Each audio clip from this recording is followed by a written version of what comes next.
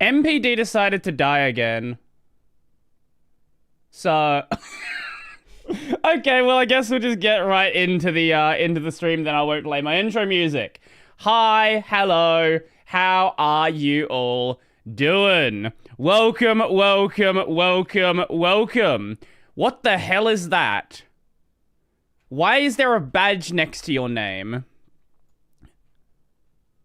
Celeste is great. Yes, it is. Is this a new... Wait, does YouTube... Does the XP do anything? Is it like Twitch points, or is it literally just you're in chat, therefore you have, like, you just gain it and it just does nothing? I thought I had to super chat to get... I don't know. This is literally a new thing that I just noticed today, so it has to have been added sometime in the past couple of days. Either way, topic of the day. Is this Stop Killing Games, or is this something else? What do we have? I assume it's Stop Killing Games. It's 54 seconds long. Okay, we'll watch the 54-second long video. Oh no. I am so happy with what's happened. Like, I am genuinely so happy with what's happened. Let's see what this is. That's Expedition 33 music. That's the... I don't... It's one of the battle themes. So I think that we can all agree that cat is a rodent, they are harmful animals, and they should be exterminated. That's certainly a take. No, you're wrong. Cat is a mammal, and they have nothing to do with rodents. Wait, I didn't even hear that part. Hold on, we need to hear that again. I think that we can all agree that cat is a rodent, they are Cat is a sure. harmful animals, and they should be exterminated. No, you're wrong. Cat is a mammal, and they have nothing to do with rodents. Well, maybe they I like how he doesn't disagree with himself on killing the cats, though. eat them. Oh, but I'm definitely sure that cat is a rodent. I read it right on your website, where it's clearly stated. But on the website, first line says that cat is a mammal, and second line says that mouse is a rodent. You can't just merge these two. You can just... Yeah, you admit that can. you're What do you wrong. mean? Not a big deal. I don't think you can comprehend my perspective. We don't see the matter on the same level. Bro, if you made a mistake, then just admit to it. Stop lying. What mistake? You can't... Look, if you made a mistake, that means you're wrong. And if you're wrong, that means you're wrong. And you can't be wrong. It does much worse than good. My opinion still stands. Understand that different people might have a different view on this data. Here, let me write it down for you. If you look at... The fucking MS Paint. Like, early on when we saw the MS Paint, it was so cool. Now, like, you see it and you're like, I see where this is going. This example provided by me, you will see that I'm right. True, brother. Yeah, exactly how that works. On that note, let me just show you something, which I don't know how it's gonna play out. It should be Pirate Software now hides replies for Stop Killing Games Initiative. That's funny. Yeah, here it is. Here it is. YouTube is cracking down on unoriginal content with a major monetization change. Starting July 15, channels that do not meaningfully transform clips risk losing monetization. That includes reaction channels, compilation pages, and more. I don't know what this is going to mean for VTuber clippers. VTuber clippers are in a... You know, a bit of a... So Family Guy clips are dead? I don't know how they survived as long as they did. And I don't know, like, I don't exactly know, you know, YouTube, they can write down what the rules are, but they're never really clear on the rules. So does this apply to people like Sniper Wolf, or Khazan, anyone in that sphere who will turn a stream or turn a video on and then literally walk away or say nothing? I think it's pretty fair to say that, like, that's probably included, but at, like, what point does it stop, right? Like, if you're doing something like Asmon, where you watch the entire video, but you make the video like 3 times as long. You take a 15-minute video, turns into like a 45-minute, hour-long video. Is that something that is transformative? Especially if like the extra content is your commentary? And then what about if you're actually cutting it up, taking segments of the video, and then talking about those? Like, at what point does it apply? Brody, did you see the Diddy verdict? Yeah, apparently he didn't he didn't do it, which is not the outcome that I thought that I think anyone had expected. I think the only thing that he got charged for was flying a prostitute from another state. I think that was the only charge that actually stuck. Which, if that, like, of the charges, that one literally doesn't matter. The bad ones, those ones it seems like he's gotten off with.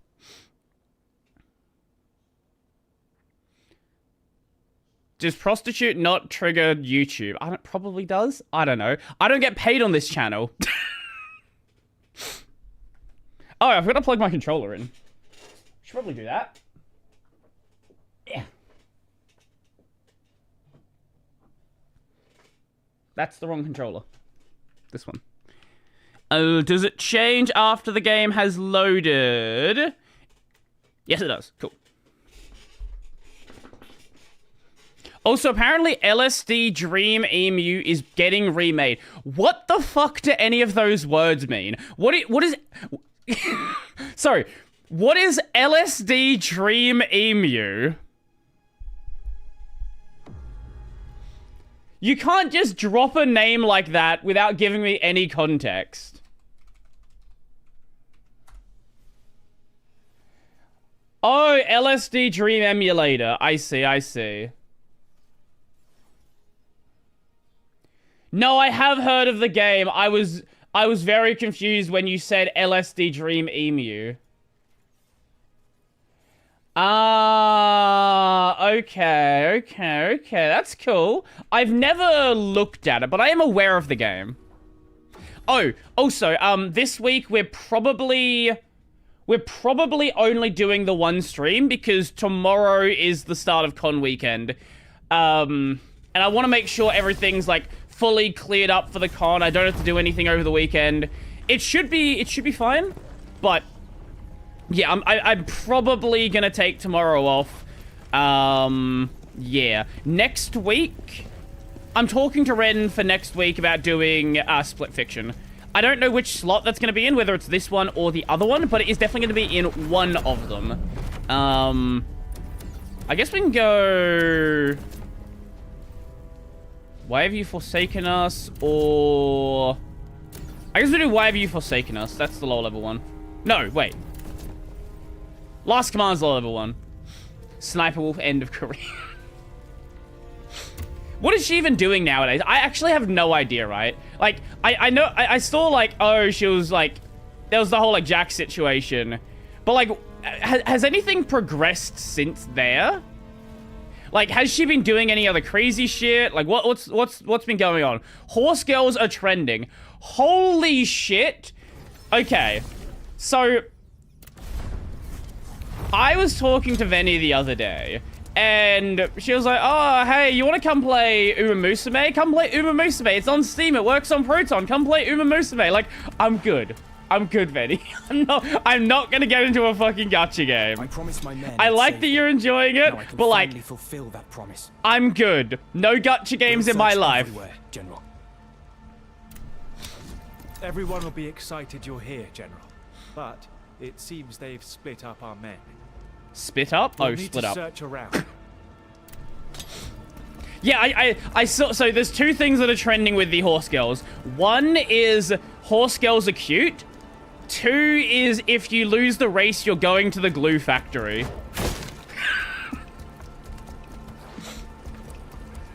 Look, I'm glad people find another game they're enjoying. Like, I don't want to get into a gacha game. It's just not my vibe anymore. But like, hey, if people are enjoying it, like, that's awesome. I'm glad people have another video game they like. It looks like, besides it being a gacha game, it looks really cool, right? Like, if it wasn't a gacha game, I would play it.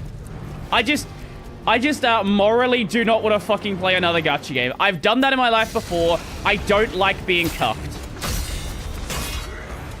That's just not my vibe.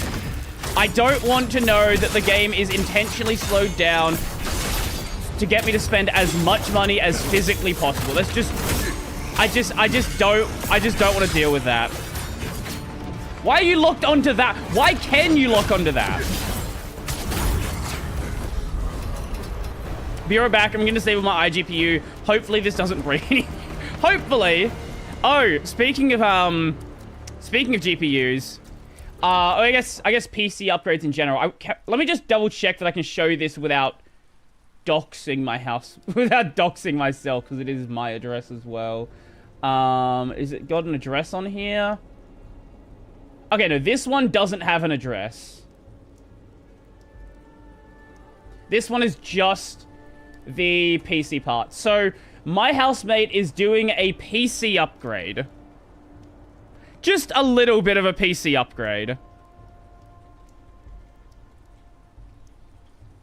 So you got your Arctic Silver, nothing special there. You got your B850 board, like a pretty mid-range board, nothing too crazy. Upgrading his monitor because his current monitor has a fucking line through the middle of it. It's just like a line where I think, like, one of the light emitting thing. Yeah, for this is Australian dollars, by the way. So half this for US dollars. Yeah, I think like the light emitting section is broken. And yeah, there's a line. His CPU upgrade. 9950 X3D.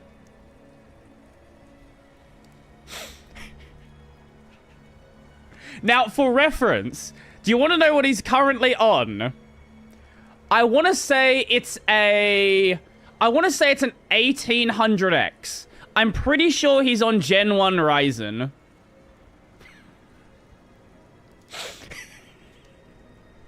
So, you know, it's a little bit of an upgrade. Just a tiny smidge of an upgrade. 64 gigs of RAM. And a 2 terabyte M.2 drive. Also, I can't show this one because it has my address on it, but he's also upgrading his CPU cooler, and he's getting an AIO. No, he's got a GPU already. He's got a 3080. The GPU doesn't need an upgrade yet. So yes, he was running a 3080 with a Gen 1 Ryzen.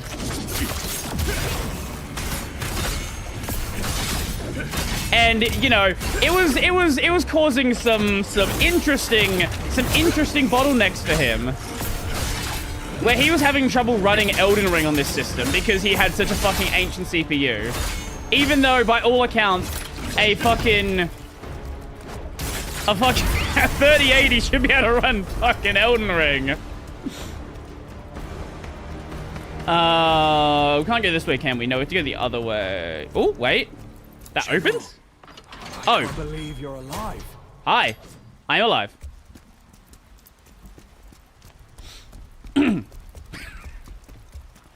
Brody, 3060 or RX 480?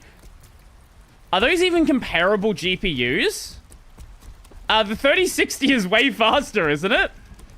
Like, I know the 4080 was, like, high end of that gen, but, like, I don't think those are comparable. Also, right now I'm running a 6750 XT. We're all going to be executed. What should we do now? I don't, like... I upgraded earlier this year, and... late last year. And it'll be fine for quite a while at this point. I usually upgrade, my GPU once every couple of years, and then my CPU once every couple of years, and, you know, tend to go in that cycle. The CPU I probably should upgrade soon, though. I am definitely... I was supposed to do it at the end of last year, and then I was supposed to do it, like, the start of this year, and then we're now here, and I still haven't done it. It will have to happen. It's just a matter of how long do I want to put it off for. How long do I want to not spend on my CPU? Because, like, at the end of the day, like, I've had this discussion before, but, like, at the end of the day, right, like, it's gonna be a big upgrade, right? It's gonna be a, you need to upgrade CPU, motherboard, CPU, motherboard, RAM at the same time. Is AM4 not going obsolete anytime soon? I don't know what AMD plans to... yeah, I'm not really... Well, wait. When did they change to LGA? Was that with AM5? Or is it with AM4? Because obviously AM5 is LGA. But I don't know about AM4. I can't... See, the thing that the problem with me and PC hardware, and why it's kind of hard to ask me questions, is I kind of check out of PC hardware, like, every couple of years. Like, I will know what I want to buy when I'm ready to buy something. Any other time, I have no fucking idea what is happening in the PC hardware space. Didn't they flip the board slash chip for AM5? Let's find out. You know what? Let's find out. Let's find out. AM4 motherboard.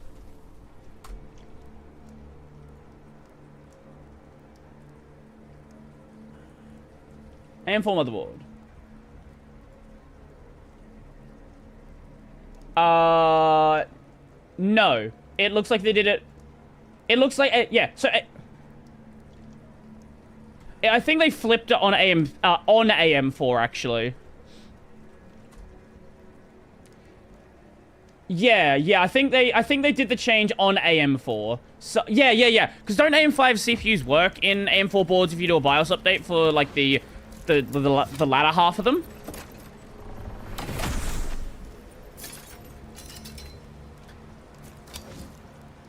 I think that's the case.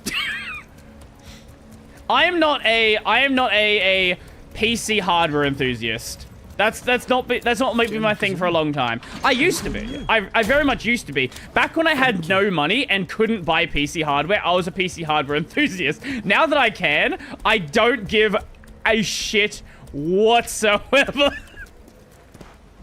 This is just the way it goes.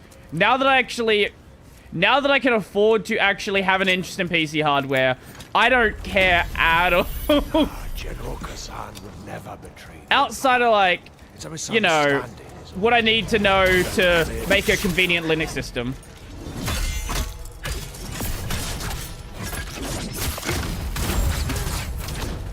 That's what I want to know. I'm also about a PC hardware. I usually just watch a bunch of videos every, like, few years. I'm like, hey, what has changed? Like, how do I install a AM5 CPU? How do I do this? How do I do that? And I just relearn everything every couple of years. Because, like, most things stay the same, right? Like, once you build a PC, you're going to be comfortable dealing with, like, how do I deal with, like, SATA cables? How do I deal with, like, power cables? Things like that. How do I, like, the motherboard power, that hasn't changed in, like, 15 years, 20 years, right? Like, there's a lot of core stuff that remains the same. So even if you don't know, like, the most recent stuff, like, my last system I built, right? Like, that was the first time that I had, no, sorry, my laptop had M.2. General, but, like, my laptop was the first system I had with an M.2 drive. So, like, how do I install M.2? Oh, you just, like, put it in the thing? Okay, yeah, easy. Last time I got new parts, I watched Jay's 2 cents. When was the last time I watched a Jay's 2 cents video? It's not like I don't like Jay. It's just not, like, that's just not a channel that really, I guess, makes it in my recommendations that much.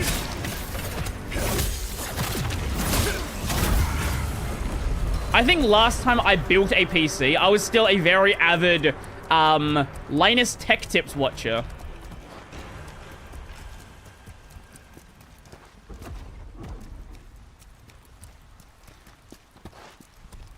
General! General! I've not found the... I've not found the jar that has the jarling. I don't know where it's gonna be. Also, I don't care enough about the jarlings to fucking find them. Not phantom abilities. We want the upgrade stats. Now, what is the boss going to be? Is it going to be a fucking nightmare?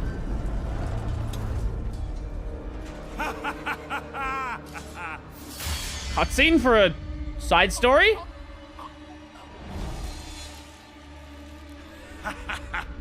Look at Khazan's dogs. It works on Proton. Don't you dance, or General Khazan! Loyal to the end, eh? That's why you're going to die. Traitors. The lot of them. Kill them all.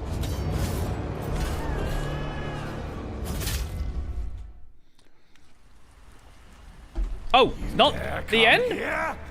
You'll pay for what you've Oh, done. wait. I forgot this was even a boss. I guess because it was wasn't this a boss for like a side quest?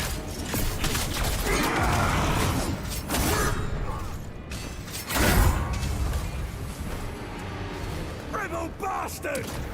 Oh, because that wasn't even the real boss. Okay, gotta be careful on that one.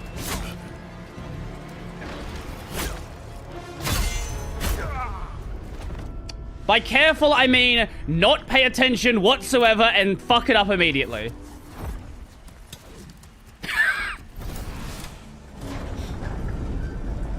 Do I have to fight the little guys each time? Oh, yeah, I do.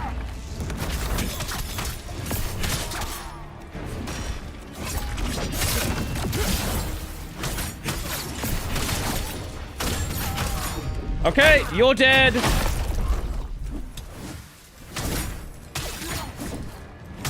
And you're dead. Okay, at least they're not going to be that big of a deal. They're just a slight annoyance. Bro, Studio is amazing. Everyone in the cast is so interesting. Are you in Season 2? Where...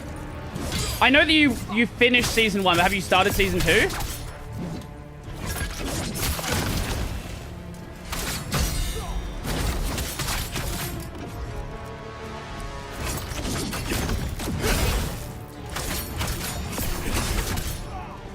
Oh my god! That was not good. Wait, this is not gonna be the entire boss, is it? Wait, this is actually a joke boss if it is.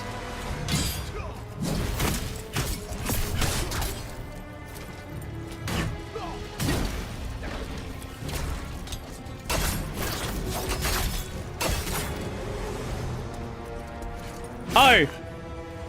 Okay, so you at least seen that. Okay, okay.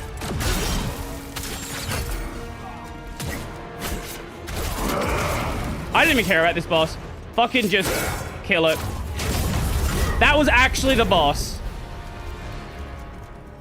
That was actually the fucking boss. Wow. But that wasn't a problem. At all. So I don't think I can disable my iGPU in the BIOS. What? I know you can definitely switch between them in the drivers, so I would assume you could disable it. Wait, wait, this is a laptop, yeah? Laptops can be weird sometimes where the iGPU powers the display. They're all waiting for you, sir. They can't see me like this. It's not a laptop. That's really weird then. Okay. I don't know why you wouldn't be able to do so. Seeing me like this will only dismay them. You're the great General Khazan, sir. That is me. Hi. No. I want you to deliver my final order. Disperse. Return home. And live happily. Live, brother. General, General, here's Hi. your helm. Some of the rescued men gave it to me. Oh. They hid it inside the camp, Oh. hoping to one day see you again. I can't face them. Not yet. Joel already did Tell it. them to disband and go back to their homes.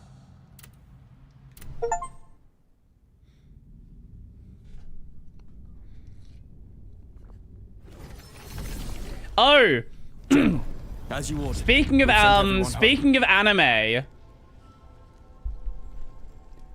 Pucklepee.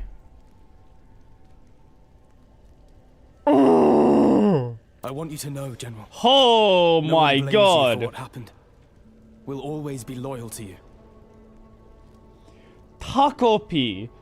What the fuck was that episode?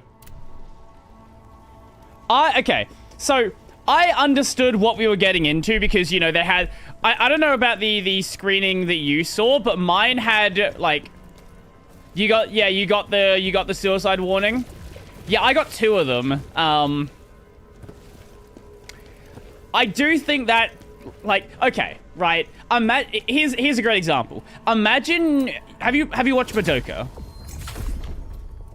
I assume you've probably seen Madoka.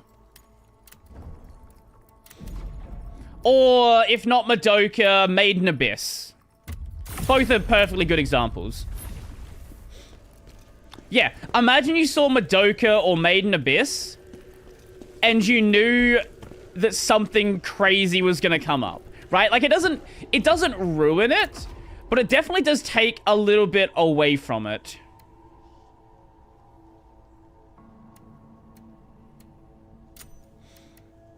Wait, why have I got that equipped? Yeah. Like... I don't know, it was a really, really cool scene. And I kind of wish I didn't know that anything crazy was going to happen. I think your Wi-Fi might actually just be garbage today. Wait, wrong guy. This one. Now, what is this new helmet? We got that one, which is not good. What is... Great General? Nah, that looks bad. Where's my Hunter helm? I did see people saying it's like 18 plus Doraemon. I've not seen it, so I can't comment on Doraemon. But, like, I'm aware of, like, the concept of what it is. You're filled.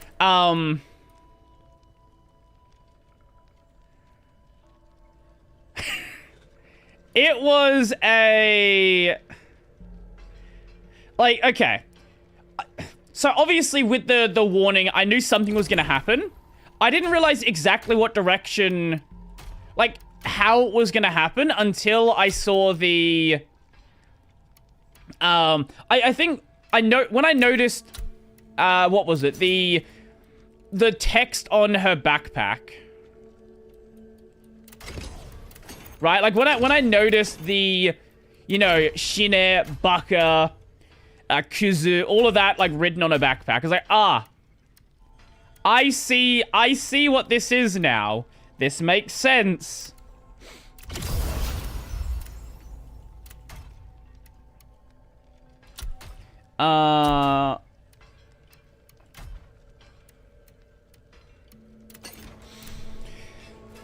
One thing that's not entirely clear is in the Chappie scene.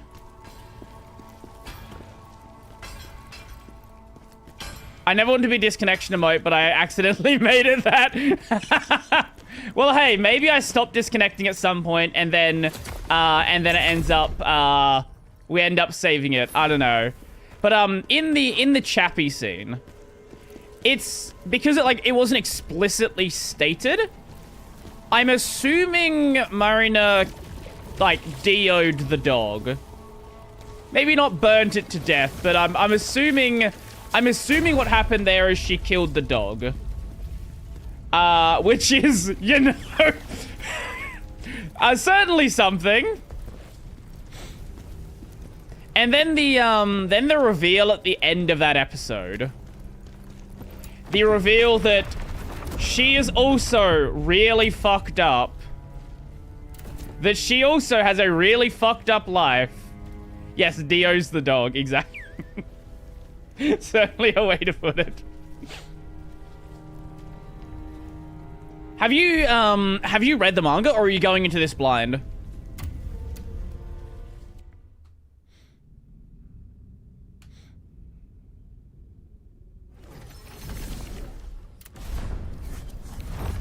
Are we talking about JoJo? No, we're talking about blind. Okay, yeah. No, we are talking about Tuckapi's Original Sin. All these bodies. What was he trying to do here? Kill people. Takupi no Genzai, or Takupi's Original Sin. It's gonna be like 6 episodes long, but I don't know if all the episodes are gonna be like 37 minutes. So it might be the equivalent of like 9 episodes, something like that. I don't know where this is gonna go. I don't know if he's gonna be able to, like, fix her life. If he's gonna, like, go fucking crazy and do something. At this point, to me, it is a mystery.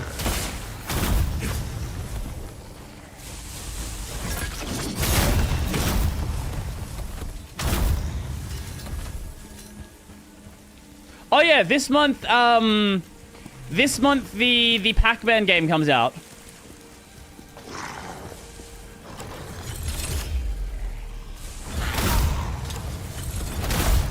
The Pac-Man Metroidvania. Which I still have no fucking idea how that's a thing that exists. Who thought that making that was like, yeah, this is something we want to do. Fuck it, why not? Let's see how it goes.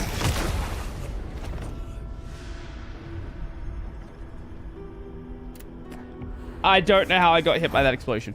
I immediately paused that as the Pac-Man game. Well, it is the Pac-Man game. The Pac-Man Metroidvania. That's what I said.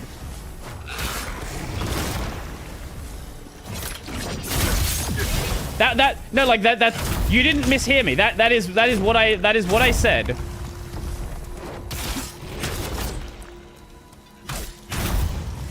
Did you not see the reveal for that?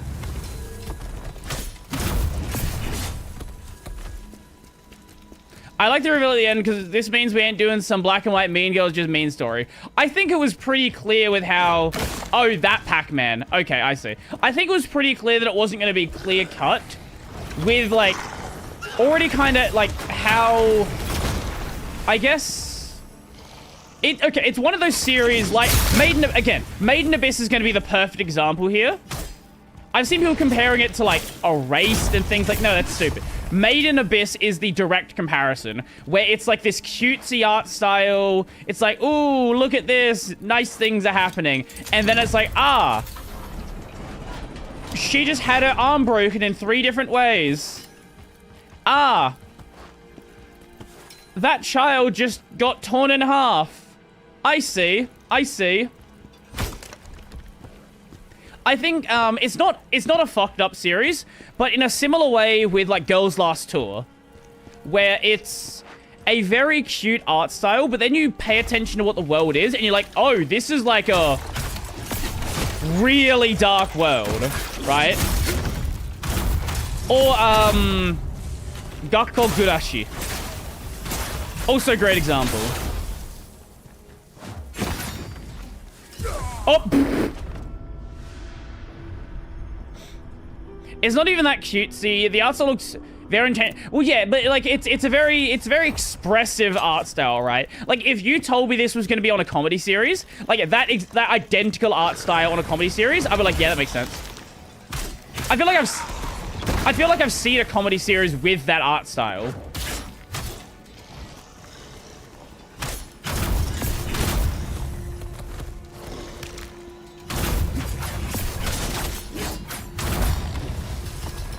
But, like, it wouldn't look out of place in some, like, cutesy, bouncy comedy nonsense. Set Wi-Fi password to 24446666688888888. So when your friend asks for the password, just tell it's 123456788. Wait, what? I'm confused. I don't get it. Yeah, Airzorken. Yes. Great example.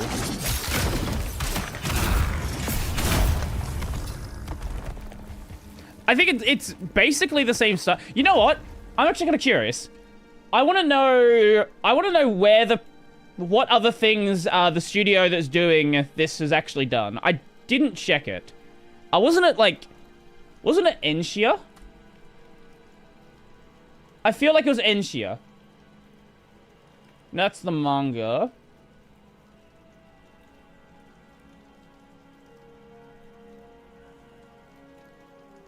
Studio Enshia. Okay, what have they done any hentai? No, they haven't. Okay, we're good then. Cool. Just had to be double sure. They did the Spice and Wolf reboot. Okay. Kokoro Yoho. What is Kokoro Yoho? This is a fairly new studio. Oh, it's a music video for something. They haven't really done much, have they? Where did Enshia come from? They got to have stemmed off another studio. This has got to be like a sub-studio. This has got to be a sub-studio for someone. Let's find out.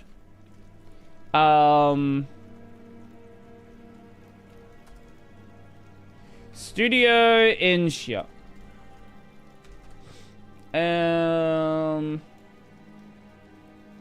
I'm not seeing anything. They did some work on Delicious in Dungeon, some work on Freeren, Kageki Shoujo, Trigun Stampede, bit on Weathering with... Okay, I think it might just be a fairly new studio that just... This is like one of their first big works.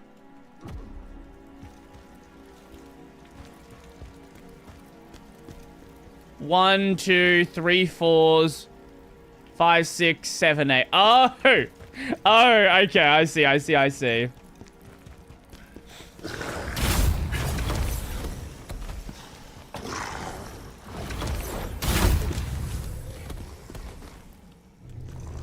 I'm gonna need you to say kind words to my T480. It seems like it's fully done. Oh, that's sad. How long you had it for? Drip T40. Yeah, it's a bit of an older one. Yeah, the Hollow reboot was really good. I'm of two minds on the Hollow reboot. Because I think it was really good, but I also think some of the impact of the original series was taken away with some of the some of the art style changes. I don't know. Don't get me wrong, it was really good, but like, I don't know. And hopefully with it we do get a full proper adaptation. That is one of the things that original Spice and Wolf lost, and they can't really do it without retconning the ending of Season 2, because I think Season 2 skipped... I want to say Season 2 skipped an arc. Yeah, that sounds right. Season 2 of the original skipped an arc, and because they wanted to adapt something slightly later. Same thing with the ending of No Game No Life. Where it was like, oh, we're just going to skip ahead to Volume 6. Hey, look, they're in a battle with the gods now. Let's skip over the whole vampire arc and the whole mermaid arc. They're battling the gods.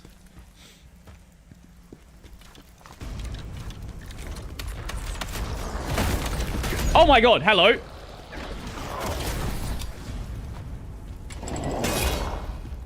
Shield hero? Oh yeah, that is this season well, doesn't it? Hello, everyone. How you doing, OPM? Welcome.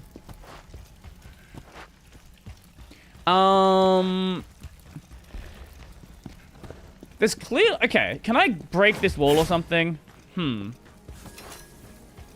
There's clearly a way to get in there.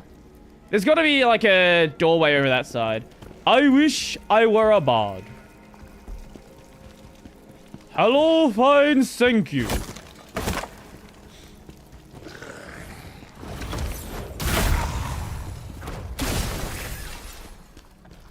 That's another series that I have to watch. That I have to watch at some point as well. I know the jokes. You know what I'm like? Here's a great example. I think... Oh, fuck. I don't remember. There was a big streamer I saw that was using... that had, like, Umaru. As their, like, what do you call it? Stream alerts. And they're like, oh, yeah, I've never seen the series. They're just like, I think it looks cute.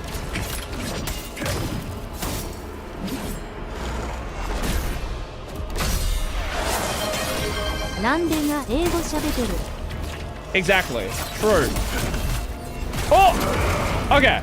Oh, right, I had a thing, so we survived because of that. Let's go! Let's go, cheese surviving!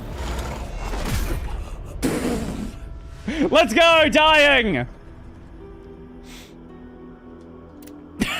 How was Call of the Night? It's actually pretty fun. Now, here's the problem, right? Like, I'm watching it, and it's a really good series, but also, I'm coming off of Bokuyaba, right? So, my brain for romance anime is in, like, 10 out of 10 zone. And it's a really good series. But, like, it's like an 8, right? So I gotta tone my brain down, approach this from a different perspective. It's a really good comedy series, but like Bokuyaba, okay, I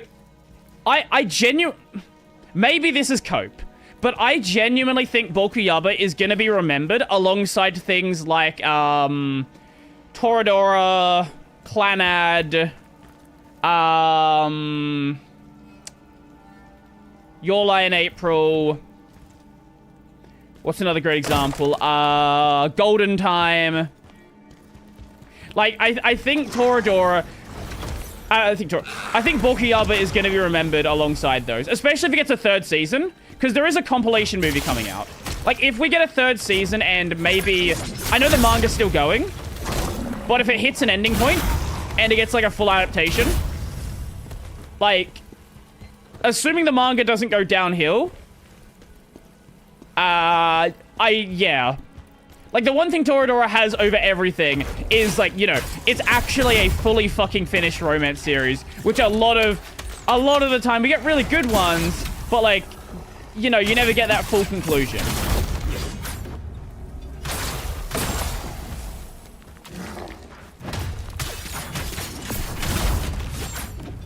Speaking of Clannad, I'm kind of sad with how just okay Summer Pockets is. Summer Pockets is the newest visual novel from Key. No, I've watched Umaru-chan.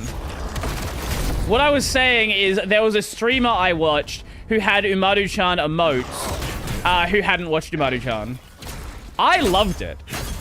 I am one of the people who genuinely enjoyed that series. I think all of the hate of it is overdone.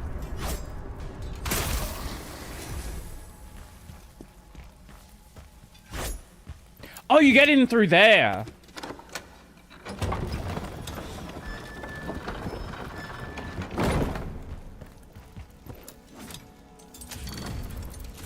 Yeah, no, I think Umaru's amazing. It's very fun, like, brainless content, and that's all I want. I think... Do you want to know why? I think people hate her for the same reason that some people hate Iron Mouse. And they just find her voice annoying. I honestly think that's part of it. Have I played Summer Pockets? I've not. But it's definitely on my radar. Maybe they actually have an IRL Umaru as their sister? Maybe.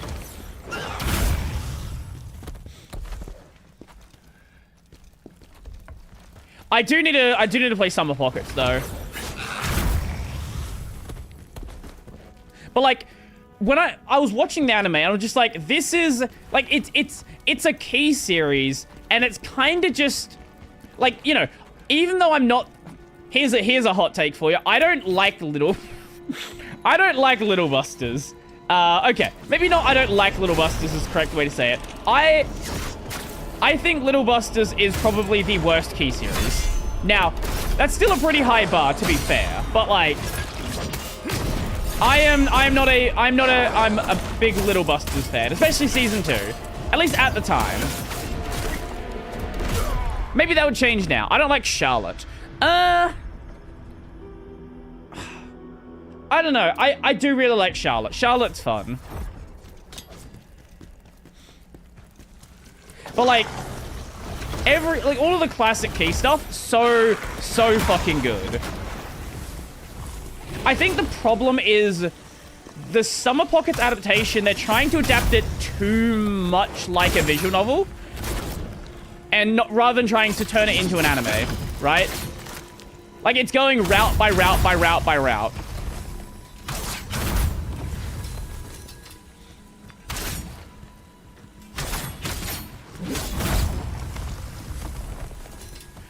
Actually, no. Do you know what?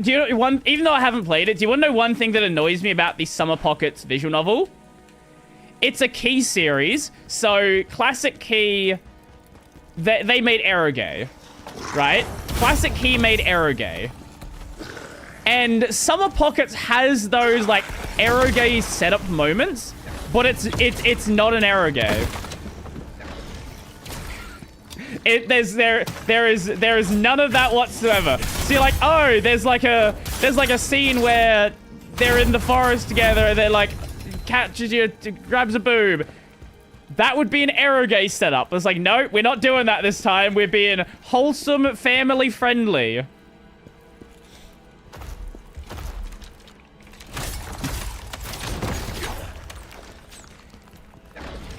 I do like Angel Beats. But I get it. Like, if you came into that expecting Planet After story, like, I totally understand why you might feel disappointed.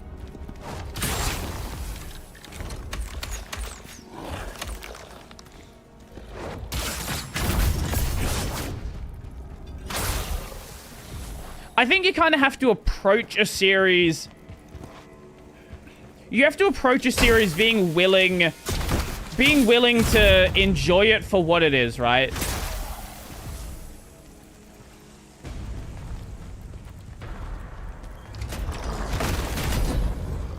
Oh, you mean that for Charlotte? Oh, I see.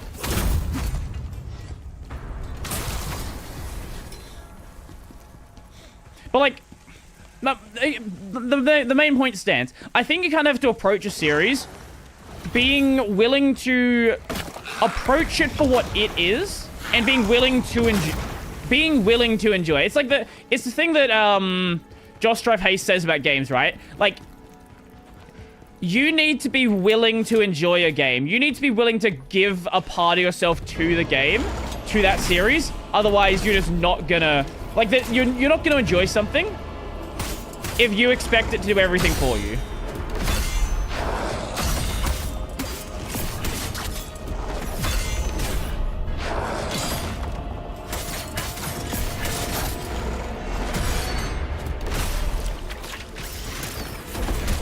Are you fucking kidding me?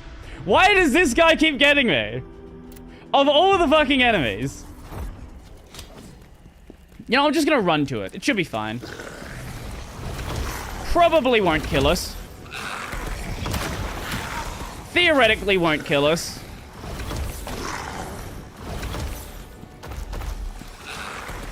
Wait, this is a problem.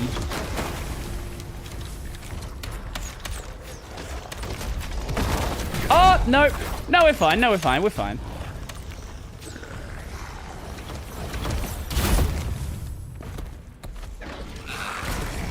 Yeah, we're fine. We're fine. Assuming they don't know how ladders work. Oh. Oh, okay. Yeah. I can see why that might be a problem then.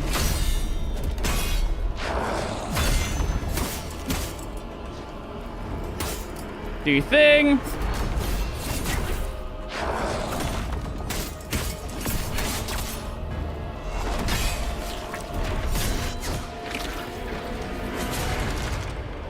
There we go. And then we bonk, and we bonk, and I heal, and we bonk, and a bonk, and a bonk, and it's dead. I think the only key anime I've not seen is... Okay, to be fair, it's technically two. I've not seen the original canon, and I've not seen Air. And I don't know why I haven't watched Air. Like, that was on my list fucking, like, a decade ago.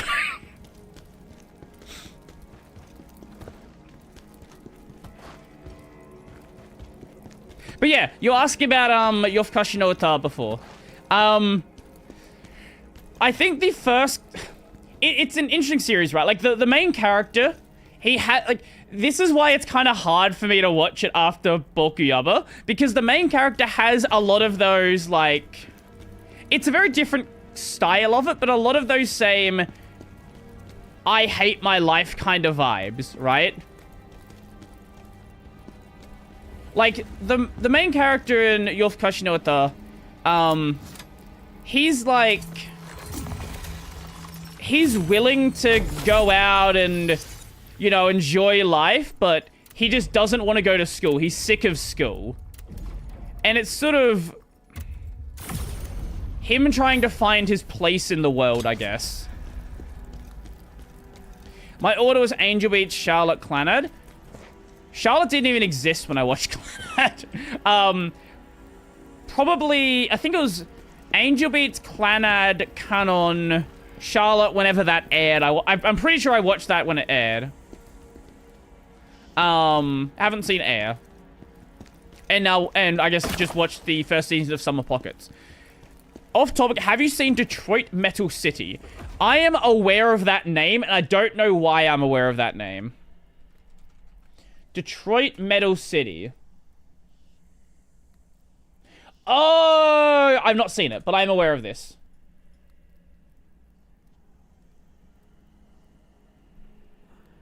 ...2008 OVA. Holy. What's the random mention of that one?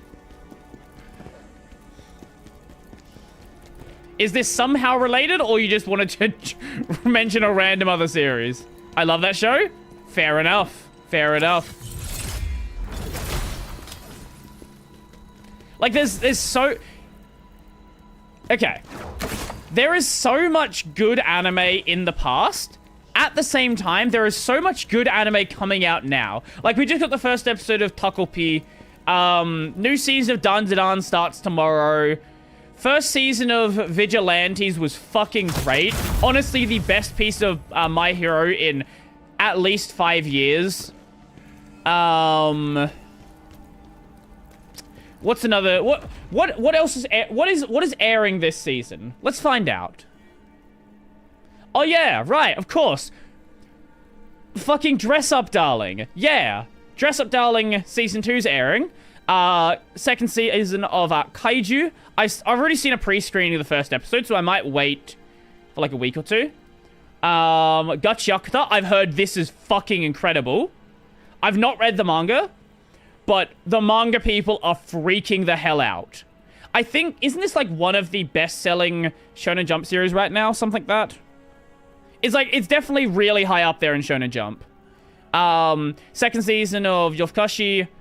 Sakamoto Days, maybe it'll be animated better than the first season. I don't know what this is, but it's a Cloverworks series, so it'll probably be good. Same with this one. It's a Cygames series. It's probably going to be good. 4th season of Shield Hero. Christmas Bunny Girl. Whatever season we're on of Dr. Stone. Grand Blue. I've not seen season 1 of Grand Blue. I need to watch that. Fucking Panty Stocking and Garter Belt. What is this reality that we have a new season of Panty and Stocking? I hope this is good. I really hope this is good. Tensei Shitara, literally the best isekai that's come out in a long fucking time. That's not like a sequel to Mushoku Tensei or Slime. If you've not seen the first season of this, I can wholeheartedly recommend this. It is actually really, really good. I don't know what Torgen Anki is, but it looks cool, I guess. Same with this. I don't know what Silent Witch is, but it's Studio Gokumi. Fucking City. City, it's a Kyoto animation series. It's a spiritual successor to, Nichijou. Of course, that's going to be really good. I don't know what this is, but I don't know, might be fun. This, the light novel fans have been freaking the hell out about, what is this? What is the English name? Water Mage or something? The Water Magician. Apparently, the light novel for this is really good. Not seen season 1 of this, so I can't comment on it. I don't know why Vending Machine Isekai is getting a 2nd season. But I'll watch it probably. Don't know about these ones, but who's on it? Studio Clutch. I don't know what these are. Oh, we have more travel propaganda. Study Soro Campu. The 34-year-old... is this going to be a romance series where he meets some girl and enjoys camping with her? Is that what this is? Probably. It's more fucking travel propaganda, though, which means, of course, I have to watch it. I didn't watch the first part of season 2 of Jibaku Shonen, but I might go back and watch that. PA Work series. This is really good. First episode of this is really good. I very much recommend it. It's about a detective who was he was a genius detective when he was in high school, and all of his detective ideas are like 20 years in the past. He's a fucking idiot. He has no idea what a smartphone is, has no idea that people don't smoke in cafes anymore. And it's the main girl is also just a fucking crazy person. Very fun. Go watch the first episode of that. Apparently, okay, sure, Arknights. Right, I forgot there was even an Arknights anime before. This is a remake of something. I don't know what this is, though. The Boomer Detective. Basically, yeah, 35-year-old Boomer Detective. I don't know what any of these are. This is probably going to be... Is this going to be another eating food anime? Let me see. I'm going to mute the sound. That is what this is. It is cute girls hanging out and eating food. Was that a KFC ad? Oh my god. Wait, we're doing it again! Wait! It's another anime! It's another anime with just blatant product placement. Okay. For the memes, I'll have to watch this one. Sure, why not? Anything else here? I don't know what a lot of... This just looks stupid. It's Ugly Bastard Isekai. It's a White Fox series. I will check it out to see if it's funny. It's either going to be funny or just a really overdone joke. This is the series that Crunchyroll got caught using AI subs for, which is very funny. Osumatsu-san Season 4. Don't really care about that anymore. Puniru, which I ended up dropping. I just didn't really like the first season. Yeah. It looks like a fun season.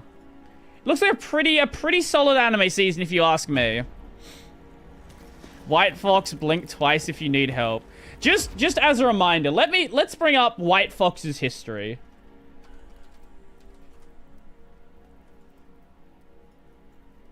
What has White Fox been involved in? Steins Gate.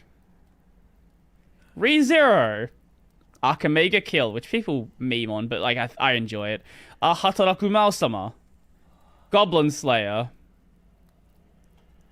The I am crazy strong isekai nonsense. Arifureta, Katanagatari. Jomangund. All of ReZero. Gochumon wo usagi desu ka? That was a long time ago.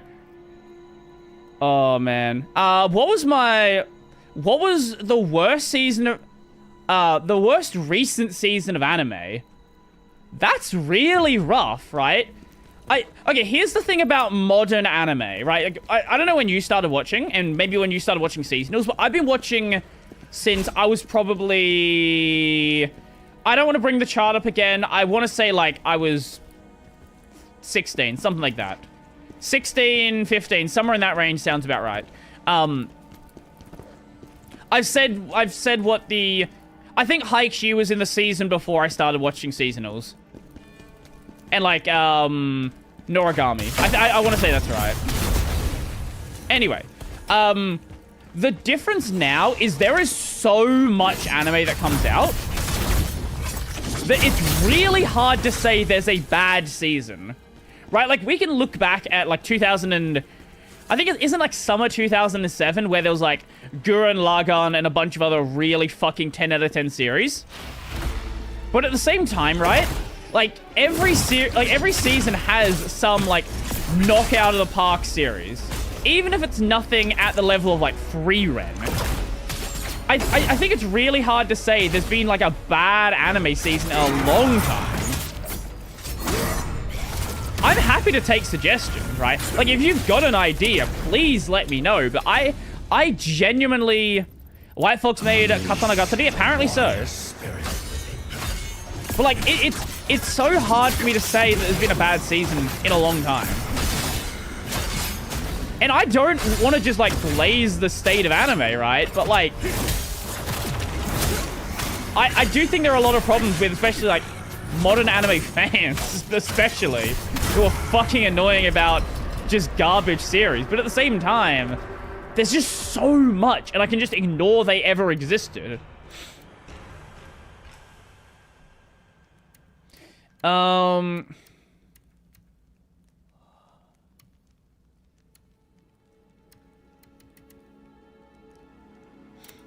started in 2017 as in proper on a website. Right.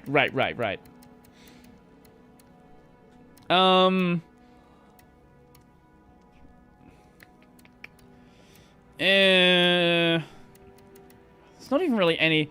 Like, I got this material so... Like, these are the items so long ago that I don't even... It's kind of hard to replace them now. What about a ring? Is there a better ring, maybe? I don't really care about Chaos Resist or Plague Resist.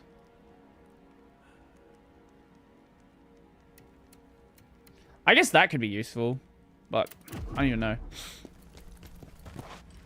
Yeah, there are crowns. Welcome, Ren. How you doing? They added a... If you click on in like the top of the chat, there's like a top. What is it? Top viewers or something like that. Top fans. And there's like an XP system now. I think it's like, I think it's literally just XP and not a point system. But it would be cool if they added points. That would be really neat. YouTube, just literally copy Twitch. Copy Twitch and do that. Also give us gambling. Gambling's also fun. For legal reasons, that is about Twitch points. Do not gamble your actual money.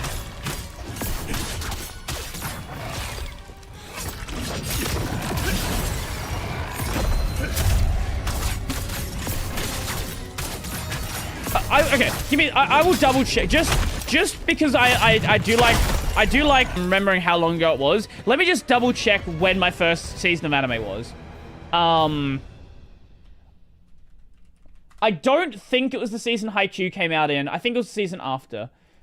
Honestly, I should put it in a fucking, I should put it in a Nightbot alert at this point. It comes up that often. And somehow I forget it that fucking often.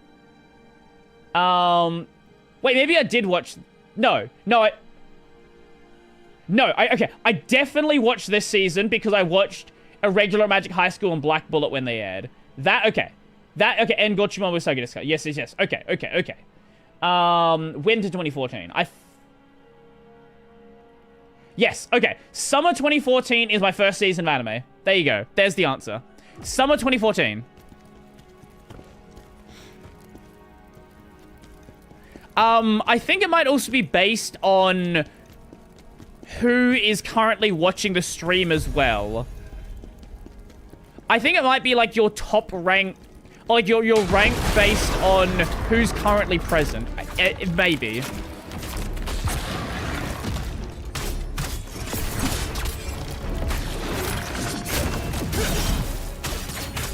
So, have you streamed this week, friend? Is this like... I'm assuming this is entirely new. In like the last day or so. You streamed yesterday, didn't you? Yeah, I vaguely remember you talking about a controller yesterday, maybe? I have a new controller obsession. It's certainly a healthier obsession than you could have. I did, but I wasn't looking at YouTube chat. Ah, I see. You didn't have anyone in chat being like, wow, what is this weird new thing? Maybe it wasn't there yesterday.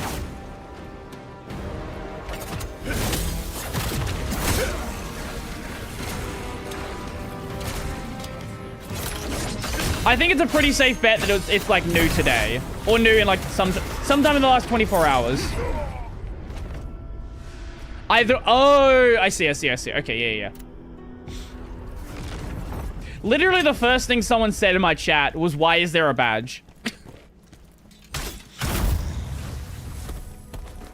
So I'm going to assume that it wasn't there yesterday, because I'm assuming people are just as curious in your stream as well.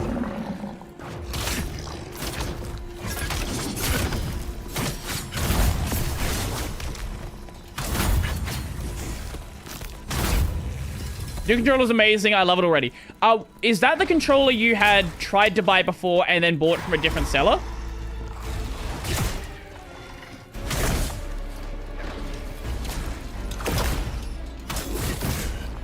The modular one. Yeah.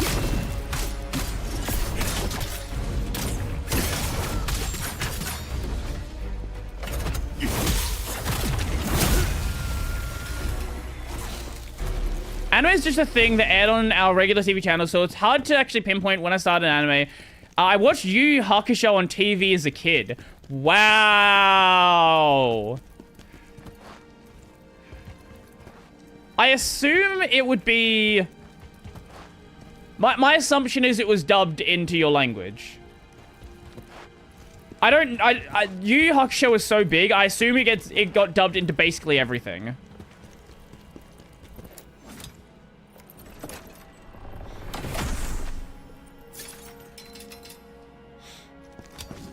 It was dubbed. Can we find the Tagalog dub? Yu Yu Hakusho. Wait, did it have a dubbed opening? Because English had a dubbed opening, and French had a dubbed opening, and I'm pretty sure German had a dubbed opening. Did Tagalog have a dubbed opening? I'm very curious. Because a lot of series back then, it was common to do that. No, oh, no. What opening did you get? If you remember, I know it was a long time ago. Do you remember if it was the JP opening or another one?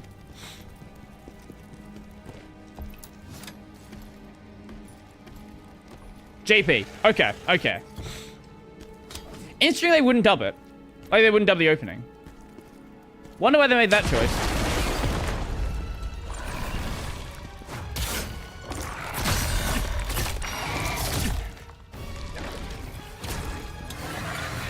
Actually, was it common to get dub openings? Like Pokemon, for example. Like, I think basically, like, everyone got a dubbed Pokemon opening. Was that a thing that happened with your dubs as well? Too much work? Fair enough. Yeah, I guess that makes sense. In the Hindi Naruto opening. If there's a link for that, I want to hear it. Because in Australia, I've showed this before, but in Australia, we got the infamous one.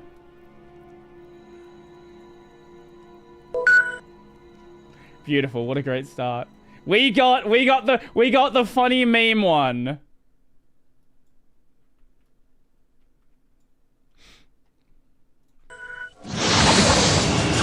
Years ago, a nine-tailed fox suddenly appeared.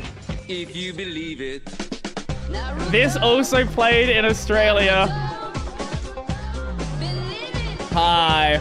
Do you believe it? Yeah, I am with my ninja clan. Ninja clan, here we stand.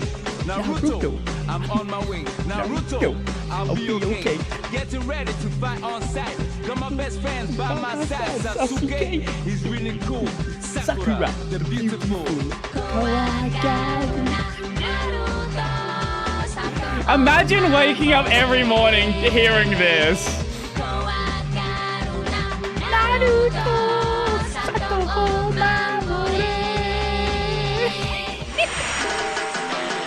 Are you Sasuke, the really cool? Or Sakura, the beautiful?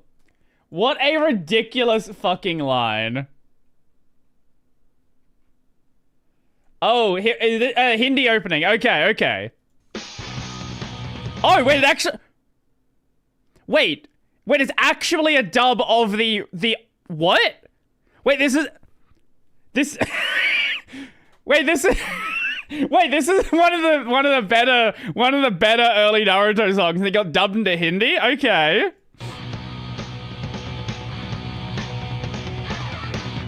We are fighting dreamers. Okay, well that was English. See, it's nothing will live up to the One Piece pirate rap. Like nothing will be Yayo. Dreamin'! Don't give it up, Luffy! Dreamin'! Don't give it up, Solo! Dreamin'! Don't give it up, no! Dreamin'! Don't give it up! Oh! Here's how we go to talk. The children in the grand line, there's no doubt. A pirate's whose eyes on you see. I'll be king of the pirates. I'll be you see. Yayo. Oh ho. Here's the... What? I love that song so much. It's fucking awful. And yes, we got the... you sure? Of course I do. Wait, that's... We got that version in Australia. We got 4Kids One Piece. Also, I do love that Chopper is Chopper's just out here forging documents. Chopper's out here doctoring stuff. That's the best line. Fuck it, we're gonna play it. It's such a good song. Let me play it. I'm sure 4Kids will be okay with me playing it. One Piece pirate rap. Here we go. This was so good to wake up to. There once was a man named Gold Roger. Have you never heard the song? Pirates. He had fame, power. Also, Gold Roger. For some reason they split the voices up. So the narrator is voiced by Brock instead of being the same voice like it is in JP. I don't know why they did that. Yes, the voice, the narrator is Brock. Yes. And wealth beyond your wildest in dreams. JP, I'm pretty sure Gold Roger does gallows, like all of these were it. the final words he said. My fortune is yours for the taking, but you'll have to find it first. I left everything I own in one piece. Ever since, pirates from... No, they're shutting us down! No! No, we're not. No. Reconnect. 4 kids tried to shut us down. 4 kids killed the stream. I left everything I own in one piece. Ever since, pirates We back? from all over We should the be back. world set sail for the Grand Line, Line. searching for One Piece, the treasure that would make their dreams come true. Yo! Don't give it up, you baby. Don't give it up, so dreaming. Don't give it up, dreaming. Don't give it up, give it up. Here's how the story goes. We find out about a treasure in the Grand Line. There's no doubt. The pirate whose eye is on it, he'll sing. I'll be king of the pirates. I'm gonna be king. His name is Luffy. That's Monkey D. Luffy. King of the pirates. Hey, motherfucker! How did that happen? Yo, we took a bite of gum. His name's Zolo. He's just like a samurai. Yes, also his name's Zolo. Usopp's doing that marksman thing. Sanji's cooking. Chopper's doctoring. See, Chopper's out here. He's out here forging documents. He's out here doctoring. Usopp's doing that marksman thing. Sanji's cooking. Chopper's doctoring. Also, by the way, this opening was played in the first episode. What episode was Chopper introduced?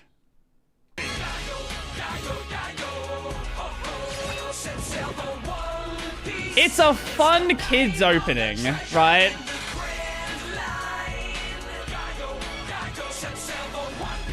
It's a very fun kids opening. What's another good example?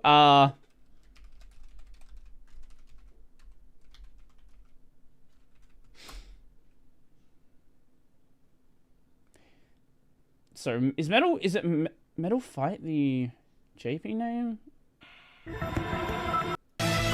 No, that's the JP one.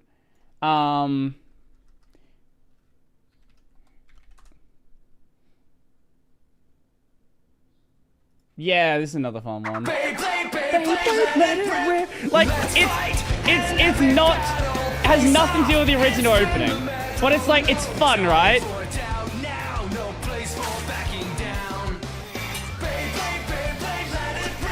Oh man.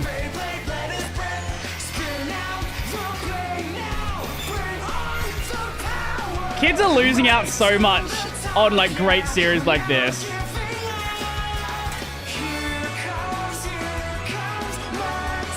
Yo, Neil, how's it going?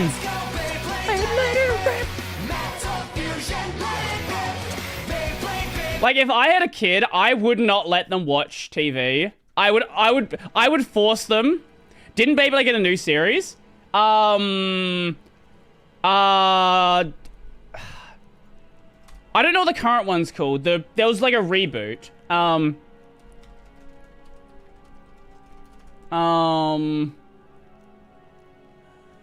What's the newest one? I think is it just Beyblade 2025? Burst is... I watched a bit of Burst. What's the newest one?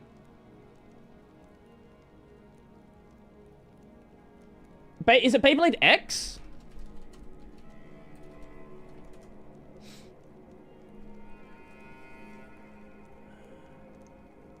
What is... Does it have... Does X have an English opening? Because 1OK Rock did the JP opening.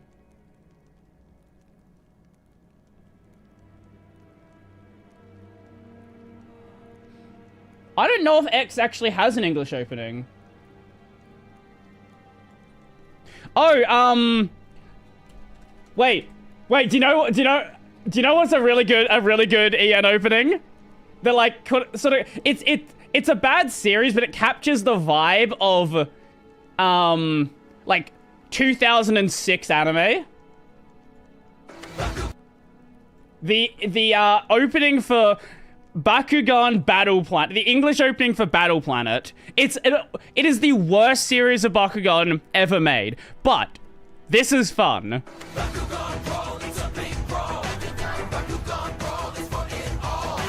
Bakugan Brawl, standing tall, we're the awesome ones. Powers in our hand, take a stand. Like, if I was 10, I would love this. It's a big brawl. Bakugan Brawl is for it all. Also, it's a 20-second long opening. It is like, you know what? Kids have no attention span nowadays. Just get rid of everything else. Just 20 seconds, that's all you need. I miss OG Bakugan. I do as well.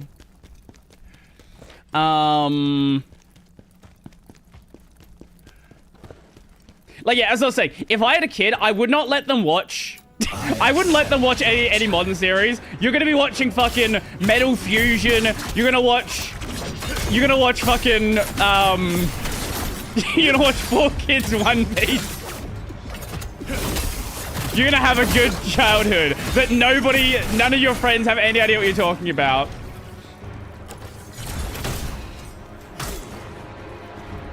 No fucking Bluey. Actually, Bluey's not bad. Bluey is the only acceptable modern series.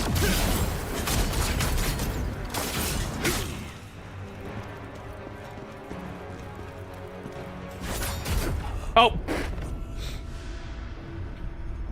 Here in the Philippines, our TV stations mostly left the openings alone, as the original JP version weren't you saying the other day that you got... What? I don't know why I said the other day. I think it was like 2 years ago. I'm just remembering something you said at one point. Didn't you say... I think it was when we were playing Kingdom Hearts 3, maybe. That, like, Utada Hikaru songs were played on the radio in the Philippines. I feel like you said that during that point. I know you said it at some point. Or maybe someone else said it, I'm just mistaking who said it. Yeah. 2 years the other day. Look, it was a number of days ago. It was the other day. It's a day that's not today, therefore it's the other day.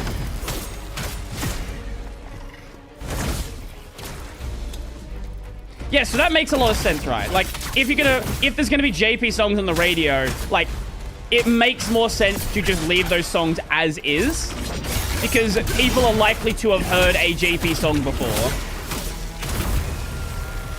Whereas in Australia, what did we get that wasn't in English? Every so often there would be a Spanish song that got like really popular. Oh yeah, Rammstein. There you go. You get Spanish, random Spanish songs, and then Rammstein. Not German, just Rammstein.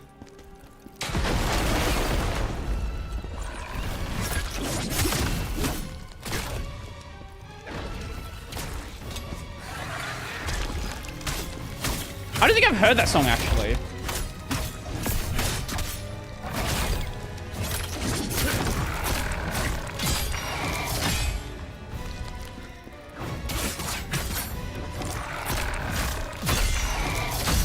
Okay, and you should be dead. Maybe? Ooh! Yep, I got him. Bakugan roll, it's a big roll. Yeah, I don't think I've heard that.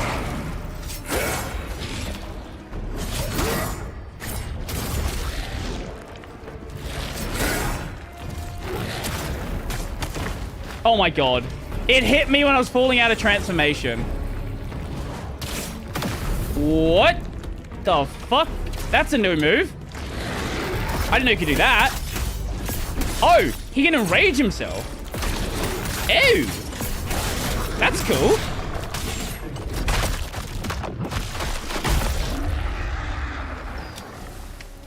I guess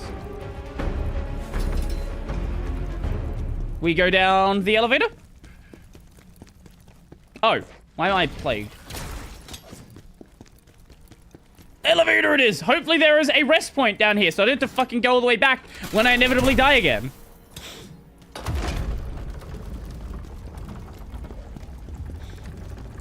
I don't think I even heard a song in Japanese until I watched an anime. Like, I legitimately don't think I actually heard a single Japanese song until I'd watched anime. Oh, wait. No, that's a lie. I'm sorry, I completely lied to you. Because I watched Tokyo Drift.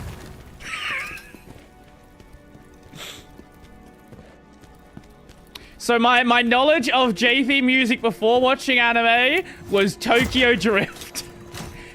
Because Kingdom Hearts, the openings were dubbed into English. So I'd never heard the JP version of them.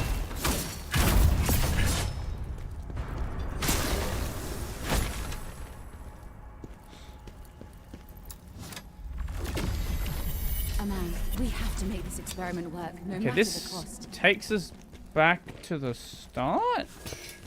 I guess we can just go back down here then? Oh, okay. Ah, so it's that way we want to go. Sure.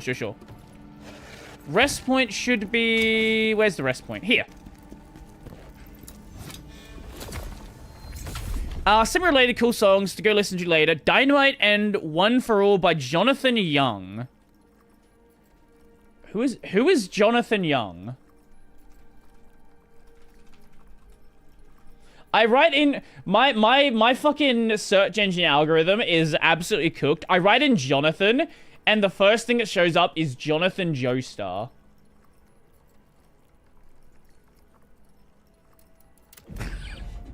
Hey, at least it's stealing all my data. It's able to work out what I like, apparently.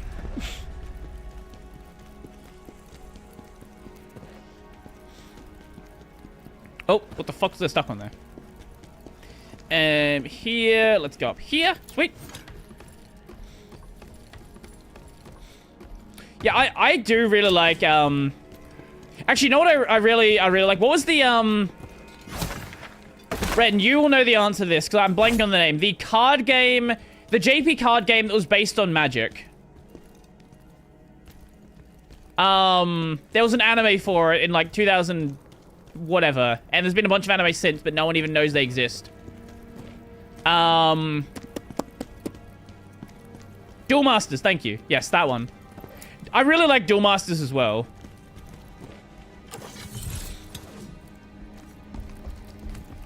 No, not Yu. No, Yu-Gi-Oh is a very different game to Magic the Gathering. Yu-Gi-Oh doesn't have any sort of energy system, nothing like that. It's just, Yu-Gi-Oh's just cooked.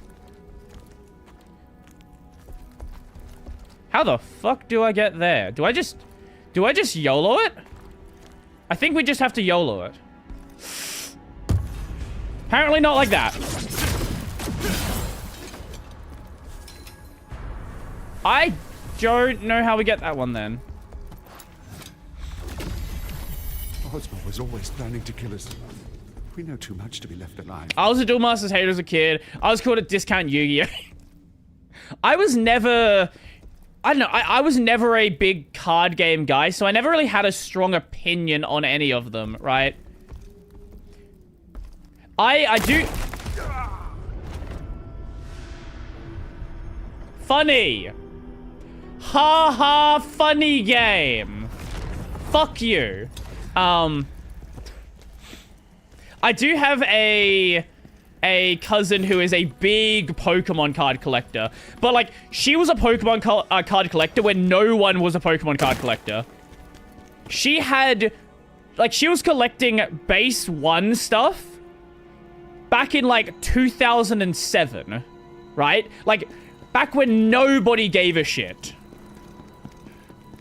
Like, the first... Like, I don't know how much... Like, what she has full sets of. But, like, a lot of Pokemon.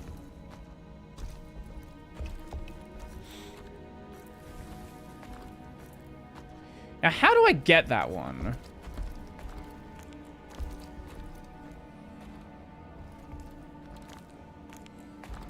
Because we can't go up there. And going from that one, we're not going to have enough height to do it. Oh, you can definitely hit it. Okay, okay, you can definitely do that.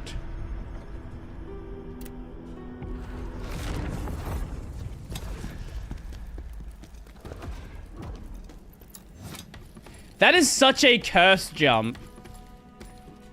I feel bad for anyone who wants to get into... I Need Heavenly Delusion Season 2. I agree. I feel bad for anyone who wants to get into, like, any sort of collecting nowadays. Whether that be Pokemon cards, whether that be... old consoles. Like, imagine being someone who wants to get an old console now. Like, what a horrible, horrible situation you're in. Hey, that actually worked. I don't know if that was supposed to work, but it did. Bye. Where's my currency? Oh god, what the fuck is this? Why does every one of these games have to have a segment like this? Like, who thinks these are good segments? Okay, we're good, we're clear.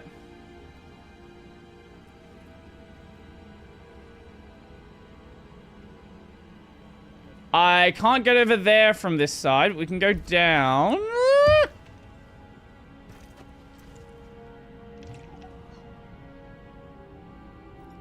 Can we? I think we can just YOLO it.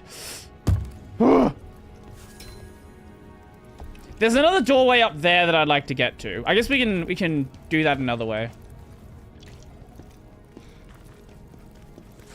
Do you know, like, generic Kowloon room? What did you think of that one? Because I watched it and I was kinda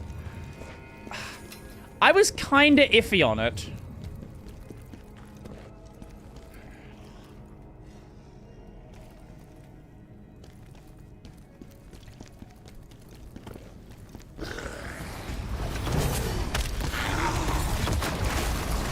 Great.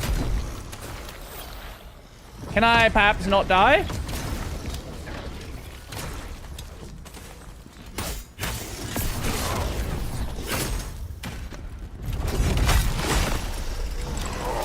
Oh my god, can I stop?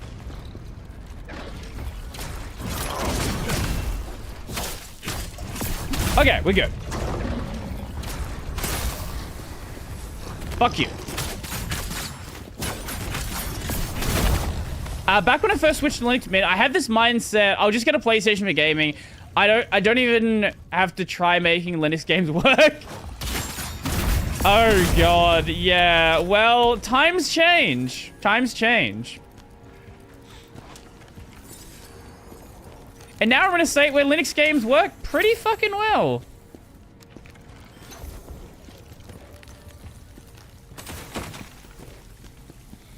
Can I can do this, yes.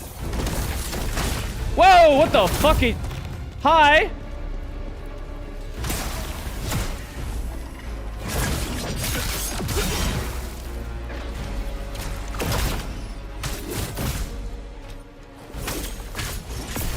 Can you get in the hole? Thank you.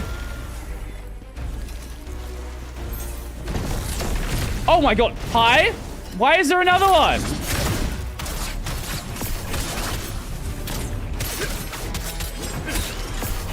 And then we do that. How did I destroy a soul stone?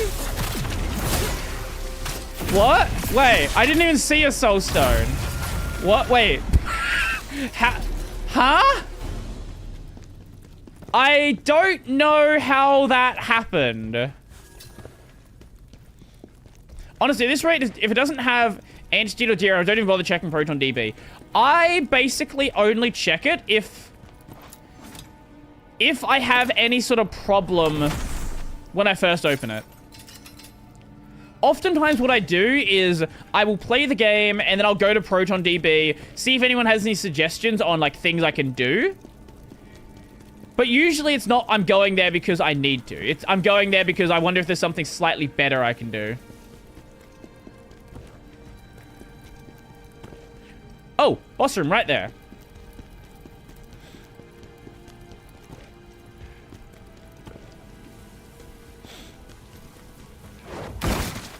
It's really good. I was gonna what? Oh, we have to go this way. I don't want to sit up craving season 2.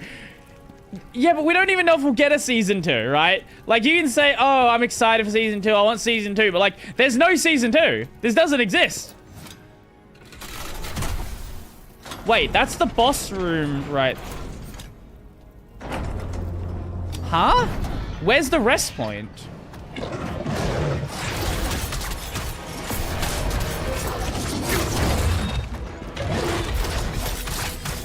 Okay, I'm gonna just die here because I don't want to do this and then get kicked out of the mission. I want to. There's still some areas I want to explore.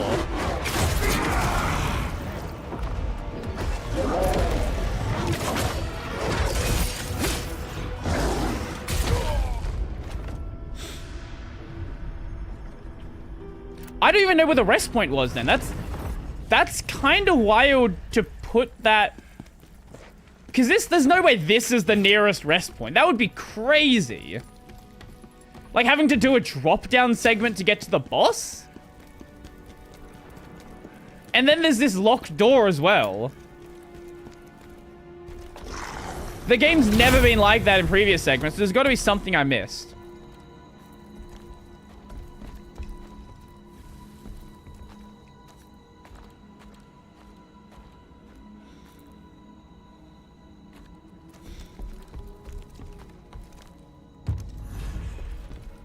Okay, so theoretically we can go here and don't die. Yeah, we're good. Now, what is this one? I'm excited for Dun Dun Dun. I am so hyped for Dun Dun Dun. I think today's a clean day. I don't think there's anything coming out right like today that I want to watch. But tomorrow we have Dun Dun Dun.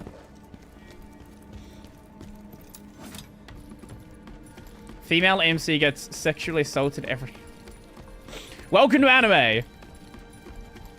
Dress up, darling. Yeah, when does that start?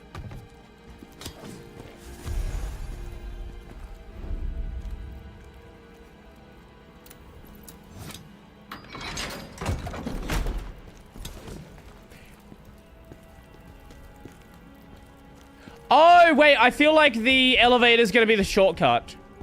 Oh, yes. Oi, oi, oi, oi, oi, no, no. Great. Great. Thank you. More muddy and bounce. Yes.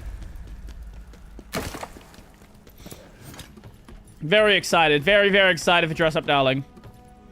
And then Kaiju as well. I know Kaiju's like not been getting the hype that I feel like they had expected.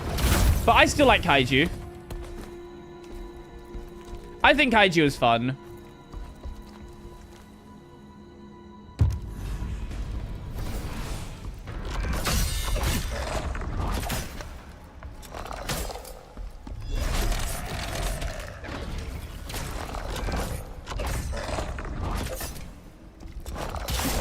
Tell Khazan there is a problem with my AI.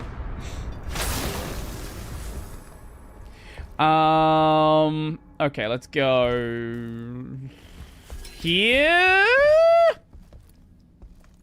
Yep.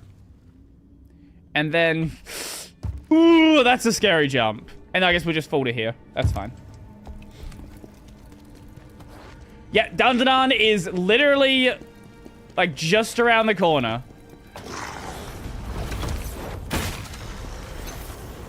It is very, very soon.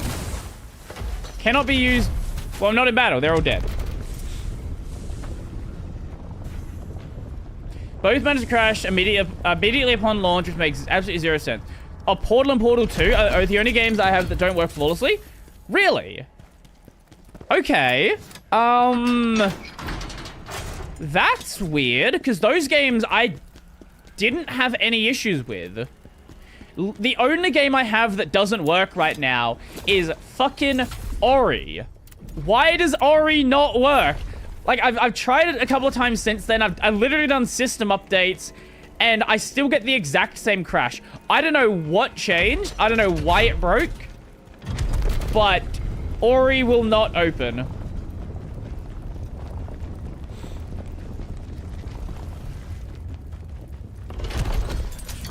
Both? Really?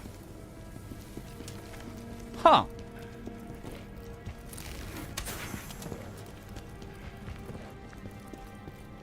I think Dandadan is the first time Science Saru produced an animated art style I like. Wait. Didn't? Sorry, no, I'm thinking of Mappa. No, sorry. Mappa's the one who did, what I was thinking of. Okay, no. Are you not a fan of Air Zorkin?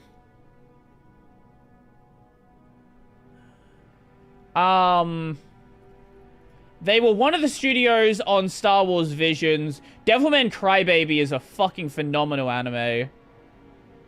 Kimi no Iro? That's really good. I do like that. That was a fun movie. Oh, yo! Right, you know what comes... Okay, hold up. This doesn't air until October, but I'm fucking hyped. I am so excited. Sunder. Are we fixing stuff on stream? No, things are working today. Animes for kids. Okay, have your kid watch Devilman Crybaby. Yeah. Garden of Remembrance I think is pretty good as well. Devilman... No. Do you know what you should have them watch? Have them... Ren, did you watch the first episode of Takopi? That's what you should have them watch. Have them watch Takopi.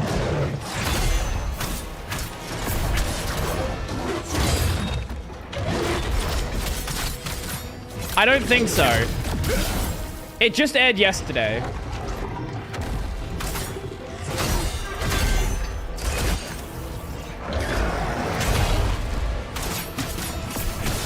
Now that's what you should have your kids watch.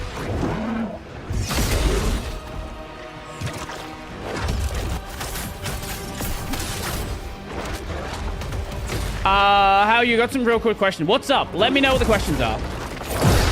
Got the timing way off. Cooked it.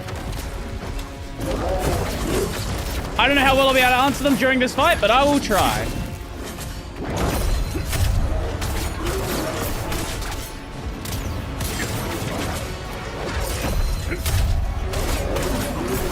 Okay, and we bonk, and I spin, and I bonk, and I stab. Now, on a capture card that works on Linux, budget $50. I assume that's $50. I assume that's $50 US. How much is the XR1 Lite? How did I not get hit there? The EVG XR1 Lite, that's what I use myself. And I know it was relatively cheap, but I don't know how much it was.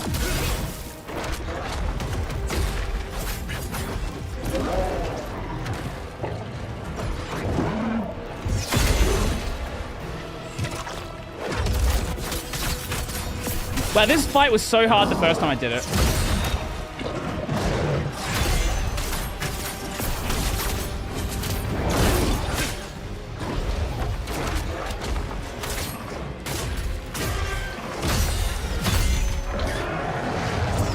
Okay, let me heal. Get a plague heal in.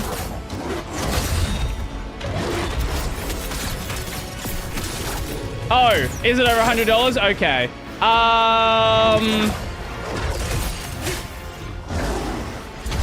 Go to... fuck, what's the channel name? I'm blanking on the name. Fuck, what's his name?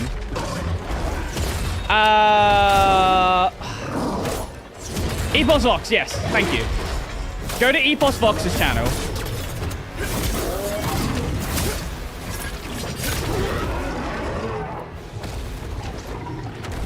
He's got a couple of videos on Linux capture cards. He's usually... They're a few years out of date. But like, if you're literally just looking for something to work, that'll be fine. Okay.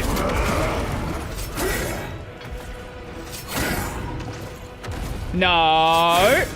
Can we cheese it?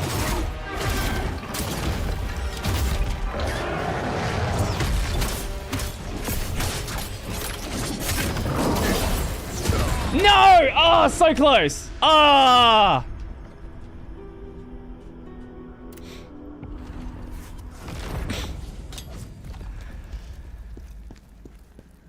Shadowcast is like $40. What is a Shadowcast?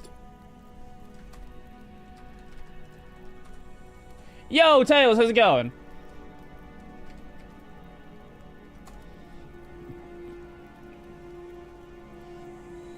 Genki. Not that Genki. The Genki Shadowcast. Another option is go to Amazon and look up 8K gaming capture card and buy whatever nonsense there is for $20. There was a period for, I don't know if it's still the case now, but there was a period where there was a lot of capture cards just on Amazon for like dirt cheap. This is the wrong way. They're not actually 8K, they're scamming you, but they do capture.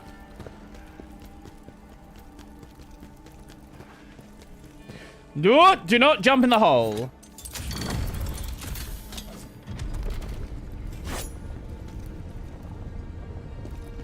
It's bigger, longer, and juicier than I thought. Good morning, 4:17 a.m. That's fucking good night. Actually, I don't know. What time is sunrise for you? Because you'd be in, like, summer now, yeah? So maybe it is basically good morning. Because your sunrise is probably, like, 5:30, 6 o'clock, I would assume. Shadowcast, as far as I know, the cheapest capture card with UVC ability. I wasn't aware of that one.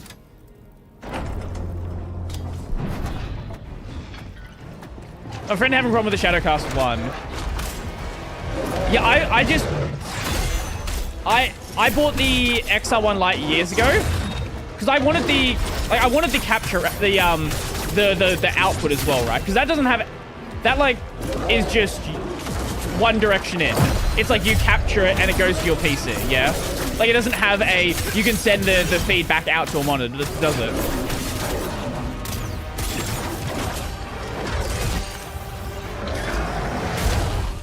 Fucked up the timing. 5:04. Ah, it's basically good morning. Okay, yeah, it's not that bad. Do you mean the video where she's using the pregnancy mod and the big titty mod? Yes, I have seen the. If you want to send the link to it, we can watch it. But yes, I have seen that.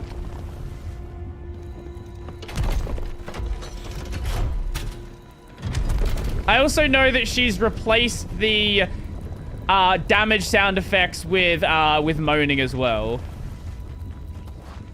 This right here is true PC gaming. This is why PC gaming exists.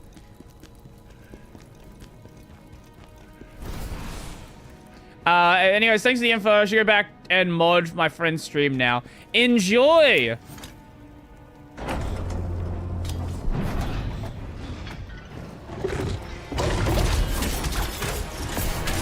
I didn't know about the moaning mod. Yeah. Yeah.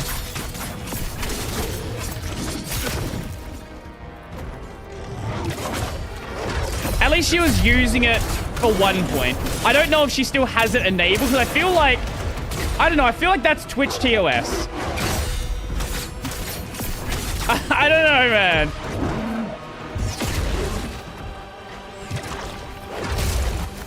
Okay, that's not good. No, fuck that. I fucked that timing up. Hot bod on Ren. These names are getting worse. Every single time, these names are getting so much worse.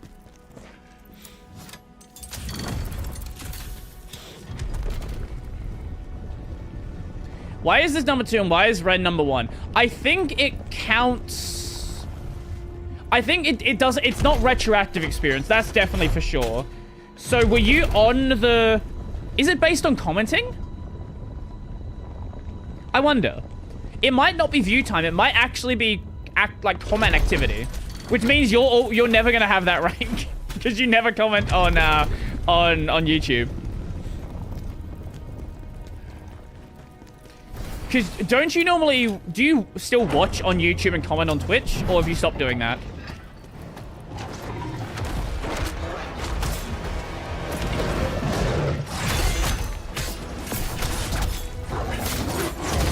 Wait, bad timing. Oh, Ren, how has E33 been going? Wait,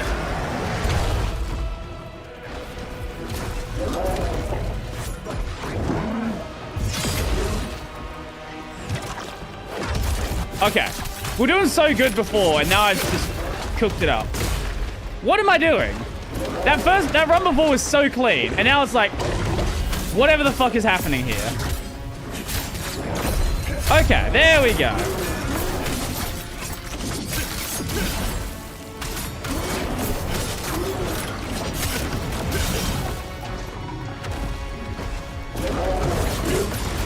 Okay. How did I not block that? Okay, okay. That's something.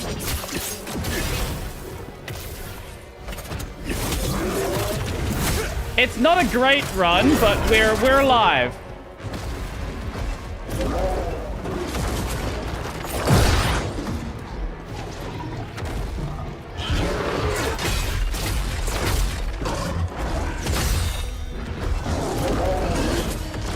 I don't know what is going on with my timing in this run.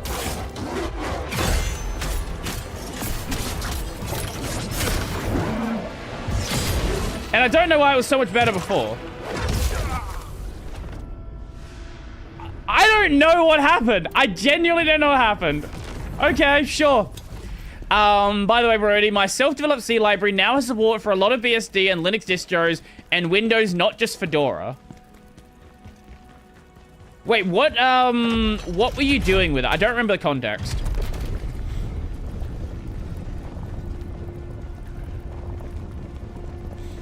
We're gonna win this time. This is the run. There we go, send that back up, so we're gonna do that again. This is the run, boys. We did it, we almost did it before. We'll be clean this time. Clean, fair fight. Immediately get hit off the start. It's not gonna be a clean run.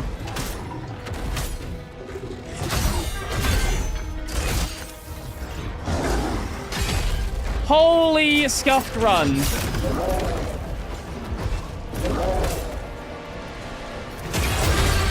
Yep, we survived. Yep, that was cool.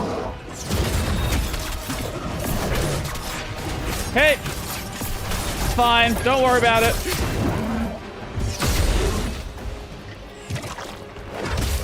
What am I doing? Something tells me this is not the run. This is probably not the run.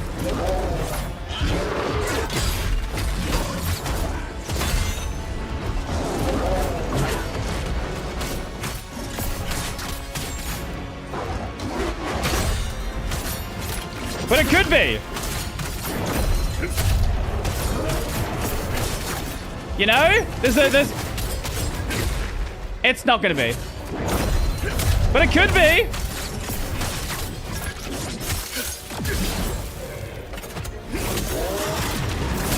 There's just a very low chance of it. I need to play well for the rest of the fight.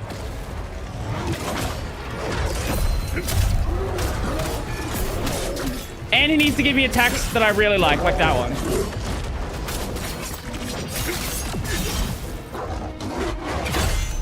And that one.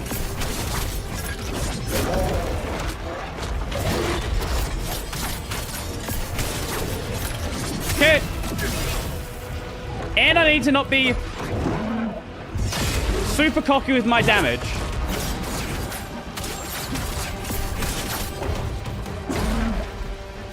Get away with that one. At least I didn't do the bad hit. That's fine. I'll take that.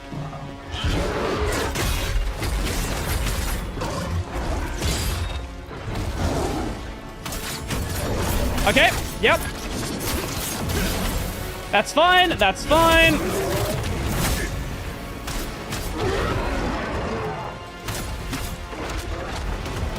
As I said, it just has to be somewhat clean.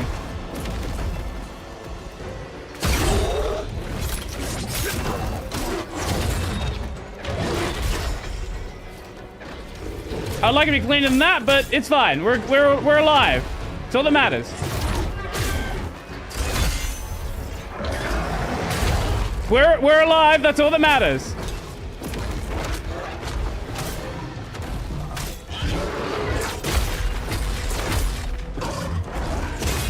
Okay.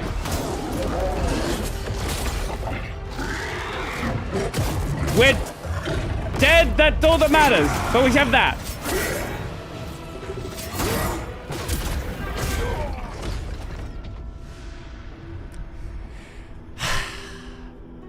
Of course.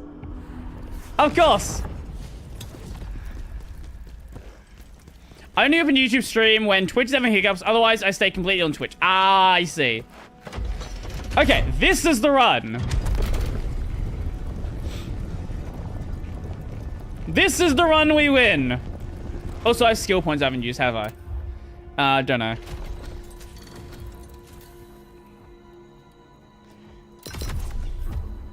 Okay. I can't keep losing like this. The boss we had before was like 2 tries. We already beat this fucking boss. This one we can't have trouble on this. It's a fucking side boss.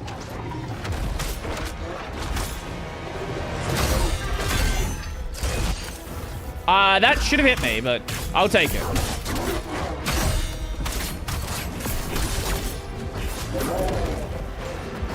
Okay.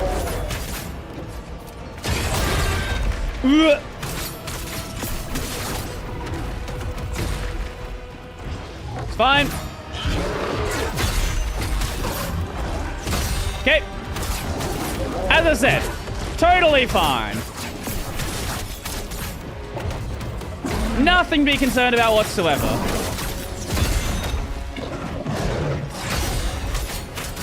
We just have to play well and not get hit.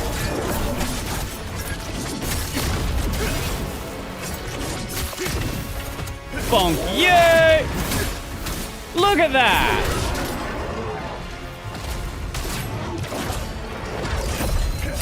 Perfect. I am a professional. I am a moron.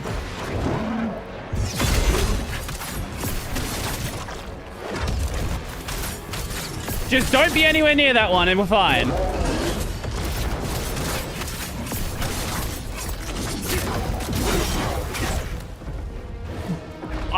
Sure. Yep. Okay. Didn't get any knockback from that. Still got hit though. I don't think he's even done that attack in the thing yet. We spin that, and then we hopefully can hit that. Yep. Perfect.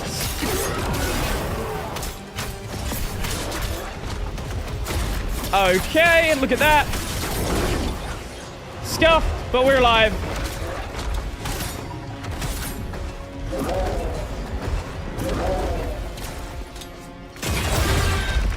Scuffed, but we're alive. Scuffed, we're still alive. Oh my god, can I please stop getting hit with the attacks I don't know how to deal with? Thank you.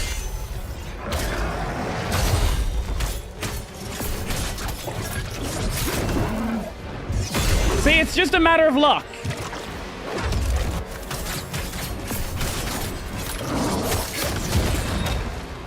I have no heals left. It's fine, it's fine.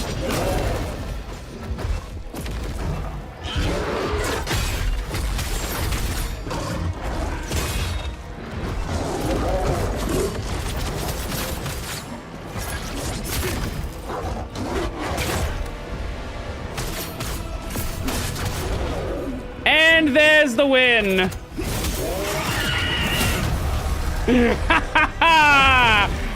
Oh, I fucking threw, but I still got it. And the stream dies as soon as I win.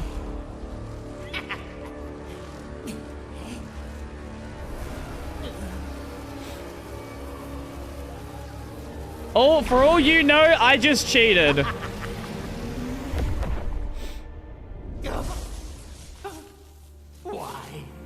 Why won't you open your eyes? Yes, the stream died for a second.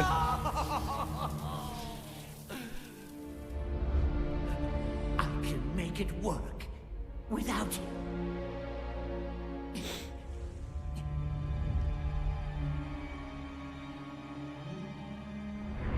You will become one.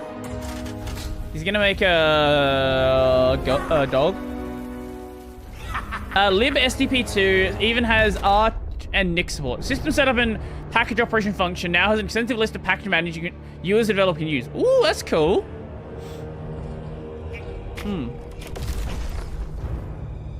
Oh. Finally, success. He is a man. We've defeated the great Ozma. Did he just say ow? Is that what he said when he died? Once the savior of the world. Why are you now trying to destroy it? Why did you abandon them? And us?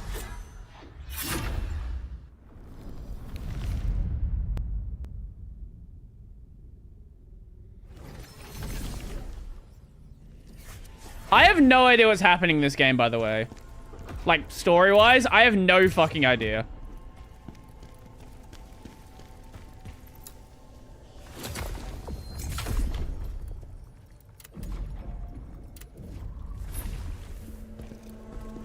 F2P say... Wait. F2P2 say what now?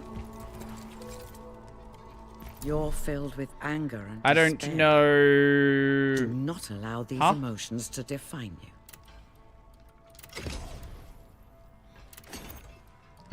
Extract Electron. Soul Cleaver. Ooh, that's cool. Huh to you too? What are you even saying? Huh?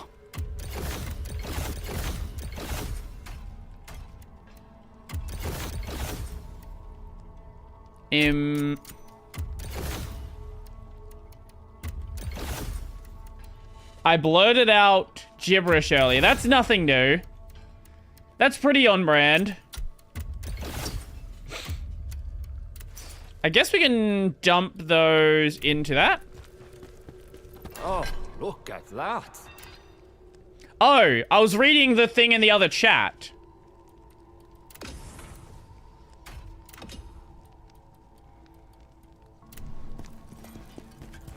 Your augment gear.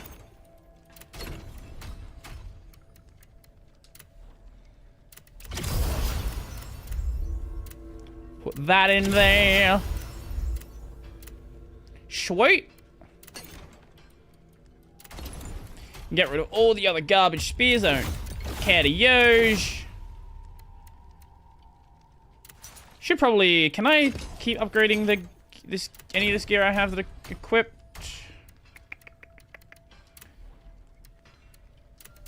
That into it. Put that into it. 91.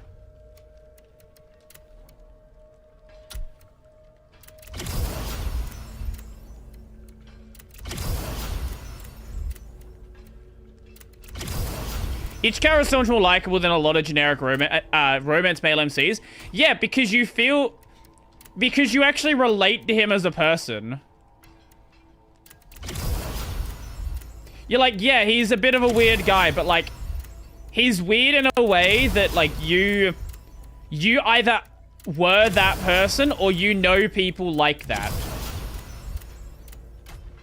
Obviously, it's exaggerated for anime, yeah, all that sort of stuff, but like, it's still it's a very believable character. I think is the best way to put it. Are these better? Hold up. 240, Nah, not really. Ichikawa from Bokuyaba.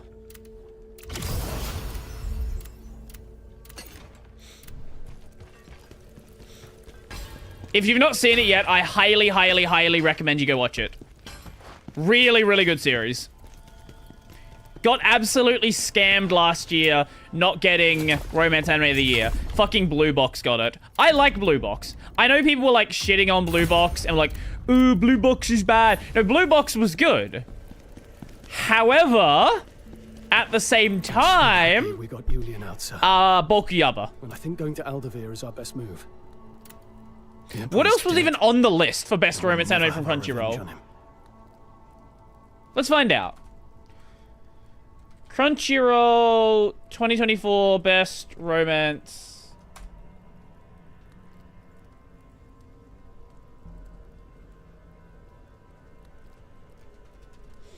Best romance. Wait, no, did it not get best romance? Hold up. No, this is not 20. No. No, this is not the right list. Was it not Crunchyroll? Wait, who was it? I thought it was Crunchyroll. Maybe it was someone else's list. Still, we managed to seize. I think you'll find them useful, sir. Palmyria, I'll erase every trace of influence you had on this world. I think it's because he's a lot less dense. Yeah, he's not an anime protagonist. Yeah. He's like, instead of being dense about it, he's like, I don't believe this is true. There's no possible way that a girl like this likes me. Which is a far more believable character.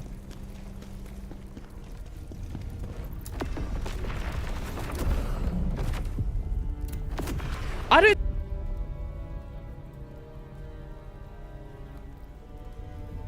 Yeah, exactly. He pushes it back because he thinks there's no possible way. Like, even with every possible sign, even with her literally just saying it, he's like, no, there's no possible way this is true. Until he has basically undeniable proof that this is what is happening. He's like, no, there's no way. This is impossible. This couldn't happen.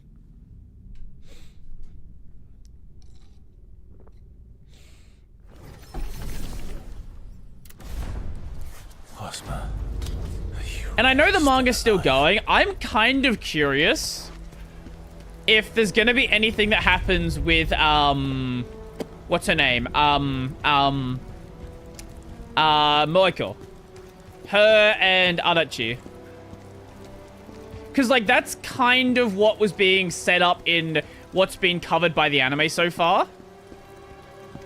So I'm kind of curious if the manga's ever going to approach that. We must find Trocker. She is our only lead. If we start or if it's going to just be like, find her. You know, she kind of respects him.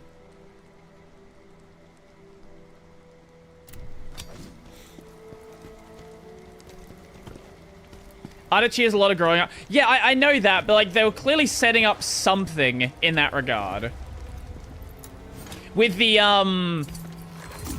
well, I think the sports, like post sports festival, I think was the best scene in that regard. Like there's clearly something brewing there. Strange. The chaos infected ones disguise themselves as the living. Yeah, after the cavalry battle.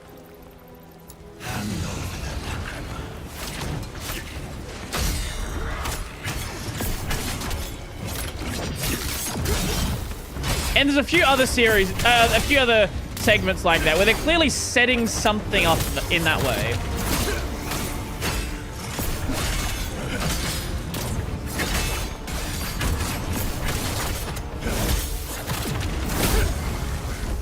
Kind of like the sub-romance plot in Kaguya with the what's his face, the blackhead guy,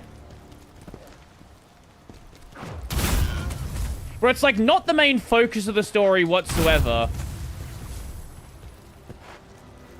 but it's like clearly something that was being built up slowly over time. Yeah, you, Ishigami, you.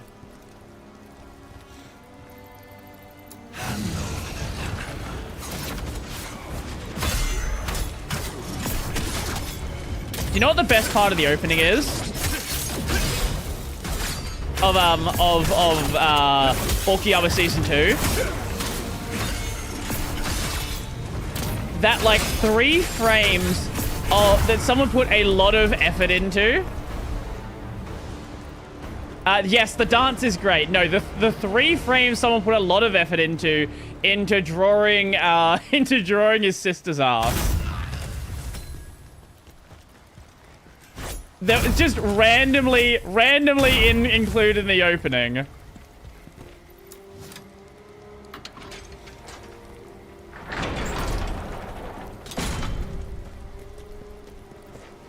We can go down there, but that'll block us for now. No, we can't go down there because then we die. Because we're some fucking war general and don't know how to fucking swim. Priorities? Exactly.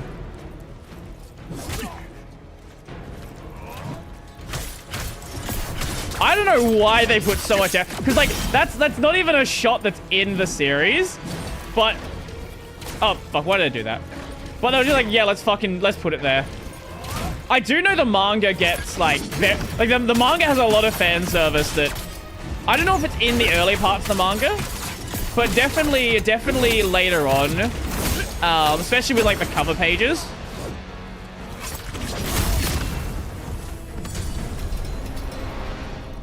So maybe they wanted you to, you know, go read the manga and see why this is here. Holy shit, it's a new spear. Oh, okay, it's a spear without any abilities on it. Okay then. It's okay to get the wrong idea. Yes, it is okay to get the wrong idea. Man, that scene, holy shit.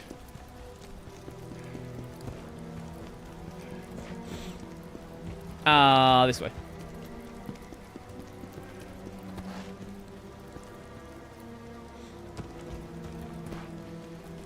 And then also... Do you know what I really enjoy? I really enjoy the sub-romance plot of Bold Man and what's the name? Hara?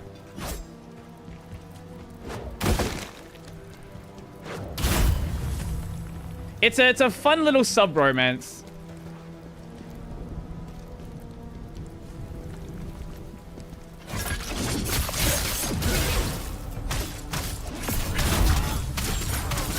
Do you know what I'm worried about?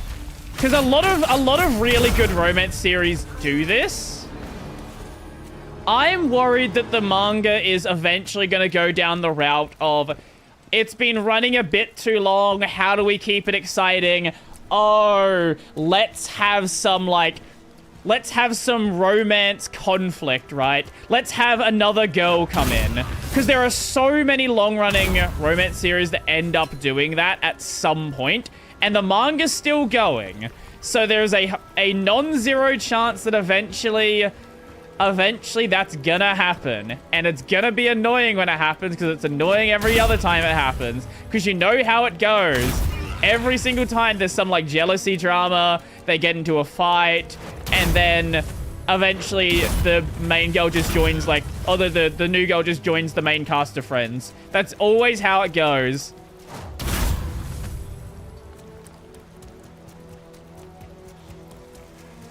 And I don't want to... I'm done with this. Can we just not with this trope?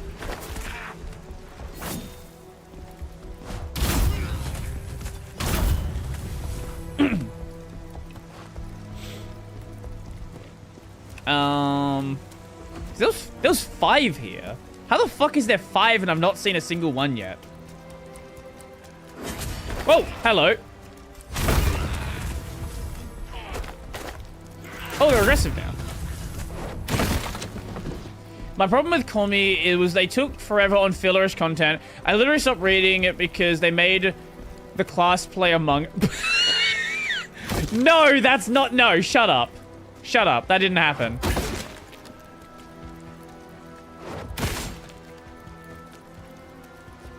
I don't believe you. That's not a real thing. No, stop it.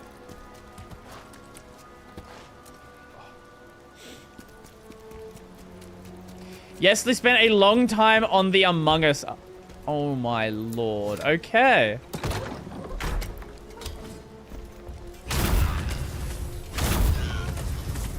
Who was the traitor? Who was sus?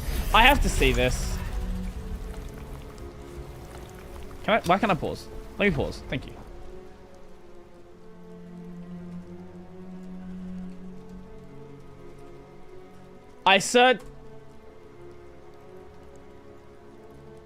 There's actually something called the Among Us arc. I just got to chapter 350. How do they make an Among Us reference no one is talking about? Komi-san Among Us arc. What the fuck is... What? What?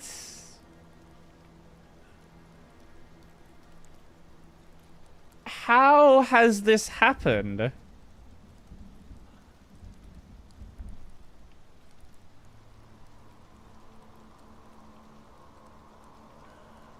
When was this released? Like, was this during the height of Among Us? Or was it well after and just them trying to bring the game back to life? Oh, there's one there.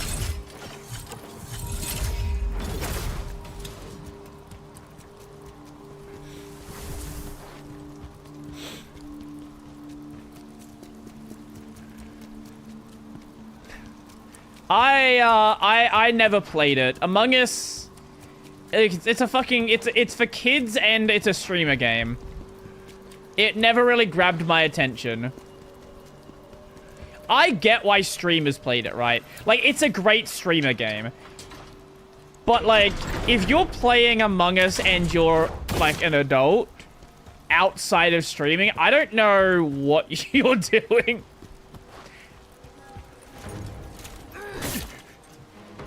Well, actually, it's explicitly a streamer game, because there are streamers who got made playing that game. A lot of them, no one gave a shit about after Among Us, but, you know, you win some, you lose some.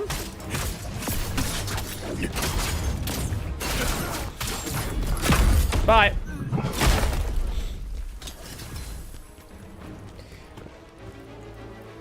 Anime studio diplomacy arc. Think of all the drama you can pull from it. Ouch, did you actually play Among Us in your personal time? That was a joke, by the way. I don't actually care what you play. Also, social deduction games aren't for everyone. I relate to Gura not liking it. I'm curious to see what, I'm very curious to see what comes out of Saba. Like, it's obvious she's gonna do collabs with, like, Doobie and Nimmy. But I'm kind of curious to see... Why can you not see me? I'm kind of curious to see what we kind of get long-term. Like, is she gonna basically do what she did as Goober? Is she gonna unleash some of her real power level? Where's this gonna go?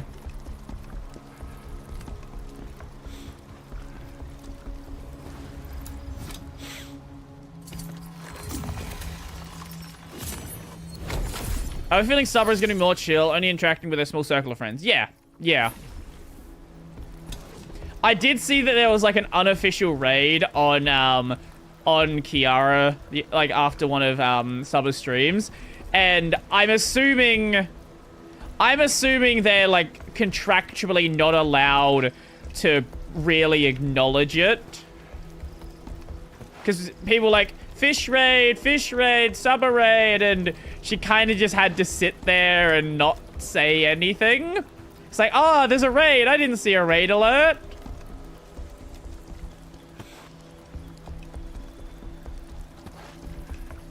Even in Hololive, she never did outside the company collabs. That's true, but my assumption is there's probably some people she has been talking to since then, right? Like, I would be very surprised if she doesn't, like, you know, again, if she doesn't do something with Doobie and Nimmy, like, there's no world where that doesn't happen. Like, we know for a fact they were already talking. Like, that's something that, that she's now explicitly stated. I would love to see something with Mint. Mint would be cool.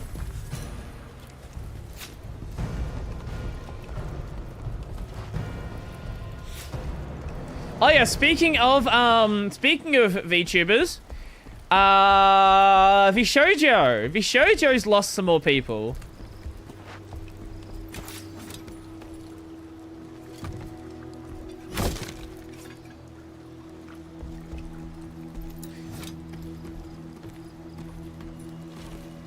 Yeah. Well, like, as I said, she's already literally said they've been talking already, and she was very excited to be able to talk about the fact that she's been talking with Doobie. And I wouldn't be surprised if she'd, like, helped her set some stuff up. What is going on with that? People are joining and leaving Vishojo constantly. I don't know. I do not have a clue what the deal with Vishojo is. Like, who was it that recently left?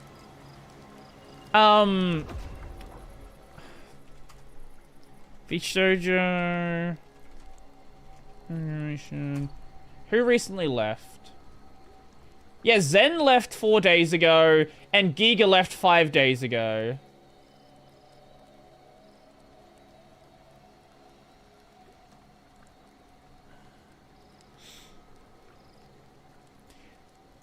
I don't know. Yeah, I don't know what the deal is. I think part of it is kind of just the fact that, you know, if you're in Vishojo, they help you they get stuff set up for you, or like if you're a new VTuber, like they'll help you set all this stuff up. You know, like with even though she's not new, but like a new character, Henya, or with Nazuna. And you still, like, retain all rights to it. So I guess once...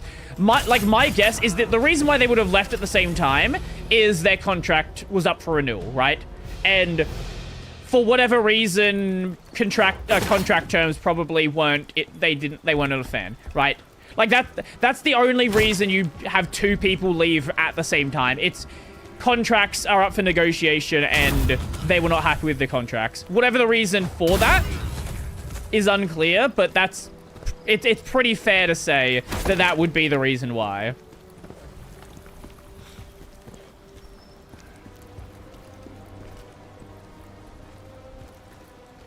I think they lack incentives, don't really do much. Yeah. And then you have companies like FaZe, where early on they were doing way too fucking much. So I found out the other day, so like FaZe has like a weekly clip roundup, or they had one. I don't watch it. I don't really care to watch a stream like that. But like early on they had a weekly clip roundup. And back when they first started doing it,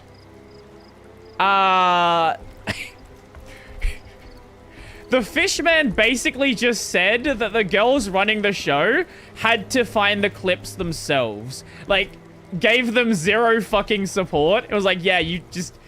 I don't know, it's not that... This was back when nobody, like... When nobody was watching FaZe, when the only people in the company that were big were, like, Pippa and Tenma. It's like, yeah, how the fuck do we find clips when nobody is clipping? So... Like, Uruka was literally clipping streams herself when she was hosting it.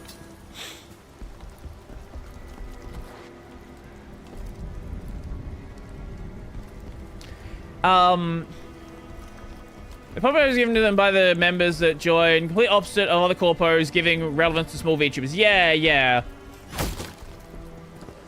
Yeah, Vishojo is a very, very different company. Vishojo is a lot more like Mythic, like the talent studio or talent partner, whatever you call it. That a lot of like big streamers are in.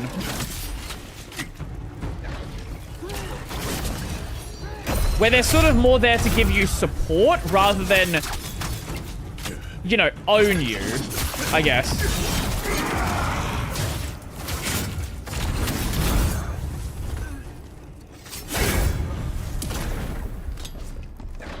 which I think is a much healthier... It's much healthier for the creators, but I don't know how that really works for a company.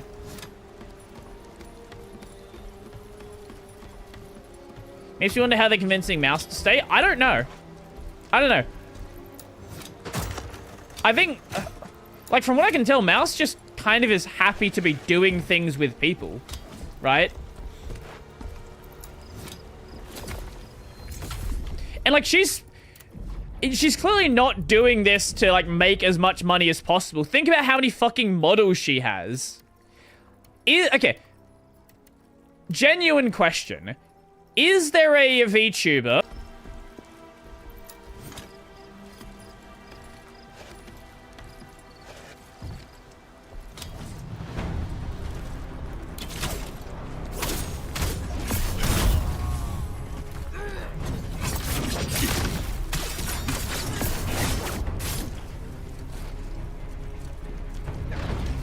I don't know. It's a very weird company. But at the same time, there's like nothing... There's like no complaints about... The only complaint about VShojo was the, This was... I remember when this happened. This was fun. When they did the, I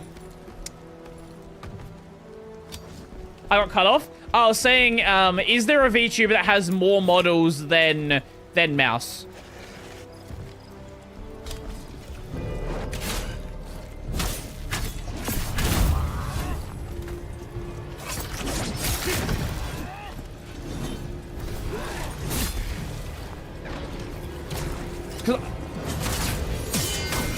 I doubt it, yeah.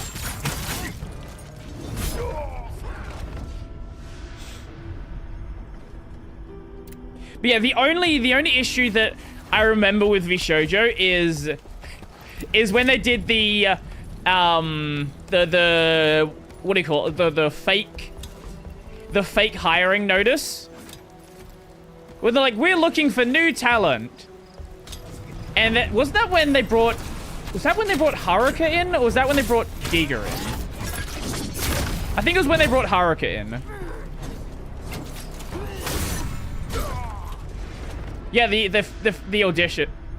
The auditions got... Well, I'm sorry, what is this? Auditions got hijacked by a doxer. I'm not aware of this law. This is new law to me. No, I'm thinking of the fake auditions. That was huge. I don't know what you're... Yeah, I don't know this one.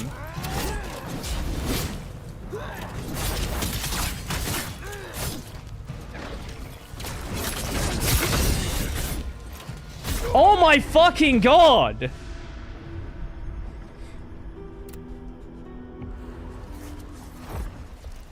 I don't like these enemies. I don't like these enemies at all.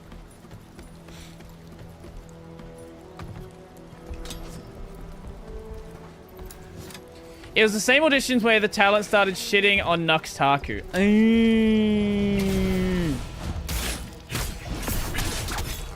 What was the deal with the Nux situation again? I don't remember. Can you fucking chill? Oh my god. Oh my god.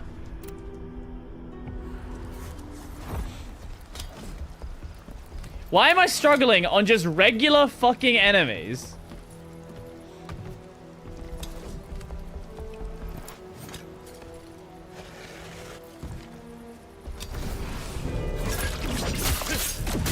Fuck you.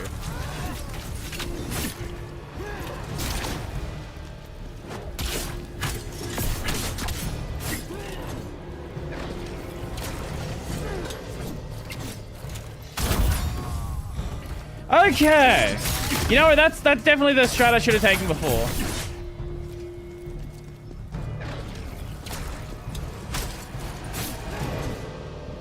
Ah, I see.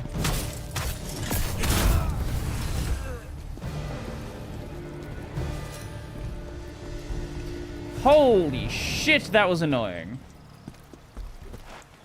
Wait, that was the way that I got here, wasn't it? Yeah. Yeah. Okay, down here we go. Oh, hi. I don't know, I just don't... I like being outside the VTuber space, watching VTuber drama. It's fun. Because half the time VTuber drama is just some of the pettiest shit you'll ever see. Sometimes there's something legitimate there, but a lot of the times it's actually just incredibly petty.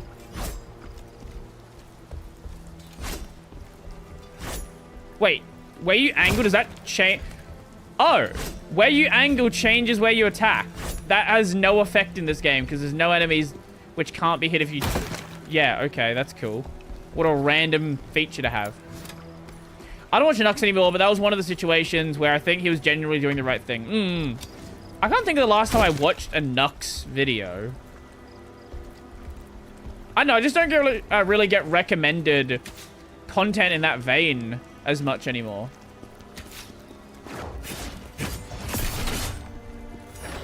Same with any like the like, you know, any of the pure VTuber drama stuff, like the False Side and stuff like that.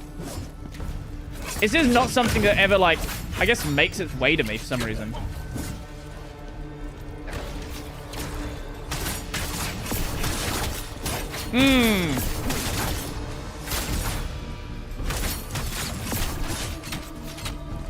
Oh my god. This is such a fucking scuffed area. Why am I screwing up so much?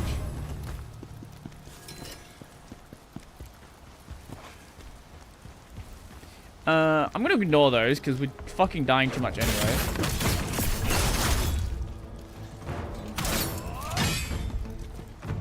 Fuck you.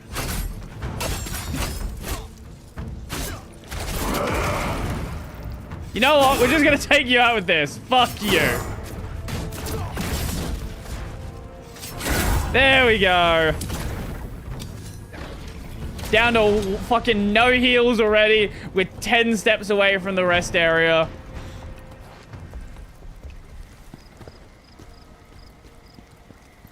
I am just not good at fighting guys with weapons right now. I don't know why.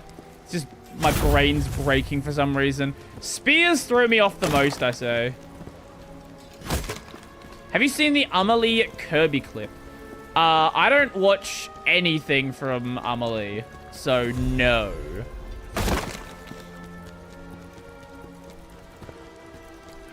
I kind of forget she exists half the time.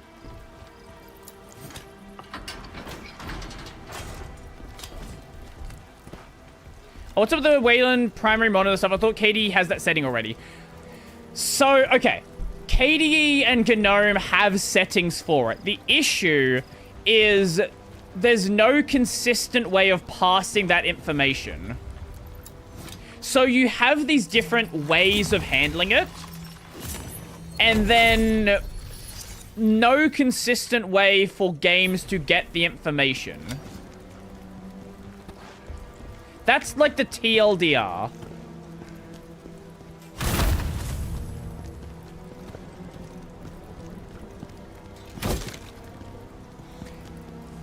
And what you end up having in a lot of cases is no, like, games just ignore, like, even if there is the setting, a lot of games just end up ignoring it because of that. Because it's a pain in the ass to deal with. And then you have the problem of Wine Wayland, where it just, the current system does not play nicely with that at all. Like, there's, I think there's also some information missing as well that is useful.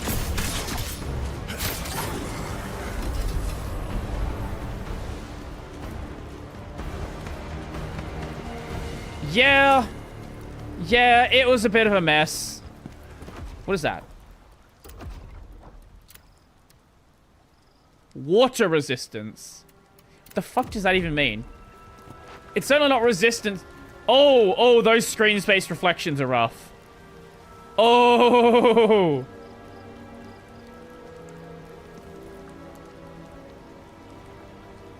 Man, I honestly, I think screen space reflections end up making water look so much worse. I think the water would look better with just ignoring, just ignore reflections entirely.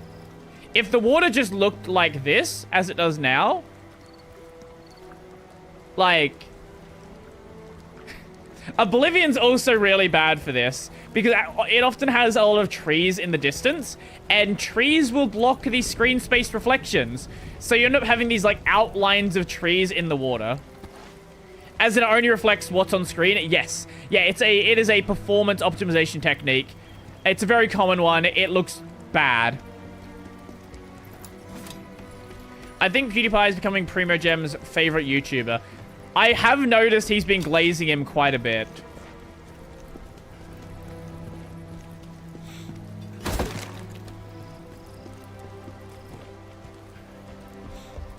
And hey, there are certainly worse options you can have.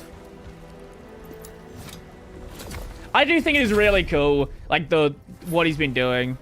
I genuinely do think that, like, PewDiePie using Linux has been genuinely a force for good. There's, you know, there's always people that complain about PewDiePie, but, like, overall, I think this is, like, a genuine force for good.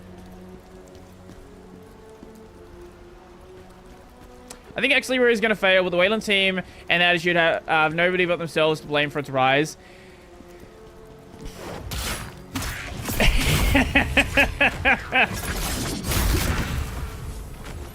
Oh, wait. Let me just play something.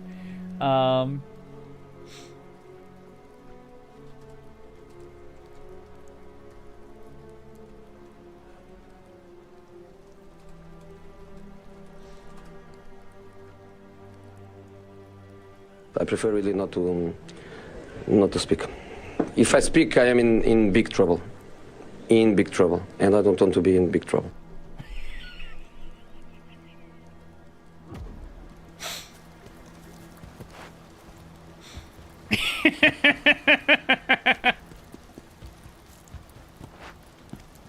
I have lots of things I can say.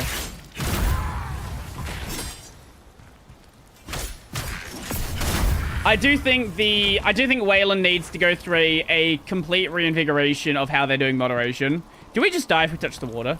Okay, at least not immediately. Was that a meme? I don't know. Have you never seen that clip? Really? Wow. Who is that voice? I don't even know. What? Jose Mourinho. I don't know who he is. It's just a funny video. He's a Portuguese football manager.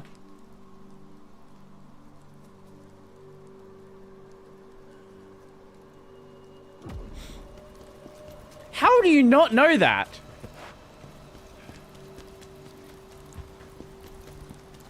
Like, that was going everywhere years ago.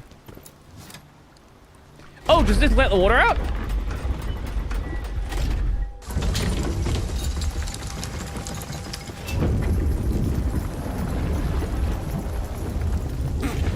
Look at that water out. Okay, the water looks slightly better now. Nope, okay.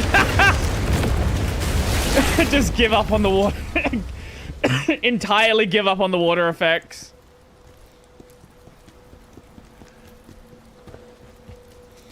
Oh.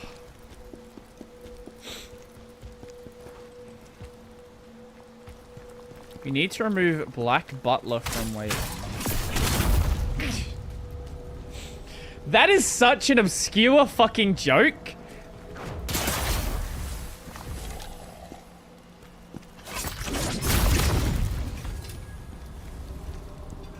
I had to think real hard on that one for a second.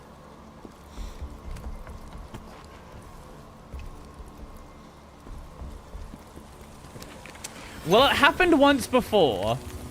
It can absolutely happen again. I don't know. I genuinely don't know what, like, how this, like, because frankly what it is like a special favor. Like, that's what it is. It's a special treatment. I don't I don't know how that's come about. I don't know why it's like that. But it's really, really obvious that that's what's happening. Because anybody else doing that in the repo would be long gone. Just not even doing it in the repo, long gone. I don't know what's going on with their enforcement, but I do think they need to really address it, because I'm one person who talks about it. I'm not the only person who sees this. And I know there are people in the organization who also see this. I've had some off-the-record discussions with people that I cannot disclose names of, but I can say for a fact that I am not the only one who sees what is happening and really sees concerns with it.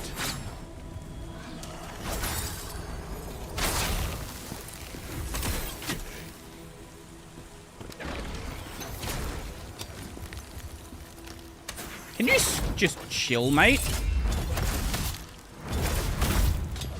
Okay, can we knock you out before you revive? Maybe. Oh, great. Hi. Oh, sure. Okay, that's fine.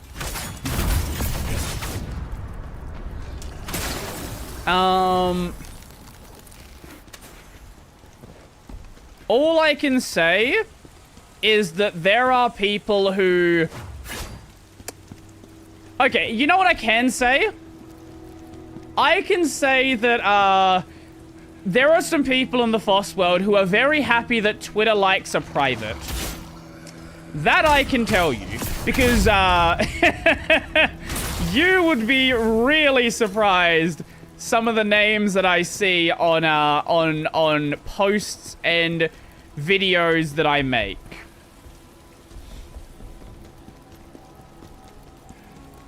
And I'm not gonna out people, but you would be very surprised to see the variety of names I see who are not happy with the way things are going and not happy with the special treatment people get. I think we have to go down that way.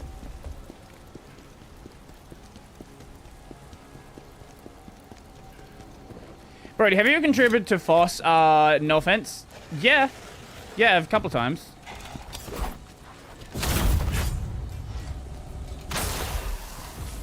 Yeah, if there's a project I like. Thank you, Elon. No, I miss it because I miss seeing people talk shit about something and then their likes being nothing but that thing. That was such a fun time.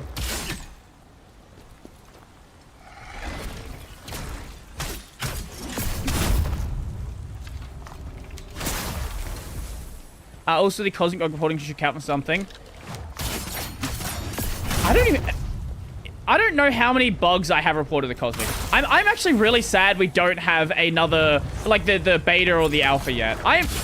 It's been like 2 months. I know that Carl and Jeremy just did a talk at, I think it was the Open Source Summit on, about Cosmic. So hopefully something's in the works sometime soon. Like the repo's been moving, right? Like if you're running the Git build, you're still getting changes. But it's been a very long time. I think it's only been 2 months. It might be longer.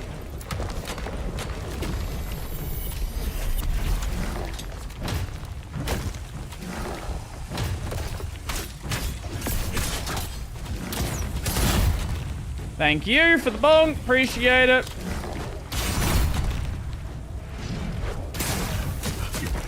Oh my god, I'm almost dead.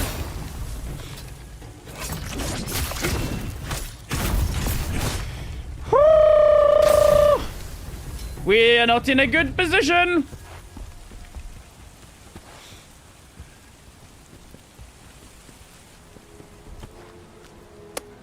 Why is this room here? Oh, was this just a hole you could fall into and die? Oh. I did all of that for an area that you can just fucking go and die in. Great. Lovely. Amazing.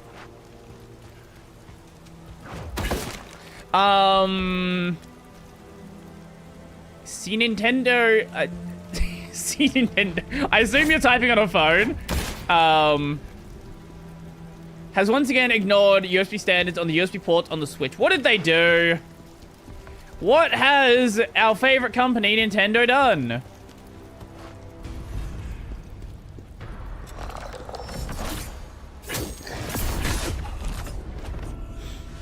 Malibu zombies. Proprietary communication protocol. For the for what? For the camera?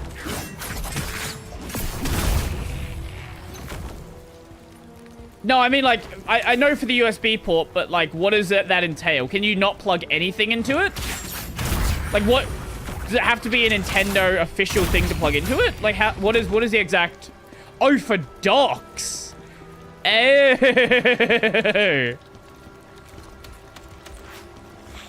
Oh, that's fun.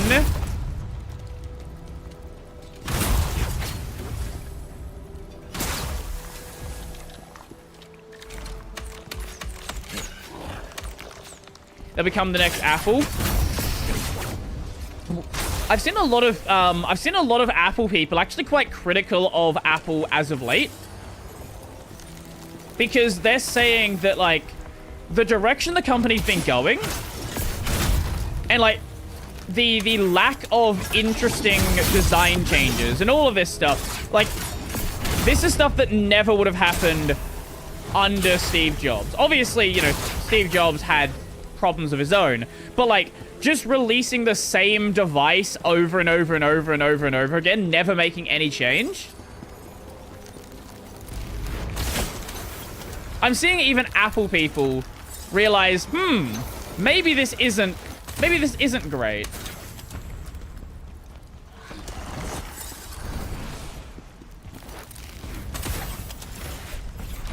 Oh, they can hit me from there still.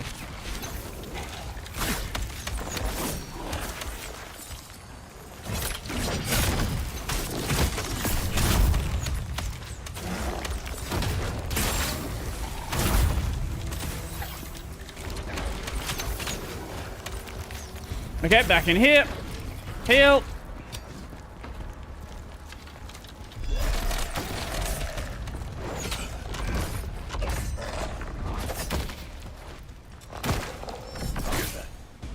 Okay.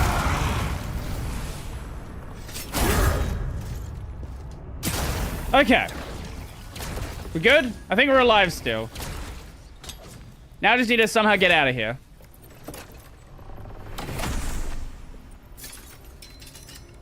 More garbage. Apple feels really stale. Lots of gimmicks rather than actual features. Also, I saw people saying that, like, Steve Jobs never would have accepted the the new design change direction they went with either. Like, they don't have... Apple doesn't really have a visionary at this point, right? Like, say what you will about Apple under Steve Jobs. What you have to admit is that Apple revolutionized the smartphone industry. They didn't make the smartphone. Like Blizzard didn't make the MMO, and Blizzard didn't make the RTS, and Blizzard didn't make a bunch of things. But like Blizzard, Apple used to be the company that would make something mainstream.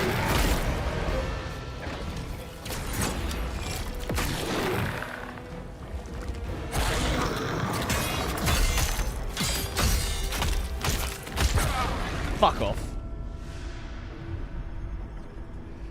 What an awful enemy.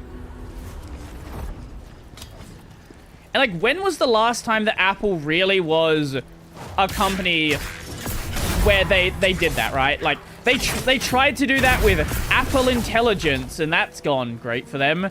They were like late to the fucking bandwagon with that one. And like VR, they've, you know, no one cares about Apple's VR because it's wildly expensive. iPad? When was the iPad? What year was that?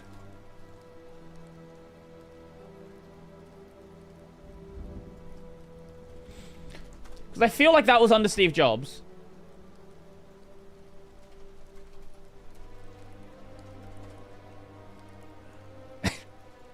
That was a year before Steve Jobs died. So that would have been in development probably for 2 or 3 years before that. So that was well under Steve Jobs.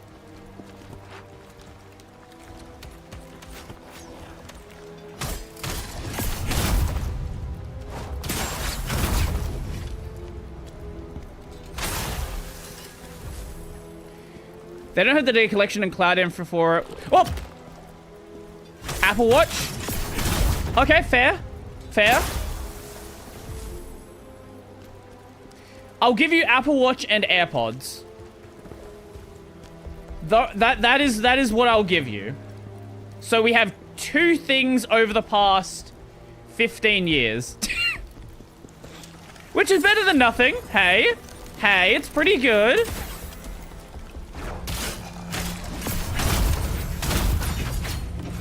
It's better than I expected.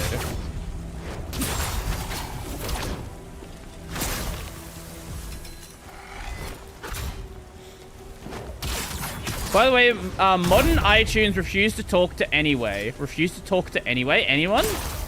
What is the, I have not used iTunes in, God, I couldn't even tell you how long.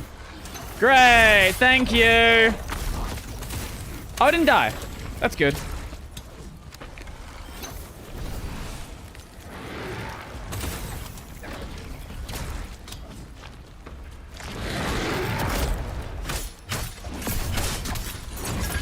This isn't a Slackware video. This would be true, yes. Can you chill?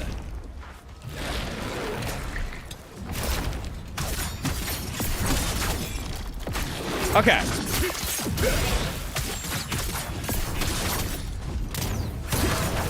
Okay. Whew.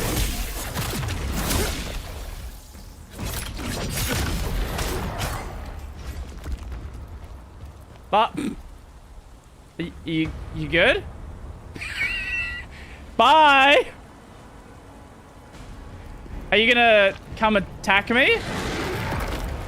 What the fuck happened to his AI? Oh, great. Oh, now we're plagued. Yay! We're plagued and I have no plague restore. Yay!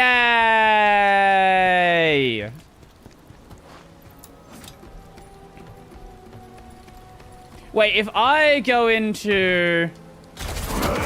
Does that eliminate... I don't know if that eliminates plague or what that does.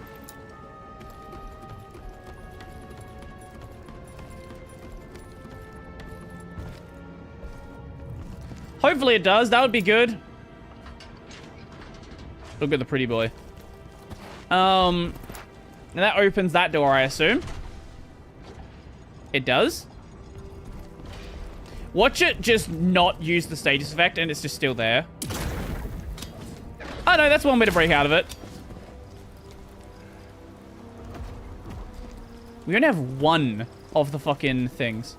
Brody, should I move to Queensland? I need to escape and heard Oz was accepting Americans claiming asylum. I'm sorry, what? Wait. This would be news to me if that's the case. I don't think that's happening.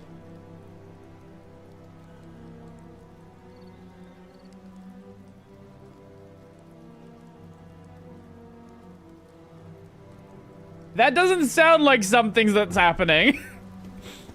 Anyone can claim asylum, but we just turn a lot of people away. We accept a lot more than some of the numbers might suggest, but you'd be struggling to get in. I reckon so. Unless you got a pretty good claim for it. And Queensland's nice. It's just very tropical. I'm mostly joking. Mostly joking. Queensland is basically, it's basically like Florida, but with less old people.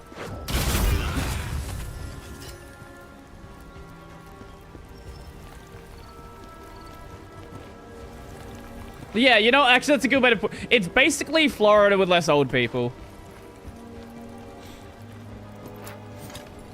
Now where does this take us? We'll keep going up there. Let's do that bit afterwards. Yeah, I am so happy I never got into the Apple ecosystem. Like, obviously, I had my MacBook Pro, which I started the channel on, all this stuff. Yo! Yo, thank you! How you doing, Vinny? How is, how is your journey with Haru going? Have you made her a champion yet?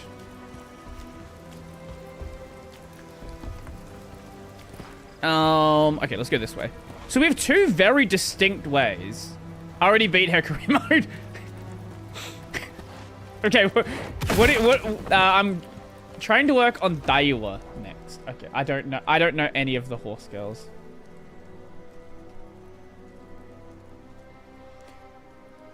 I think, wasn't she in the first season of the anime? I think she was. You should play. Well, I was talking about you trying to sell me on the game earlier in the stream. This topic's already come up, and you're literally doing it unprompted.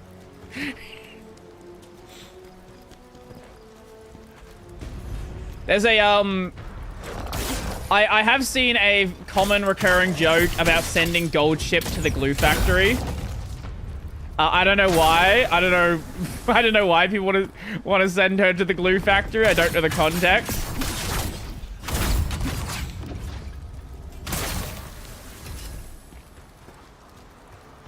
Also, Lelouchia never existed. It didn't exist until a few seconds ago until you said that term. I don't know what that is. Send any horse girl who failed their career to the glue factory. Maybe I'll get around to watching the anime, and if I enjoy the anime, maybe I can be convinced to play the game. I don't know. We'll see. We'll see how I feel. Probably not, because I don't want to fucking play another gacha game. I've actually been playing through, I've been playing through the original FF7 off stream. It's really good. I get it. I totally get it.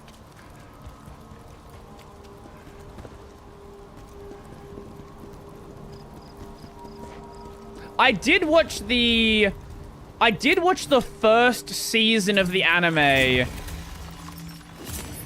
whenever that aired, and I was like, this is fun. I never expected the series to pop off this much, though. Like, I was like, oh yeah, this is cool. But how many fucking seasons of the anime does it have at this point? Warning, I don't know if this will give a copyright claim. What do we have? Oh, I've seen this, I think. Let's do it over here. Yeah. I can just mute it.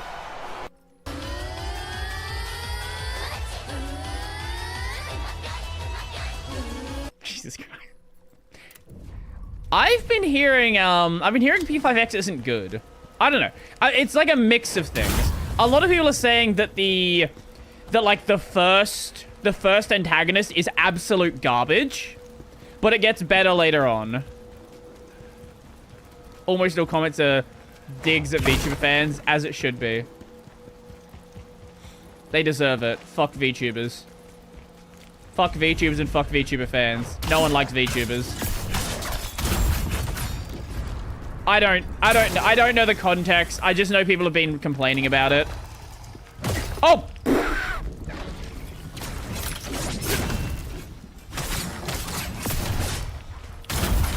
Why did I take that to the face twice? Proof that VTubers are men. Everyone online, every VTuber is a man. This is the truth. Great. Good run. Yep. Perfect run. Every VTuber online is like they're like they're not just men, they're also ugly bastards. This is the truth. Brody at VTube stream when? I'm not a man or a woman. I'm a little animal with a keyboard and mouse.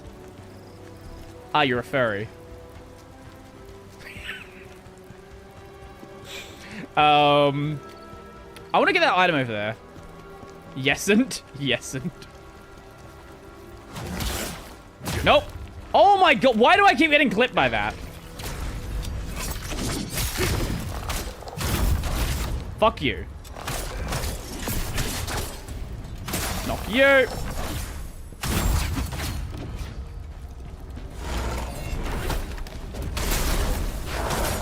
I have never played a Silent Hill game.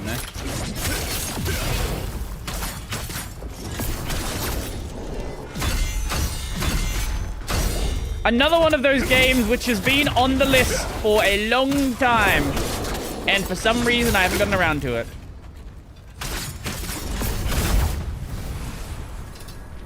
But yeah, no, I love the original Final Fantasy VII. I'm not that far into it. I just got past...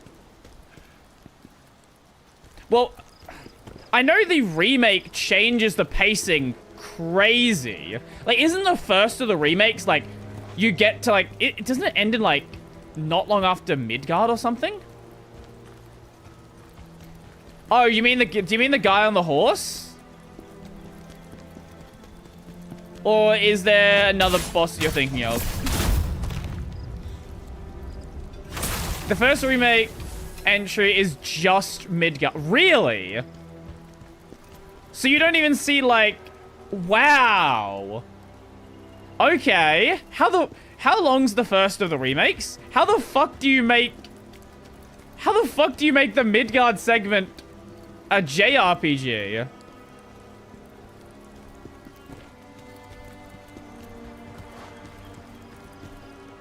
Because I just, 30 to 40 hours? Wow, okay.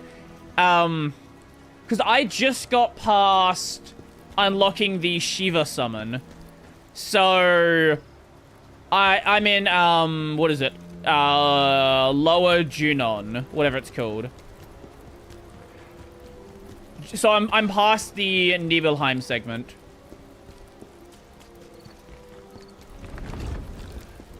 Okay, yeah, cool. It is this way.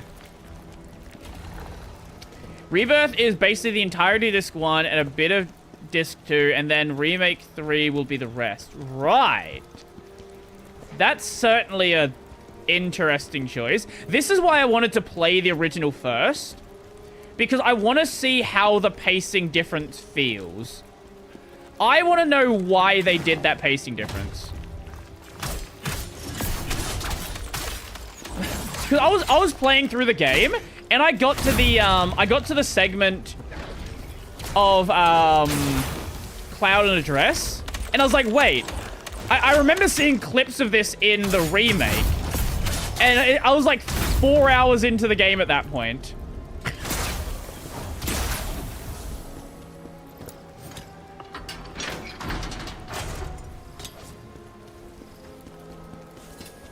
Maybe not even that, like 3 hours into the game, and I was already at the point where I was seeing the dress scene. It's like, what the, how, what?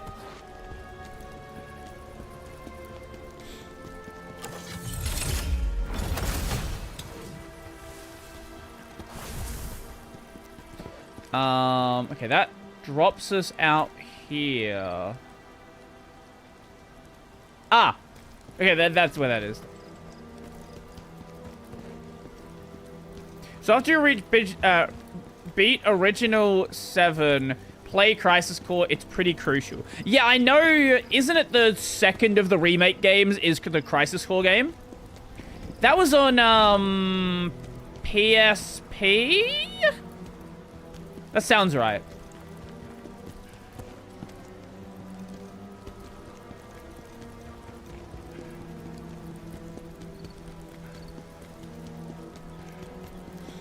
And I have a PSP emulator set up for the tiny segment I played on PSP of Birth by Sleep.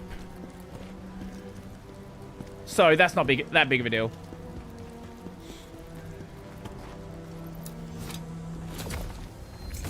Didn't Crisis... I don't know. Didn't Crisis Core get a PlayStation port at some point? Let's find out. I don't know. Crisis Core. Final Fantasy VII. No? There's the yeah, the remake is on everything. The original game is on PSP.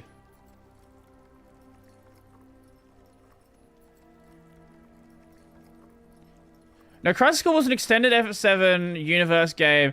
But basically...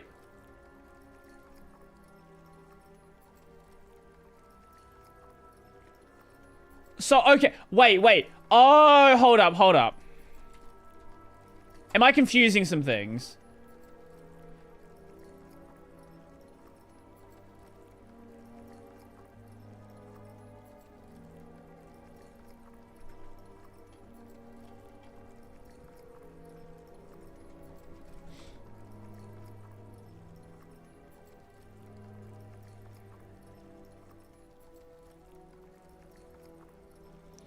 So, Crisis Core Reunion is a remaster of Crisis Core featuring updated graphics, combat systems, and soundtrack. I see.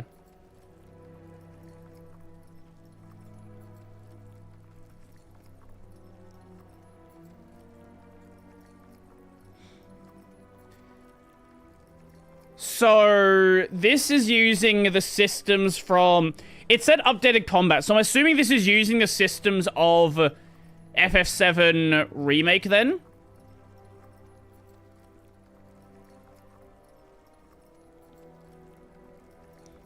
No. Not really. Okay.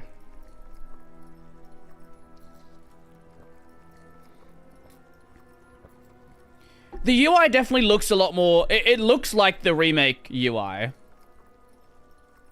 But maybe the remake UI is based off of Crisis Core.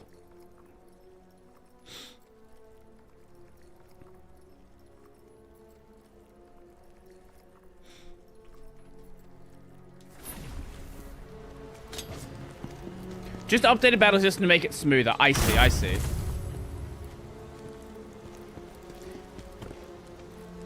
The remake UI was styled in the same way, but works different. I see. Okay. Okay, if that and the PSP game are basically the same thing, I guess I'll play that then. It's not like FF7R where everything has been redone from the ground up. Right. Okay. So yeah, I guess I'll play that then. I want to go back and play through like the games that are remembered as like the big Final Fantasy games. Because I never played anything besides 10. 10 I played that on PS3. I remember when the PS4 game came out and it was actually bugged. Where there was a bug where you could actually soft lock the game. Because the RNG was actually seed locked to your save file. So if you reloaded... Or if you saved before an encounter and you reloaded, you would always get the exact same encounter. Which is obviously not how that's supposed to work. If you want the big FF games, 4, 6, 9... I gave up on 13. I'm not playing... I got most of the way through 13. I got to the open world segment. No, I'm definitely going to play 8. 8's on the list for sure. I got to the open world segment in 13. I was like, this is bad. And then I gave up. I know apparently it gets like linear again after that. But I just got to that segment and was just done.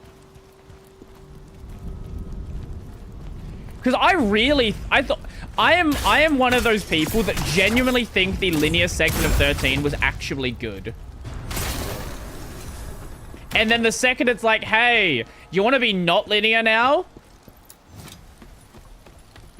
Ha. Avoid 15. Can't do that. Already played it.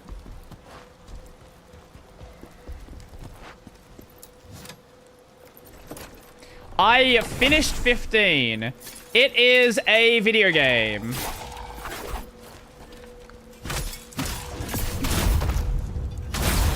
I think 15 had the basis to be good.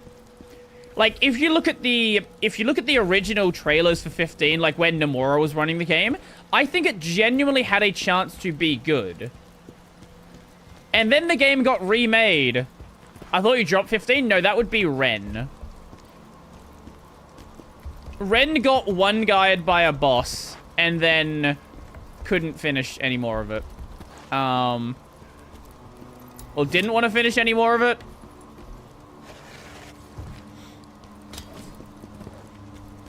No, I played 15 and I beat the DLC. Where did you get to in 15, if you remember?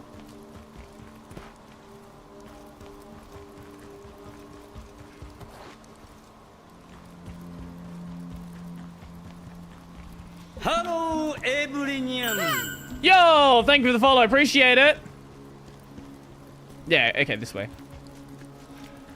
No, I got killed after an hour-long dungeon. Oh, yeah. That's how it happened. Okay. Oh, great. Elite version of this. Hi.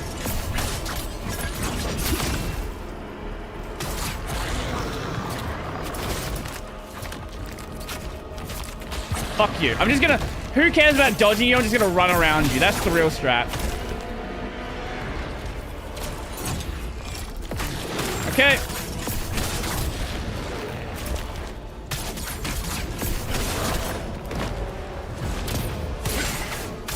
And then we bonk, and we bonk, and we stab. Oh, that's a stab. And then we do this, and then I ignore everything you're doing, and we just cheese you.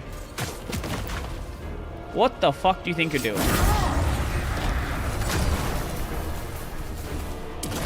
I never played an FF game to any extent, but it's consumed my life the past year because Magic the Gathering did a set...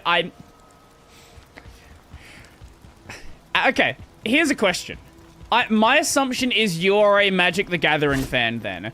What do you think of all of the collabs they've been doing as of late? Because I've heard a lot of people who are not happy about the fact that it's basically just been a lot of collabs. And they kind of wish it went back to being this hyper niche hobby. But I'm sure different people have different opinions on this.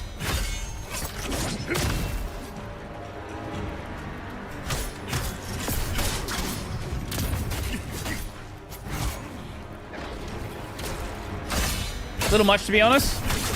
Do you know what's also a little much, to be honest? Call of Duty's just become Fortnite.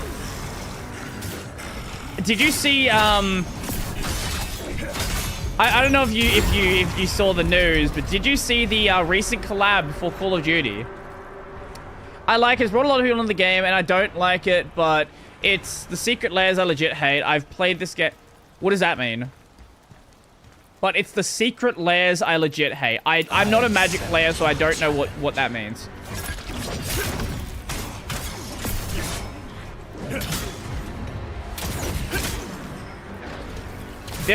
They basically retcon MTG to be the D&D card game. I don't really like it. What does that mean? I didn't know D&D had a card game. I would... What context? I have never been a card game guy. I'm genuinely asking. I have no idea.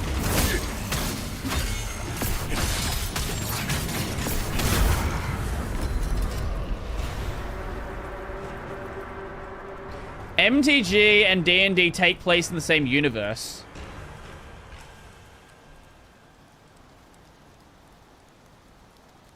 I didn't know that. You want a challenge?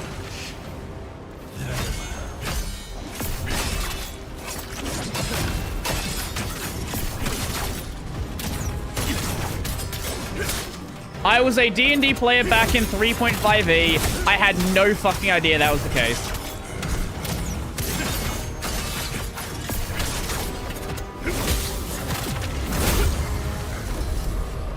I know they're both owned by Wizards of the Coast. I just assumed they were like distinct IPs.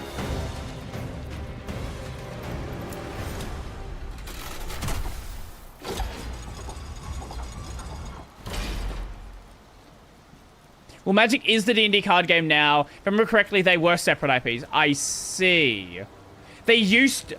Oh, they used to be, but not anymore. I see. I see. I see. Right, let me show you the, let me show you Call of Duty's becoming Fortnite.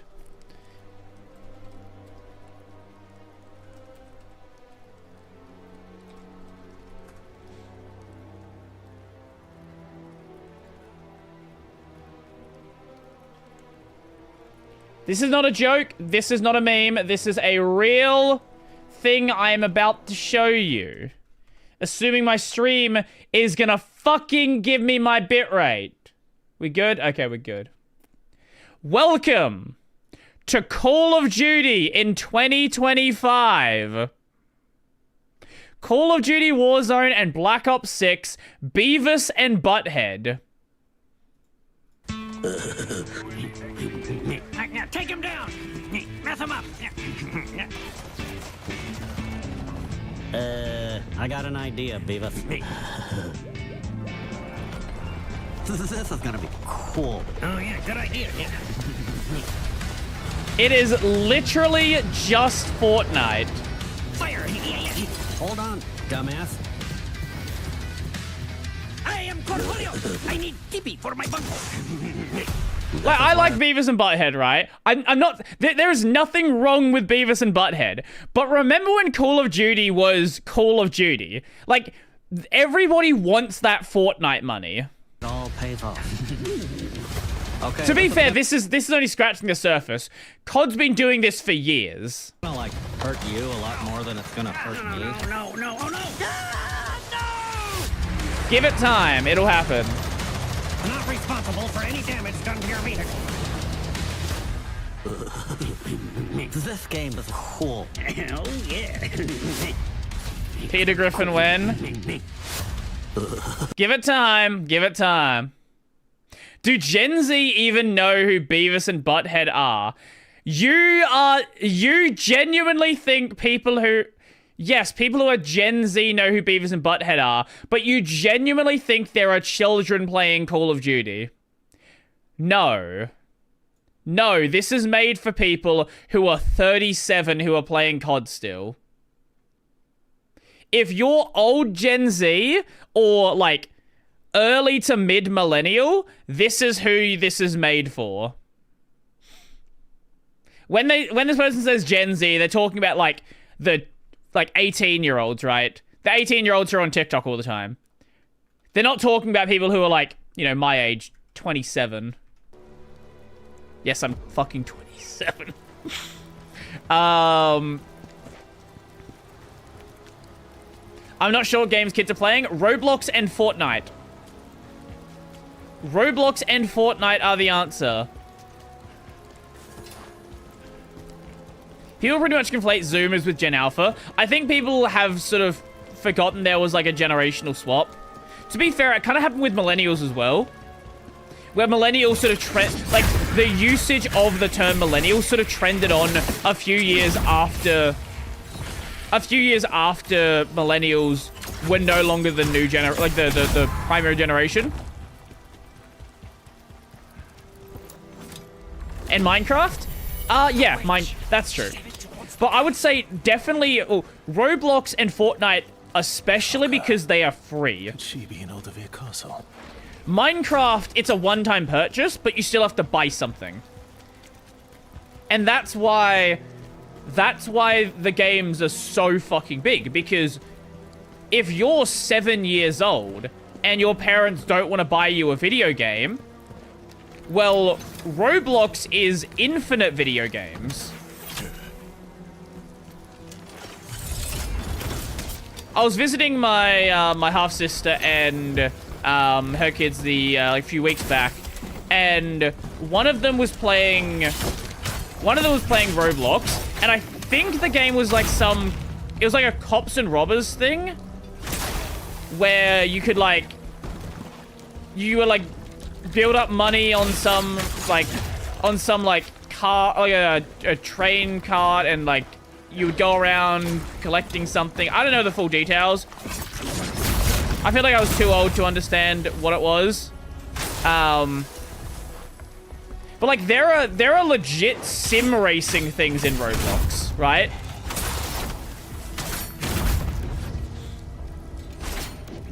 And they're actually surprisingly good. I watch some sim racing YouTubers who try out random shit. Yeah. Multiple high-quality Sonic games in Roblox. I'm not surprised. I'm genuinely not surprised. I do know a kid who's a big fan of StarCraft 1. Are you sure that's a kid and not a 50-year-old that was reincarnated? Because I don't... Firstly, a kid playing StarCraft is surprising enough. StarCraft's been dead for the past 15 years. Let alone StarCraft 1. Yep, it's my nephew. Did you Okay. Better question. Are you the reason they play StarCraft 1?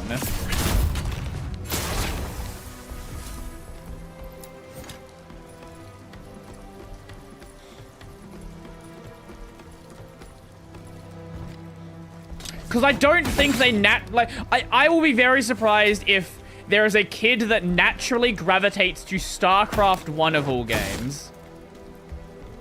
That's got to be something that was like, hey, here's this cool game I used to play. StarCraft in Minecraft. Starblock.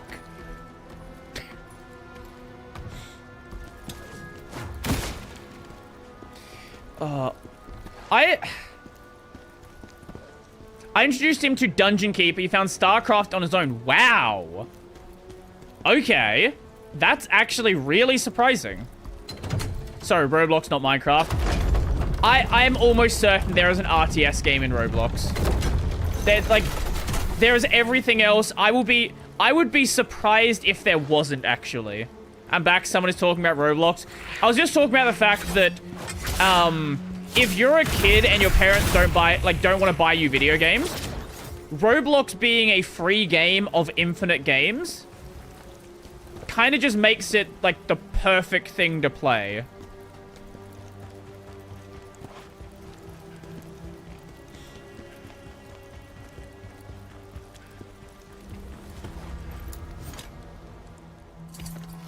A lot is slop, sadly. Yes, but also, if you're 7... Okay, to be honest, right, how many of you had some, like, $5 game back on the PS2 that, looking back on it, the game is actual fucking garbage? But you really enjoyed it when you were a kid. Kids will play slop if they are given slop. Especially if they don't have any other options.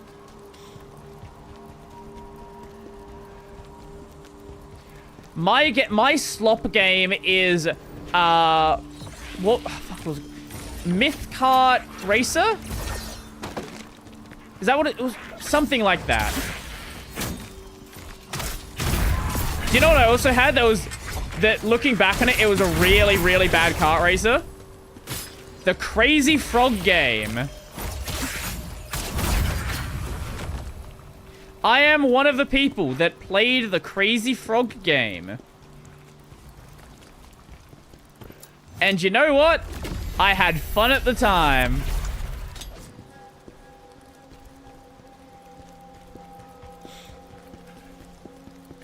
I don't know if it was the case everywhere else, but Crazy Frog was fucking massive here.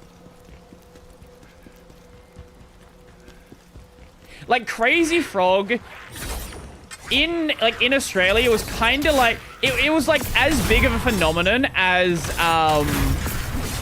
like Psy and Gangnam Style was at the time. Monsters Inc. PS1. Now that's just a good video game. We cannot slander Monsters Inc. on PS1.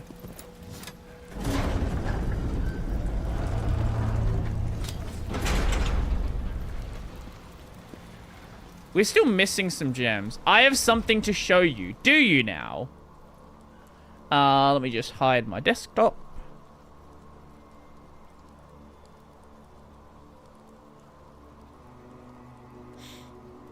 Oh yeah, here's the I was talking about this earlier. Here is when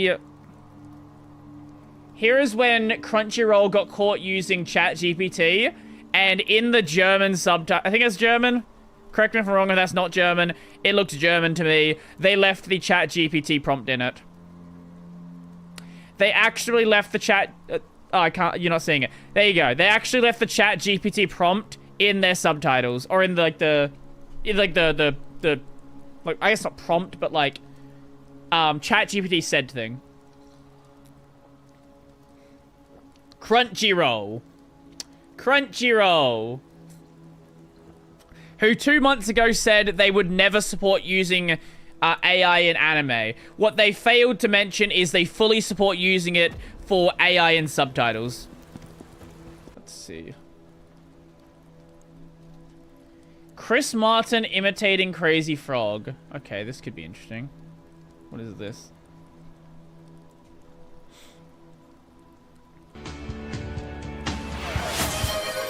My friend got ChatGPT access the day it came out. Let some girl in their class use it to cheat on a test. The girl flunked the test and had to retake the entire class.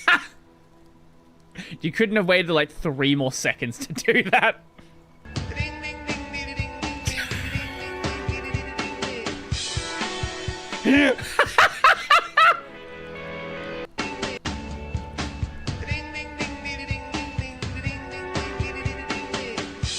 Beautiful.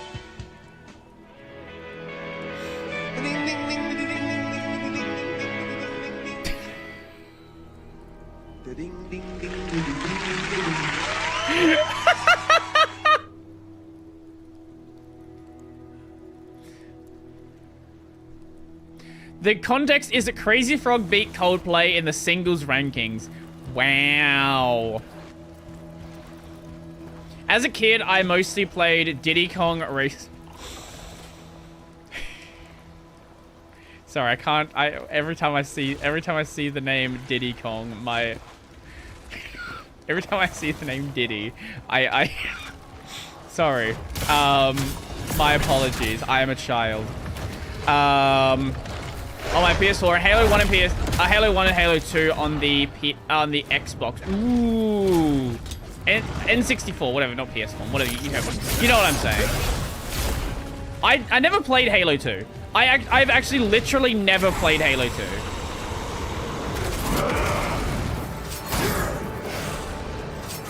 I did play Halo 1. I played that many a times. I've missed out on so many amazing games.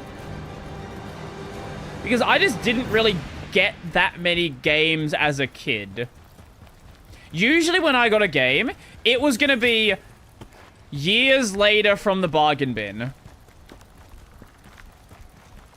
It was very, very rare that I would get something new. Which is kind of how I played a lot of just absolute slop. Played Halo 1 to 3, ODST on PC a year back with a friend. Yeah, I've got the I have got the Master Chief Collection. It's just a matter of actually playing it. Honestly, first 3 Halo games are legitly the only FPS I love. I've heard that from so many people. Have I played Outer Wilds? No. Should play Reach off stream sometime. Maybe I should play the other Halo games first, and then I would be up for playing Reach. That would be fun. I don't know. I'm always up for trying something. I assume the games work perfectly on Linux. I know early on there were issues. I don't remember what the issue was, but there definitely were issues early on. The Reach is a prequel. And co-op is up to 4 people. Okay. That could be fun still then.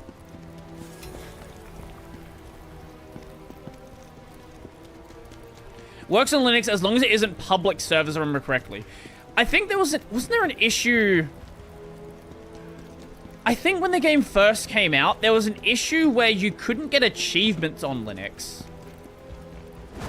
I might be misremembering, but I know there were definitely some big issues early on.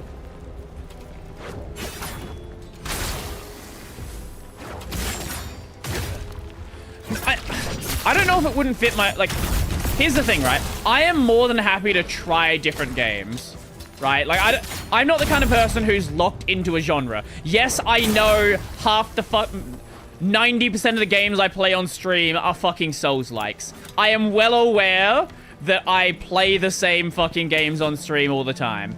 However, I do like trying other things. Oh, I guess he's aggroed.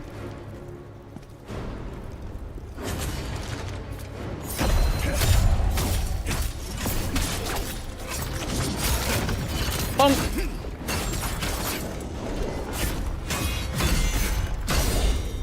And you are not dead.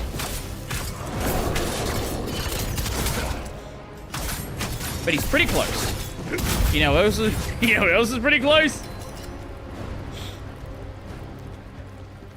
Oh. Let me just double check it. I know I've seen the game before. I know that for a fact. Brody, do you use AI chatbot for anything? I just use them to go off. I spent like 20 minutes getting Google's AI to tell me 9 plus 10 is 21 once. Not really.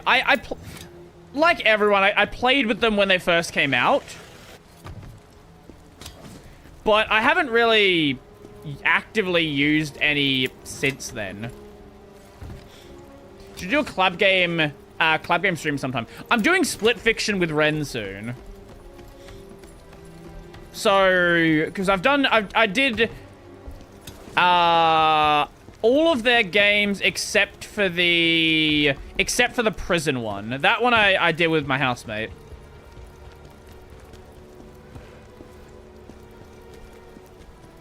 Okay, I want to check that path as well. Soon, TM. Well, as I said, this week I have a con. Ren accepted your friend request and not mine. I don't know, man. You gotta bug Ren about that.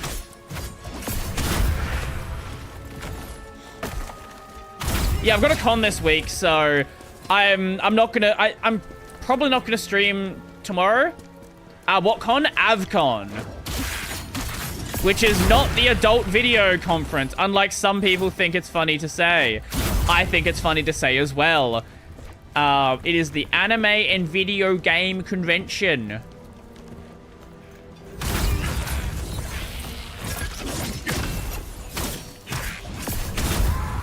I thought it meant audio video con. It could mean that as well. I'm about to see the yearly influx of indie devs and TechRT. That is the plan. I did have, I had one of the devs I had on last year actually reach out to me asking me if I was coming to AvCon. So I assume they're going to be there this year as well. But we'll have a look, see what is, what fun is coming out of Adelaide. Because as I've said before, remember that Hollow Knight was first demoed at this con. So, Once every 10 years, there's a god tier game that comes out. And I have to be there. Speaking of indie games, Game Jam next month. Did you ever end up, like, rounding up anyone to do that?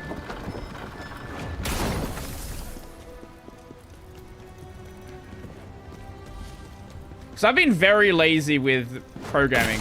I was working on the game for a while, and I just kind of stopped. I need to get back into it. I am very bad at starting things up and then just getting very bored. Maybe not bored, getting very distracted.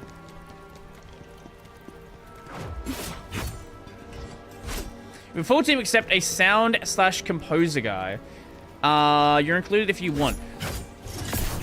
Definitely keep me around. I'm not sure if I'm fully committed, but I definitely am interested. Oh, boss room. Wouldn't know. I never played Hollow Knight. Well, didn't. That's a big fuck up there. And you should go fix that. It's a 7-day game jam, by the way. Yeah, that's the part that's like a bit rough.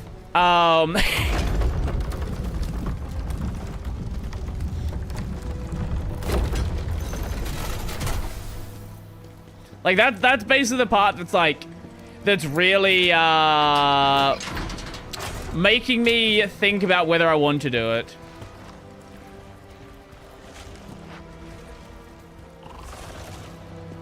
Means you grind 2 days straight on a 48-hour jam. That's also true.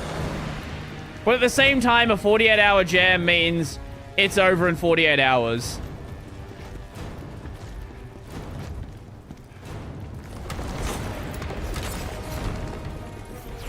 Ooh, okay, we're good, we're good.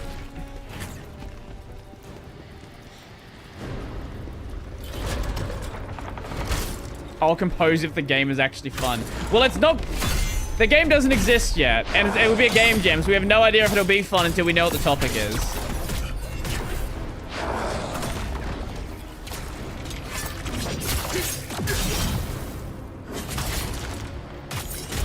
Oh my fucking god. I got the timing wrong on that.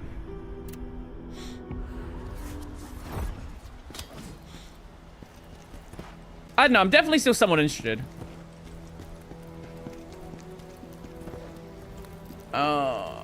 This week? We can do these shorter games. Yes, just send me the details in DMs and I'll have a look.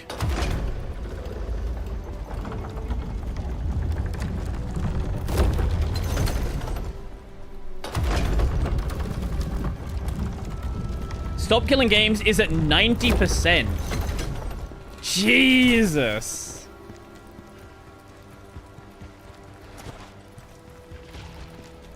Honestly, after I saw where it was at, like, a week or so ago, I don't think anyone would have expected it to grow as big as it did, as quickly as it did.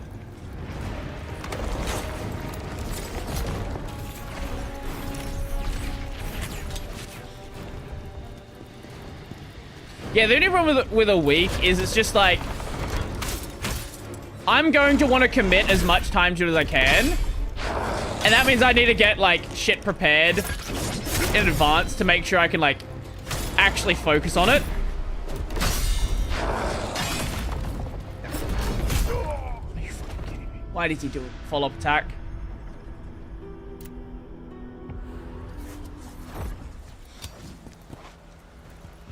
I'd like to think my signal boost petition got at least a few people to sign it. I'm sure you have some Europeans in your audience who weren't aware of it yet. Sasuke was right. We need a villain to unite the Shinobi nations. We needed a villain to unite the Shinobi.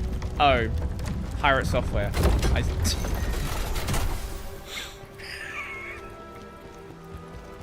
Sorry, that was going over my head for a second.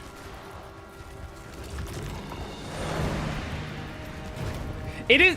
Oh god, fucking stream died again. We love the stream death. That's great. You back? You back? Nope, we disconnected again. Stream! We good now? They tried to shut me down.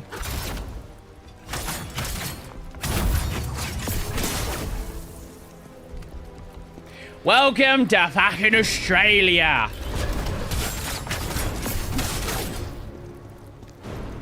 Hello, Brody. I am stream. Yeah, well, it can't go any worse than my stream. Tell Brody there is something wrong with my stream. X-Dog is trying to ban me. The free desktop people wish they could, they wish they could stop me talking. They really do. Where is this taking us? What the fuck was the point of that? Well, I'm going this way then. Brody, hi, that is me.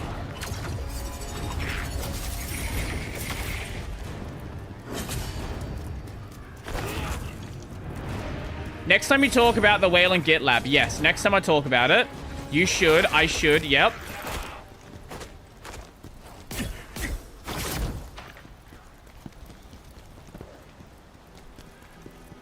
Yep, this is great diet. I should, yep. Play these separate.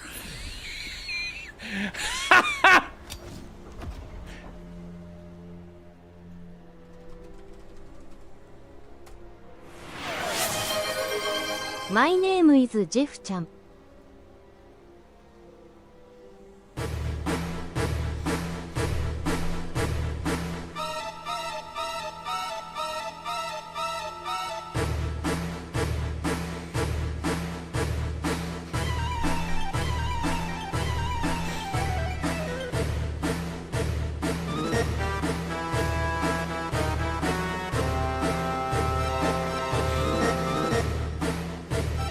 I was very tempted to when he showed up to play Stop Right There, Criminal Scum, and then like the Oblivion combat music. I was very tempted.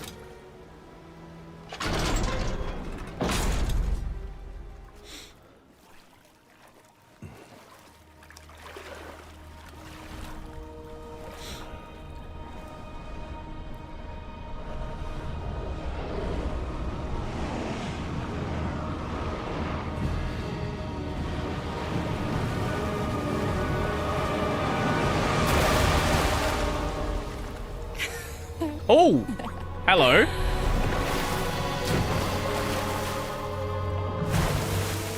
Khazan. Hi. So you survived after all, I see. That's disappointing. Ozma, where is he? Wait, this is Ozma? The great General Khazan. I never understood what Ozma said. Oh, this is Trocker. Always talking you up all the time. Very annoying. Why would he need you? When he already had me. That was very weird phrasing. I see now why we get the ring. Why does Khazan sound like Clive? It's almost like they are voiced both by Ben Starr. Thank you for the strength you've given me, Master Ozma. Now Khazan will die.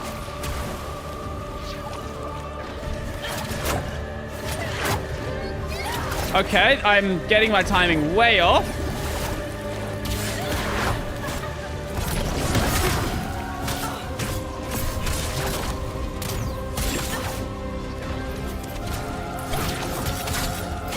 Okay, she does do melee attacks as well.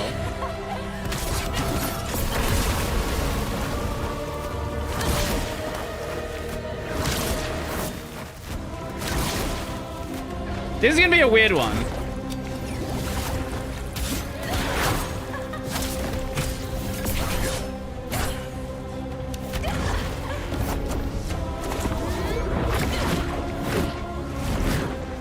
This is gonna be a very weird fight.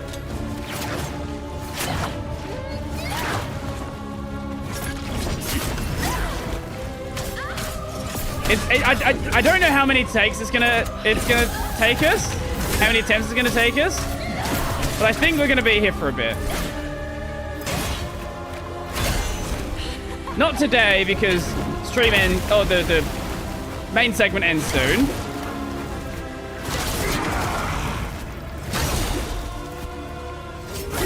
But next time's gonna be an interesting one.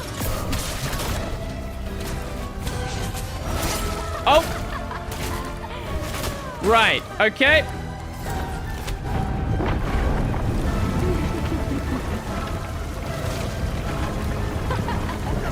What? So much for the great general. What did he ever see in you? Huh? I don't know how I died there.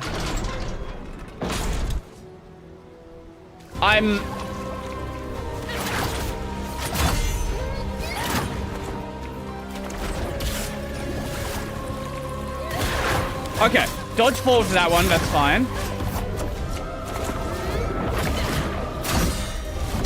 Okay, we can block those just fine. Okay. Oh my god. Okay. I think we want to dodge those. I think they still hit us even if we block them.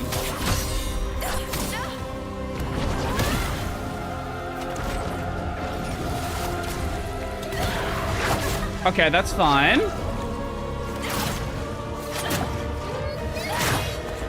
Yeah, her attacks still hit us even if we dodge them. Or even if we block them. So we actually have to get dodge timing right here. Fuck. My love. See what I do for you. Right, okay, sure. I don't think we're beating this boss today. I think next time's gonna be an interesting one for this fight. But I think the timing makes a lot more sense than I thought it did. And her melee attacks are actually pretty tame.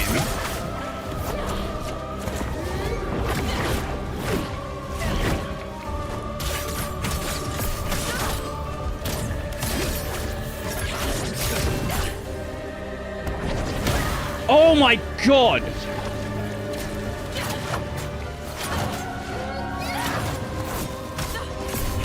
Okay. Oh, no, I fucked up the timing on that. And that.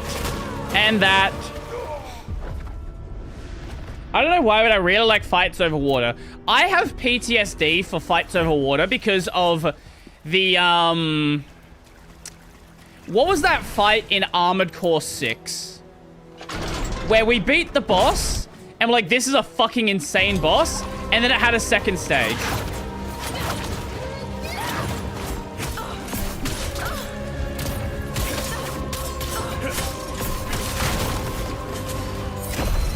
Okay.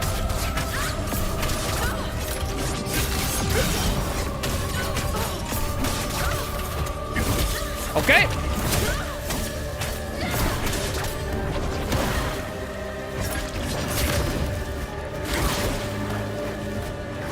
Okay.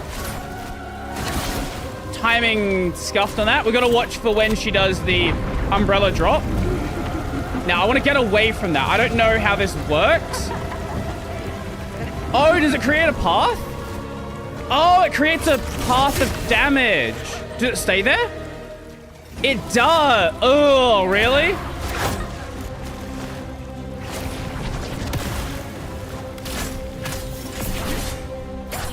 Great, great, great. How long does it stay there for, though?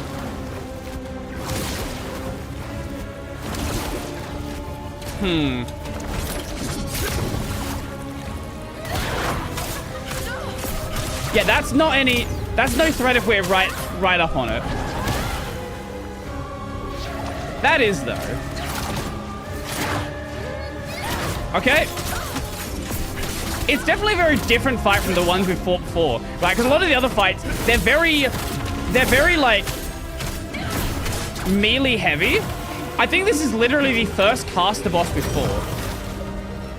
Okay, what does that do?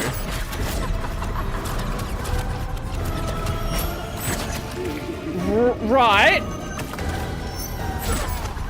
How the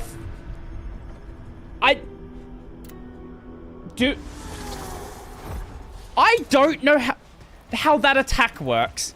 I think this might be a common trend here. She's doing some shit that I have no idea how it works. I'm guessing we can just run from that.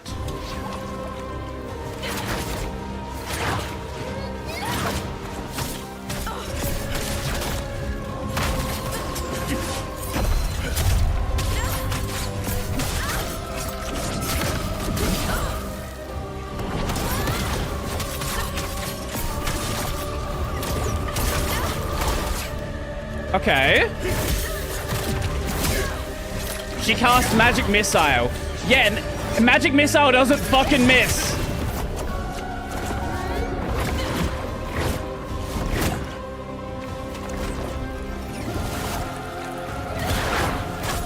Yeah, that one doesn't do anything at weird point blank range.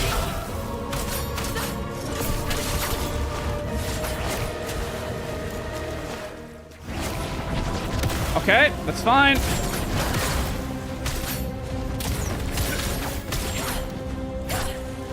Why did... Okay. Hit or miss. I guess they never miss, huh? Okay, now how does this work?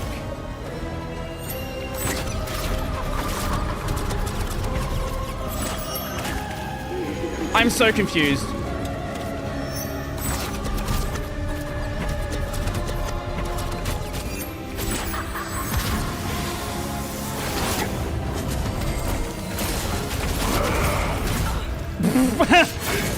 Right, so she's gonna have a big you die now hit. Right, okay.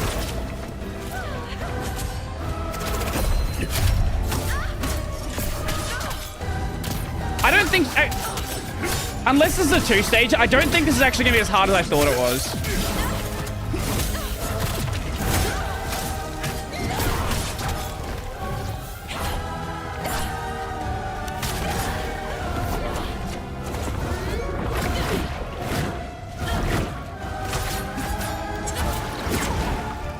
Oh, she has a Moonlight Greatsword. Lovely. Of course she does.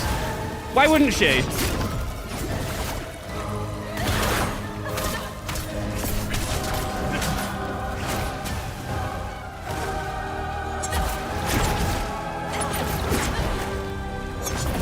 Yep. No! Ah!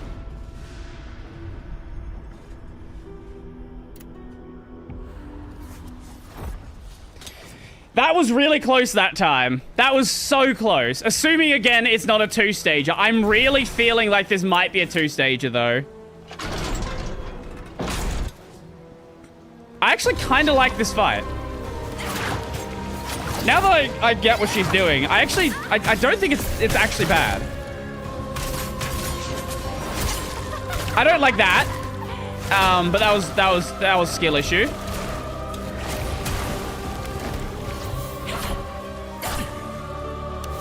Oh, she knocks out you.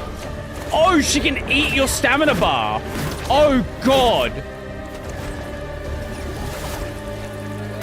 Oh, is that what that effect does?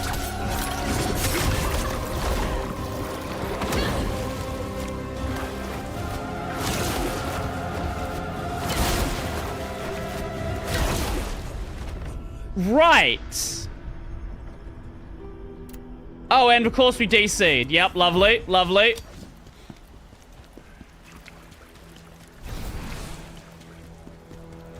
Going so well for most of the stream.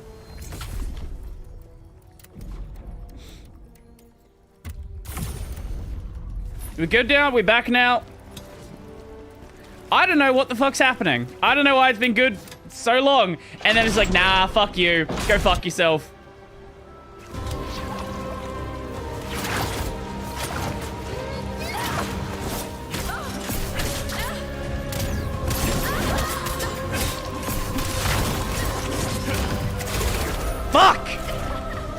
Okay, we definitely don't want to be hit by that one. Oh, there's like a delay when she does that.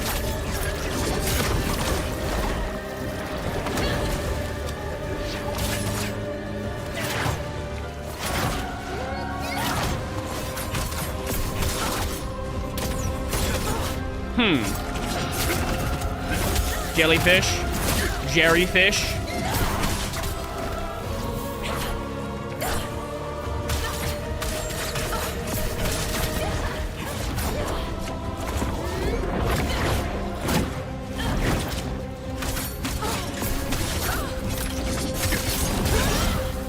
Okay, so you can cancel that. It's just scary as hell to cancel it like that. Water, Melina.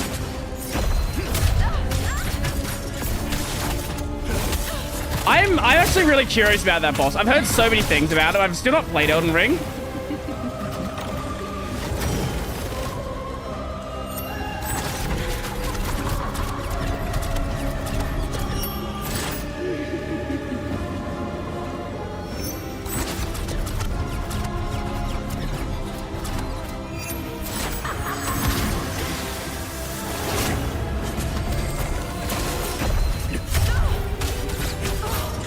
That was cool. That was cool. That was almost not cool.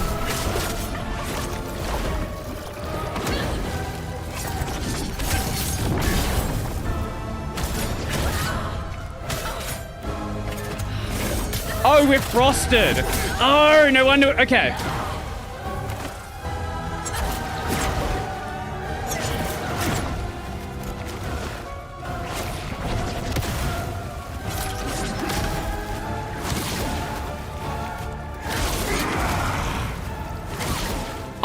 I'm getting that timing so wrong.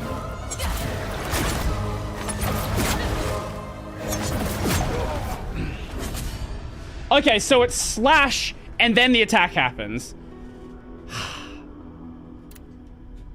I think we'll do that next time.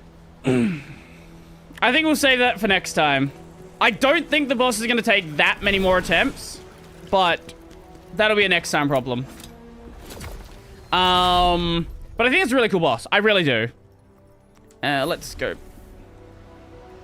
Is that the right boss? Imbecile 240. Yes.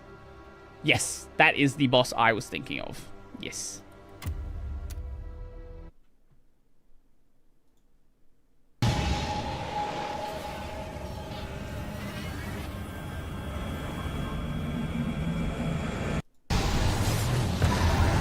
I don't miss this one.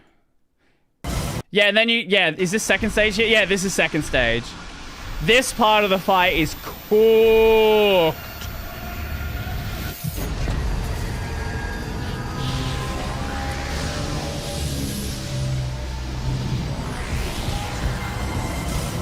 Like, this is the easy part. Yeah, there you go. There's the fun part. I do. Armored Core 6 is really good. I love Armored Core 6.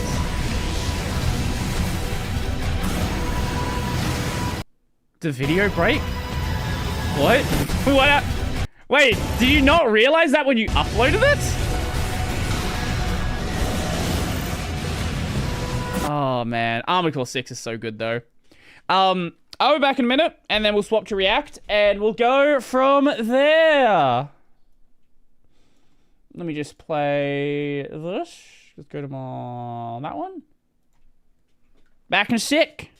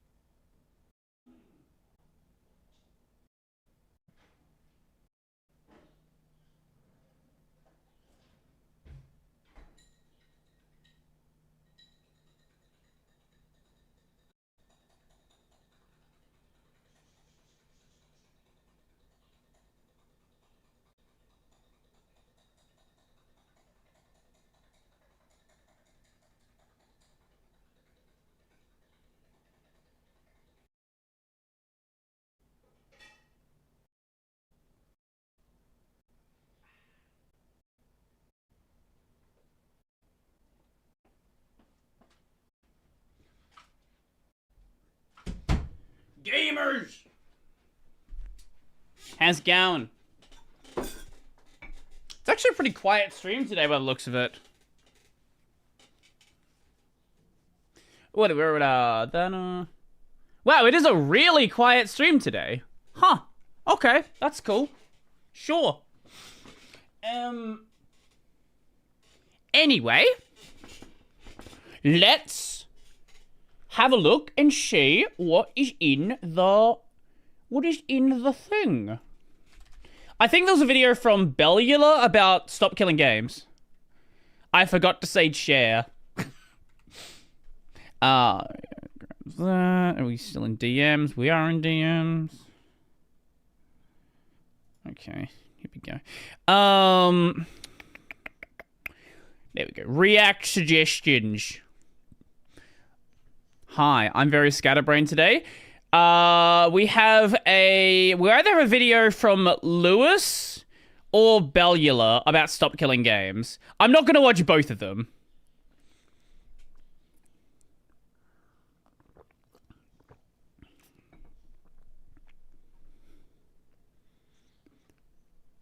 We could.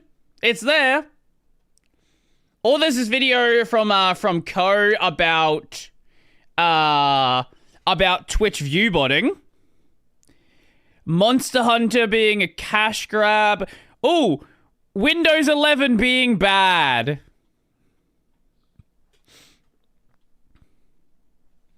Oh yeah, there's all the people that posted that. What else do we have? Yeah, no, that was the boss. Up.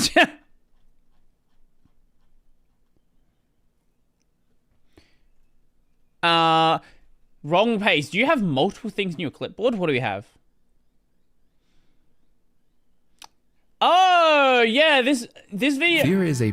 I don't know if you sent this video or someone else sent this video, but it definitely was sent to me a while ago. We can have a look at this one. The difference between afraid and annoying. Sure, let's check this out. Pretty universal experience. So fear is a pretty universal experience. So it's no shock that writers use it constantly to explore characters. And while some of the most iconic characters in media are cowards, it's not always easy to do it well. Welcome to a running series called Exploring Frieren. My name is Pei, and today we're exploring the archetype of a coward.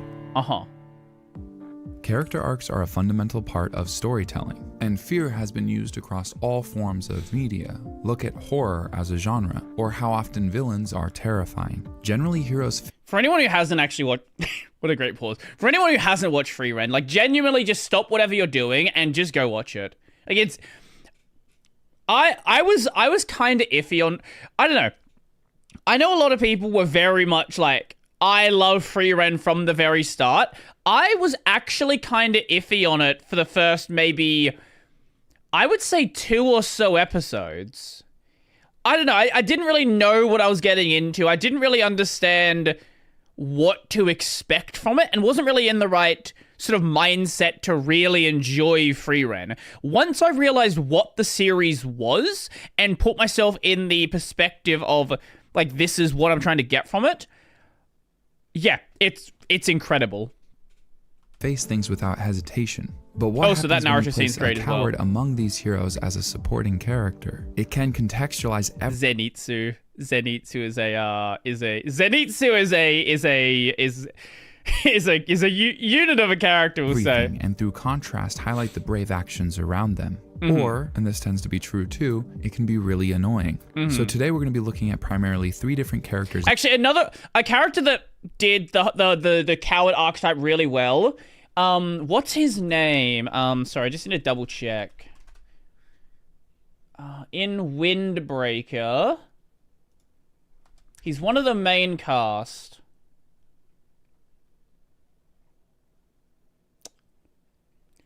Nido. Yeah, Nido. Does he have the same... Wait, hold on. I need to double check this. It'll be... No, okay, it doesn't. That would be... Oh, wait, no, hold up. Okay, no, it doesn't. Okay. I thought he actually had the same voice actor for a second. No, this character is very much like... He's a character that knows he's weak, he knows he's afraid, but he's like trying to overcome the fact that he is. Zenitsu is very much like Bullhead from My Hero, where yes, he has some like minor development, but for the most part, he's literally just the same character throughout. It's like it's just the same joke over and over again. I'm afraid, I'm afraid, I'm afraid. And it's fun for a bit, but eventually it does become draining.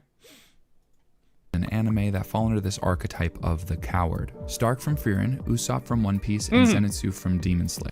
Usopp is another really good example, yeah. This video was originally created with the intention of comparing Stark and Zenitsu, but in writing the video, I realized that Usopp is an interesting sequitur between the two. That being said, a couple asterisks, we're going to be talking just about the anime adaptations of Frieren and Demon Slayer. We're not going to be talking about the manga. And for Usopp, we're primarily going to be focusing on the first couple arcs through Arlong Park. I haven't watched past... Yeah, that's because... Well, he hasn't watched past it, but Usopp's a character that kinda... I don't know, post-time skip stuff, a lot of people have very strong opinions about how characters like Usopp, characters like Chopper changed.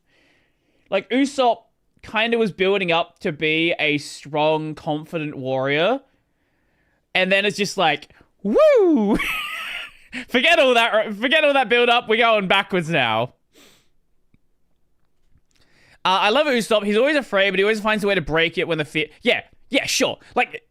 Usopp is there when there is nothing... When there is no way around it, Usopp stands up and does what he needs to do. It's just, he will find as many excuses as he possibly can to not do so. The first 100... You know, the running joke. I have the allergic to... new islands with big bugs virus. Or like just that same joke you hear over and over again. Usopp's largely just winging it. I think he has incredible luck. Yeah. Well, there actually is a thing with that where Usopp's stories that he was telling What's-Her-Face on his like home island, all of those stories were real. 50 episodes of One Piece, so I probably shouldn't talk about Usopp as a general character rather than his introduction. Okay, qualifiers out of the way, let's jump in. One of the best things you can do when creating a relatable character who's a coward is give them fears that are reasonable. Stories often take place in extreme circumstance, with lives and the world on the line. Zenitsu and Stark are facing terrifying monsters, and Usopp is essentially surrounded by gods capable of destroying buildings with single swipes. These characters being afraid makes sense. And while this helps, it doesn't mean that they're well-written characters. I'm specifically talking about Zenitsu here. I'll explain my criticism in more detail as the video goes on, but I've constantly seen people defending Zenitsu's poor character writing under the realm of realism. And while I do believe at first that Zenitsu's fears are reasonable, I argue that he's a poor example of the coward archetype that could have been so much more. Well, the problem with Zenitsu is he never really, like, yes, later on, like, where in the manga he does progress further, but up to the point where the anime's at, there is literally zero character progression in him. Like one time he shows up to help, and that's pretty much it. like he never, like Stark in that first. When was that scene? There was a scene fairly early on in Frieren where Stark had to step up and actually, when the demon fight. When was the demon fight?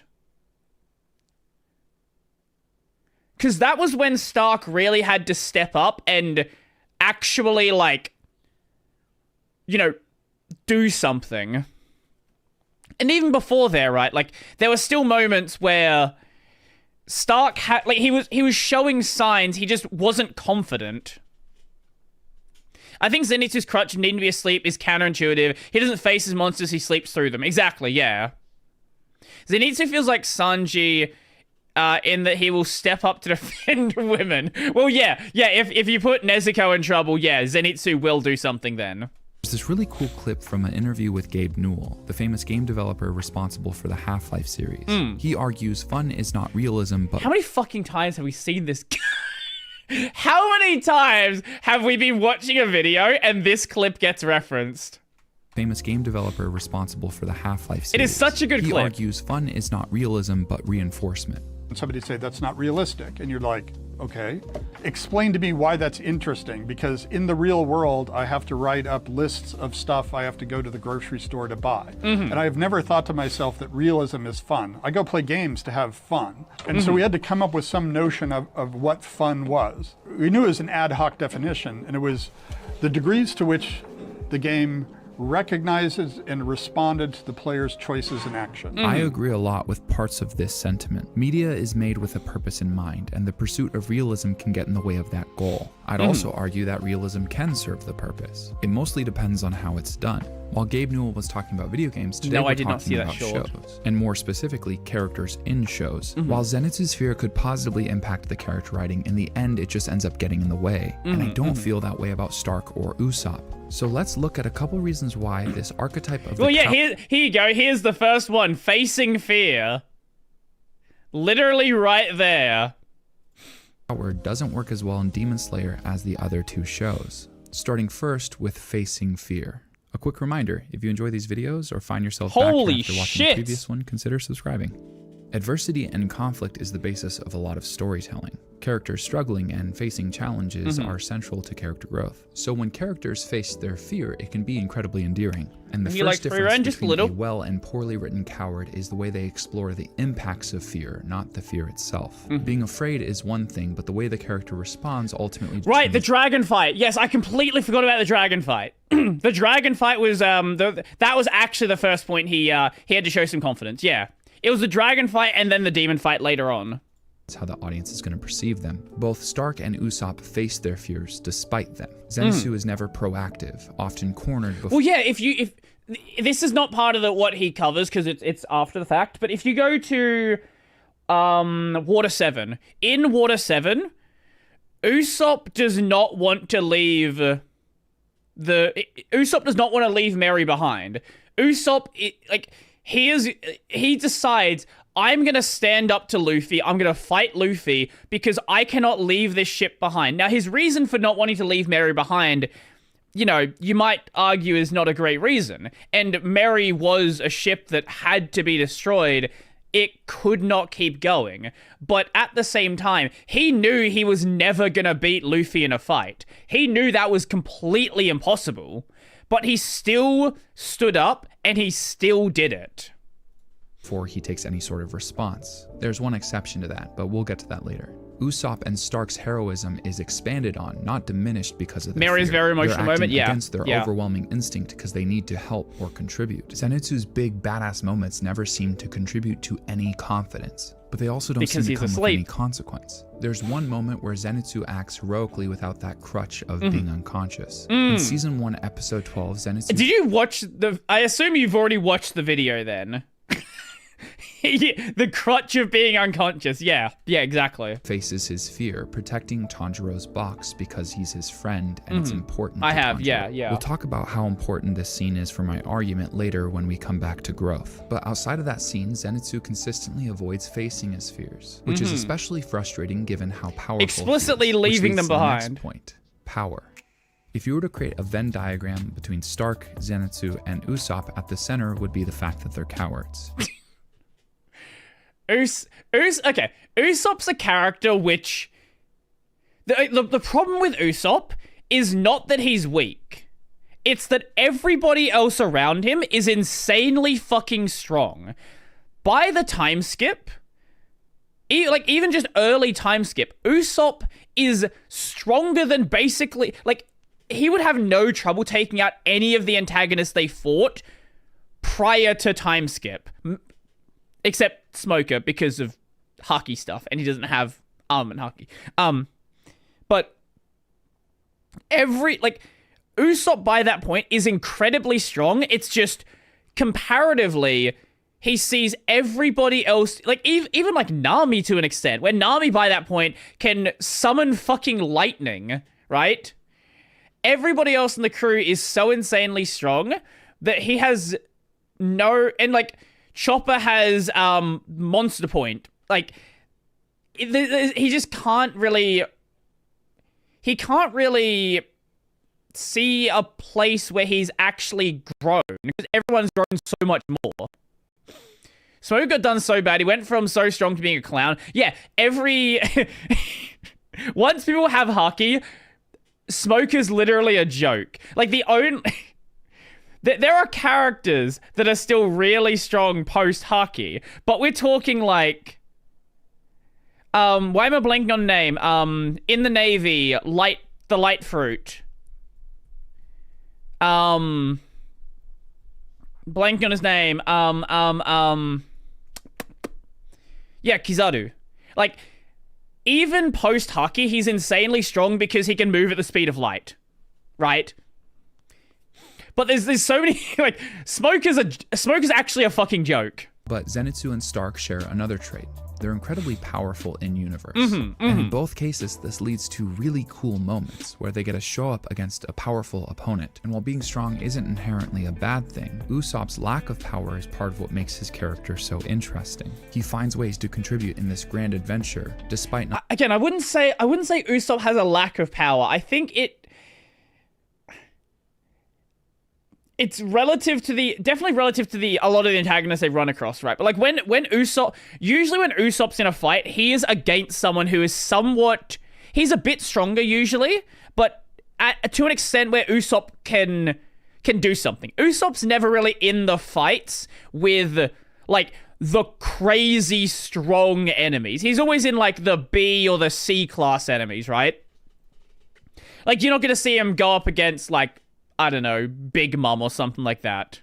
Not having as powerful of a skill set as his surrounding allies. So while Usopp gets his... The one exception is when the entire crew fought the Luffy zombie. That is an exception, but everybody was fighting in that one. Moments, it's never coming from a place of power, but ingenuity. But big shiny moments from power are incredibly fun. That's why a lot of other characters in One Piece kill get yourself them so often. Zenitsu's power in Demon Slayer is incredibly frustrating. Not only because you should be continuously building confidence through the series as you fight stronger and stronger opponents, but also because I think the solution to his fear and how he consistently fights feels like a huge cop-out, especially with the way it's explored. Which leads to our third point: solution and consequence. For a character to be incredibly powerful and a huge coward, there needs to be some sort of circumstance and acknowledgement. Because someone who's incredibly powerful shouldn't stay afraid of things for very long. Alright, this is the point where we're going to start really getting into spoilers for both Frieren and Demon Slayer. We're going to be... Well, yeah, the thing with Stark is when he beat the dragon, when he beat the demon, he got a big confidence boost, right? Like, Stark is somebody who trained really hard, but was never in a situation where he was able to use his talents. So he never really understood how strong he actually was. Whereas Zenitsu, like, he goes up against really strong demons, and he just doesn't know it happened. Yeah, he never had a situation... Like, his only point of reference was, like, training with the dwarf dude. And, like, you know, this is another great example, right? Imagine... Okay, Fern, she has, like, a much better grasp, right? But Fern is also a character where we didn't really know how strong she was until... Well, firstly, the demon arc, and then also the license arc. We didn't know comparatively where Fern really sit, because our only point of reference was Frieren, and Frieren's basically a fucking god. Covering the first season of Frieren and Demon Slayer through the Hashira training arc. Something that makes Usopp and Stark really interesting characters is not only are their fears justified, but they adjust as the story goes on. Their fears are based off of the experiences they continue to have. When Stark finally overcomes the dragon, he doesn't simply just transform into someone that's no longer afraid, he just gains some level of confidence. And later, his reluctance to fight the demons doesn't undermine that growth, because when push comes to shove, he doesn't hesitate. We're getting a little bit too much into the growth category, which I want to talk about later, so instead we're going to focus right now on how Zenitsu's character doesn't have proper solutions and consequences. Having unconsciousness be the solution to Zenitsu's fear is a bit of an anime answer. That being said, most audiences, me included, constantly deal with weird answers and solutions to problems as long as they're properly set up. So my issue doesn't actually lie in the fact that Zenitsu's solution is that he's unconscious. It just feels like there should be some consequence or play around that idea. If power in stories is a byproduct of some shortcut, it needs to come with some trade-off. If Zenitsu can't overcome his fear and has to rely on his unconsciousness to fight, there should be trade-offs. There's a video from a YouTuber named Captain. That's a really good point, actually. And I think that's if we want to talk about a character where there are consequences, at least early on, Luffy, when he first started using Gear Second and Gear Third, when Luffy used Gear Second, he was exhausted. Like, that was an incredibly powerful form. He was able to actually beat major antagonists, but if he didn't beat the antagonist, he was cooked. And then Gear Third, he turns into, like, mini Luffy, right? Like, there is such a big trade-off using that. Like, now, obviously, post-time skip, the trade-off disappears. He can just use it whenever he wants to. But, like, even with a character like that, there's some drawback to it. The drawbacks made it more impactful to use. Exactly, yeah. Yeah, it's the writing, look, growth in writing's not as good, but Dragon Ball Z, right? Like, I guess it'd be late Dragon Ball Z, but mid to late, Cell Saga, when Super Saiyan, like, Grade 2, when that was introduced, like, it was more powerful than base Super Saiyan, but it also had the drawback of being considerably slower. Same with, like, Super Saiyan 3, where Super Saiyan 3 has a massive drain on stamina, and in many cases is just not worth it. So Luffy's gears are just caffeine, post-rush leads to a crash. Again, this is pre-time skip, post-time skip, Luffy can just use Gear Second whenever he wants to. Yeah. Mac that goes into potential answers to this feeling. For example, paraphrasing Captain Mac, if Zenitsu when he was unconscious wasn't capable of differentiating between ally and foe, that would create a consequence for that Deus Ex Machina. It would feel actually, you want to know a series that does have a serious drawback, and it's literally the focus of the first, like, entire season, maybe first 2 seasons. My hero, Deku, where he gets One For All, and he fucking breaks his arm the first time he uses it. It takes a long time for him to develop a style. Like, for a while, he was willing to just break fingers because that was the only way he could legitimately use the quirk. And then as it goes on, then, like, you know, he works out a style that makes it work. And even, like, the other characters, right? Like Todoroki, a big part of his character was he didn't want to use the fire side, and that greatly limited what he could do with his ice abilities, because eventually he would give himself hypothermia, and, you know, he has hypothermia now. Or Ochako, where she would, like, have nausea when she used her gravity abilities. Or Ballhead, even though he's not really an important character, if he took too many balls off, his head started bleeding, right? Like, pretty much every character, I don't remember, did Froppy have any sort of downside? I don't remember. But basically every character that I'm, like, every one of, like, the really important characters had some sort of big drawback. Bakugo, where if he wasn't sweating, his abilities were, like, he basically couldn't use them. The main problem is the downsides drop so quickly. For a lot of the characters, yes, but with Deku, they did last into, like, season 2, season 3. It wasn't. I don't think Deku got full cowling until, like, season 3, if I remember correctly. But, like, Todoroki, he dealt with stuff straight away. Bakugo dealt with it straight away when he was able to store sweat in his gauntlets. Ochiko, I feel like she dealt with it pretty early on as well. And obviously, you know, All Might, who is a skeleton. Less like a cop-out. Or if Zenitsu had some sort of internal... And then he became Iron Man. Yeah, that's coming up very soon in the anime. ...struggle where he was desperate to fight but couldn't get himself to pass out. That could have been a great moment for character growth where Zenitsu would learn that he couldn't rely on passing out to face his fears. There was also little to no explanation why Zenitsu could pass out and still fight, or why he became more conscious throughout the series while in that passed out state. There's a difference between implying things and a story requiring headcanon for anything to make sense. Right. They could have just had a training arc where Zenitsu realized by closing his eyes and only listening, because that's his whole thing, he has great hearing, that he's capable of fighting without facing his fears. Literally any answer and consequence would be better than none.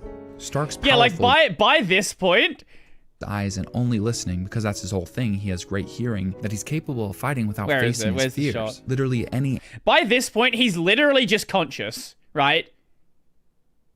He's just talking, he's conscious, but he's not conscious, right? Like it's such a stupid cop-out. Answer and consequence would be better than none. Stark's powerful but lacks self-confidence. As he takes on more enemies, kind of like the author forgot he was supposed to be unconscious. And starts to lose that fear. In one season, we see more character growth from Stark than I feel like... I can't wait for season 2 because I can't wait for the absolute insufferable dialogue about how demons are actually the good guys and demon and how it's actually a metaphor for real life. I can't wait for it. It's going to be so much fun. People do realize that MHA is supposed to be a parody of Marvel and DC. I feel like it's pretty obvious. Zenitsu has gone through in the entire series so far. But even if we did see sudden Demon Lives change in Matter, Zenitsu, exactly, I think it would be incredibly undeserved because they'd have to explain There's literally the an arc entirety about of why he changed suddenly demons are evil in the new season. No matter how justified the answer is, they're going to be introducing these ideas after he's already made some sort of change. Maybe it'll be done really well and they'll explore Zenitsu in a satisfying way by the end of the story. But more... There's 3 movies until the series ends. So, no. No. More than likely, I won't be satisfied with any change that didn't feel set up over a long period of time, because while human growth comes in tipping points, that requires lots of buildup. Which leads to the 5th point, just walk away. I don't understand why Zenitsu is still a demon slayer if he's so afraid and not growing at all. Usopp is desperate to become a hero who goes on adventures and wants to overcome his fear. Stark keeps finding himself in situations where he can't leave people behind and needs to protect them. But why is Zenitsu still a demon slayer? If he's that afraid, just step away. Nezuko. That's honestly, like, that's the plot. That's the reason. Why is he a demon slayer? Nezuko. Or find other ways to help. And if he can't do that, explain why he can't do that. If Zenitsu's fear is as serious as it seems to be, it should be explored in the story. Because facing your fears is actually a very admirable trait. Sticking to something that's really hard, despite your inclination not to, just to help people, is actually very likable. And part of the reason I know that is because I love Usopp and Stark for those reasons. It's almost a more pure representation of heroism. And thinking about this, I don't even actually want Zenitsu to have quit being a demon slayer. I just wish the story had given us more of a reason why he stuck with it. Which leads to the last and I think most important part of this all, which is character growth. There was a isekai called The Wrong Way to Handle Healing Magic. That's a fucking good That's a very fucking good one. Yeah, that I really, really enjoyed. Even in the small chunk of One Piece I got to see, I felt like Usopp went through a lot of growth. And very importantly, not at a pace that felt unrealistic. It wasn't sudden and drastic. Big moments where he was brave were built up to. Stakes were set. And along that line, Stark... And then you have Post-Water 7 with God Usopp, where... Like, it's... You know, it's tech... You can argue that it's like... It's a cop-out with God Usopp, but... He throughout, like, as Post-Water 7 goes on, everyone's just like, "Hi Usopp, how you doing, Usopp?" Like, everybody knows he's Usopp except Luffy. Luffy and Chopper are the only ones who don't know that he's God Usopp. But everybody else is like, "Okay, how you doing, Usopp? Yeah, well, you gonna help us out? That's cool. Yeah." And like by the end, he kinda forgets it. is an outstanding character that faces his fears consistently. He doesn't magically change overnight. He practices to counteract his fear and learns to trust those around him. He struggles to take those leaps of faith that are necessary to face your fears until people are in danger and he feels obligated to try to help. Stark and Usopp's growth often comes from proactive action, and they're so far from static characters. Hi Hotbod on games, what is this game that you are reacting to? Yeah, this is a great video game. This is called Free Ren. The difference between afraid and annoying.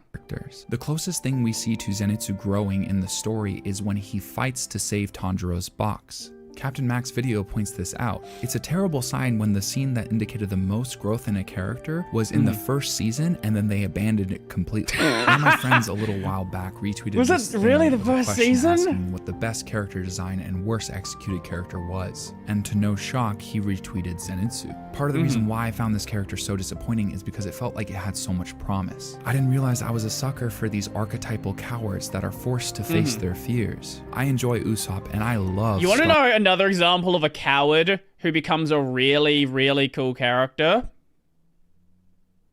Ichikawa from Bokuyaba.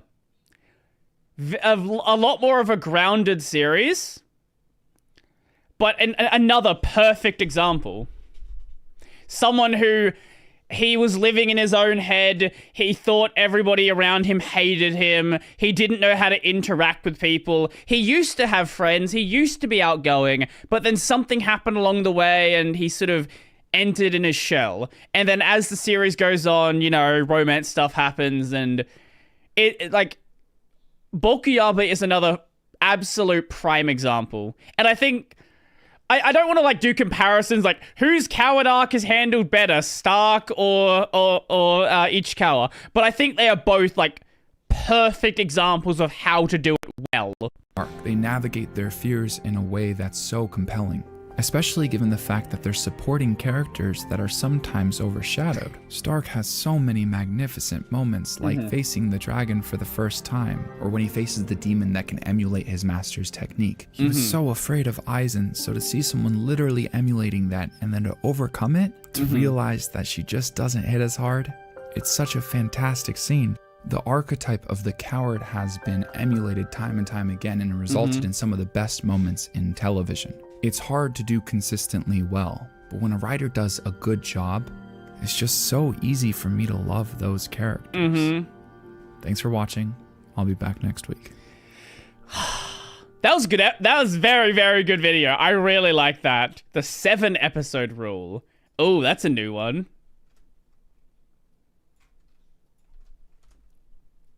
That was very good. I agree with every single thing that he said here. Free Ren is well written and it shows. Yeah. Yeah, Free Ren is top left. Oh. I'm not gonna watch a hour 45 video about Oshinoko. 2-hour documentary. Yeah, no, we're not gonna do that. Not happening. I want to watch the Jaden Williams GTA 6 skit. Sure. What is this? I just pointed out that I watched that. Okay, fair enough. So here's the fun thing with GTA for me. I played a bit of GTA 4. I have never played GTA 5. The last GTA game I actually finished, I never finished Vice City. I don't know, I didn't vibe with Vice City for whatever reason. But I did play San Andreas until the end of time. I don't know who this is. All right, buy my first car in GTA 6. Hey, looking for some wheels? Oh, wow, decent options. Okay, that one's nice. I like your style. I'm gonna hand you over to my finance manager to handle the paperwork. Paperwork? Hey, Jason, I'm Ronald. Have a seat. I'm gonna be helping you with your contract and finance options. The mission is car finance? Hey, Greg, can you give me my rubber stamp? You know how you solve this? Shark cards. He needs to get a rubber stamp? What? I didn't notice that detail. Bill, we're gonna have to run his credit report. Jason, do you have any idea what your credit score is? Credit score? What? Am I supposed to make it up? Fantastic. Now, what's 2 minutes? What? Equifax, TransUnion, Experian, TransUnion, TransUnion. Duly noted. Now, Mr. Duval, is this vehicle going to be designated for commercial use, thereby qualifying for potential tax? Okay, we're done with this one. This is this is not as enjoyable as I thought it was going to be. Moving on from that one. Let's see. We do have this video from Ko about Twitch view botting. Just wanted to see realism. It was, yeah, here's the problem. Do I need to play the fucking Gabe Newell clip? We've already seen it once in this stream. Do I need to play the Gabe Newell clip again?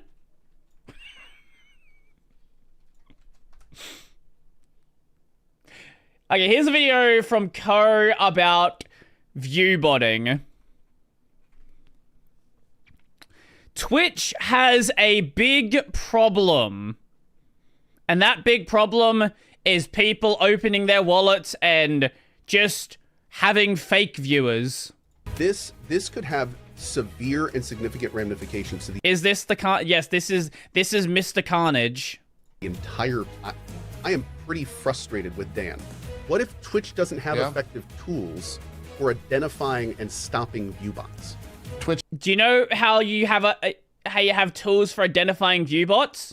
You look at their Twitch stats and you say, that's a view botter. Their view count literally is identical across the entire stream and across a bunch of days. Wow, crazy. How did that happen? I wonder if they're view botting. And then you say they're view botting and then you ban them. Easy solution. Which has a dedicated viewer bot team. So, what? This needs to be more of a thing and not something that's just pushed. I've only ever watched clips from him. Yo, he view botting. So what?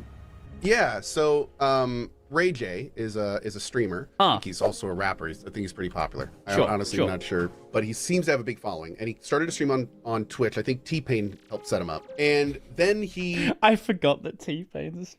What a weird world we're in, where actual serious celebrities are just Twitch streamers, right? I'll always, the one I'll always appreciate is Snoop Dogg, because he just shows up and doesn't fucking do anything. There was one time there was this really popular clip where he just walked away from stream and 8 hours later he found out his stream was still on.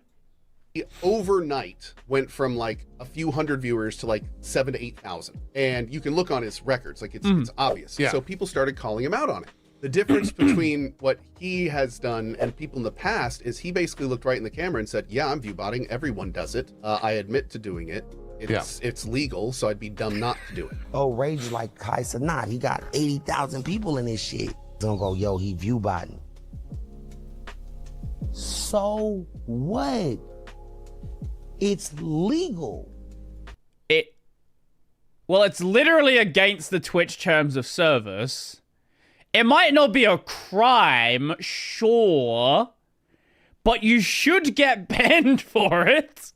Remember, whatever's legal, you should do.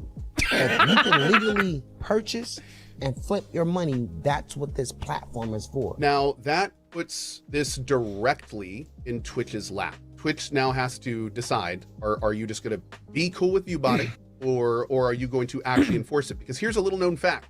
No one really gets ever banned or temp banned for viewbotting ever. It doesn't happen. Yeah. You gotta be pretty fucking egregious with it. But viewbotting only does so much if the content's bad, right? If you're going from a 3 view stream to a 100,000 view stream, look, there's a 3 view stream for a reason. Chat, are we bots? I think you might be a bot. It hasn't happened yet. So if this was something that was done to him, it would be one of the first times it's been done. All the worst viewbotters have left the platform in fear of things happening, not because things have actually happened to them. So this is a big thing. Now, Twitch has clearly in the past said language that has led us to think it's not okay. 4 years and Clancy ago. specifically has made public statements saying that he is not okay with it, which is why everyone is a little confused. Whatever is legal, you should do. What a philosophy. It's certainly a philosophy. I'll give you that. About why this is happening, especially considering that Dan Clancy welcomed Ray J onto the platform. So, which makes this a little bit more tumultuous. Dan, I don't know what he's doing. So Twitch has never actually had a good CEO, okay? So their prior CEO didn't even know anything about gaming, didn't know anything about Twitch or Twitch streamers. He knew about gaming because he would just play League during meetings and wouldn't actually do. Basically, the last CEO was just cashing a paycheck and didn't do anything. The problem with Dan is he is way too involved. He has favorite streamers and he gives them special treatment. If he can bring someone to the platform, they're going to be able to skirt the rules. And Dan is just he is less of a CEO. He's not a CEO for the company, right? Apparently Dan's not great at his job because all he does is just hangs out with streamers. So anyway, that's where we are. And the part that already makes this a really shitty situation is the fact that it's already been way too long that Twitch has been quiet about it. Yeah. This happened days ago and nothing has been done. And, people are putting up tweets. Other people are sending direct. Look at that fucking chart. Yeah, I'm not a view. At least he's admitting to being a view botter. Just yeah, obviously you're a view botter if this is what your fucking stats look like. It's one thing to have a jump like this, right? You do some big event stream, but to jump and then flatline? Obviously, that's against the rules. Messages being like, what the f are you doing?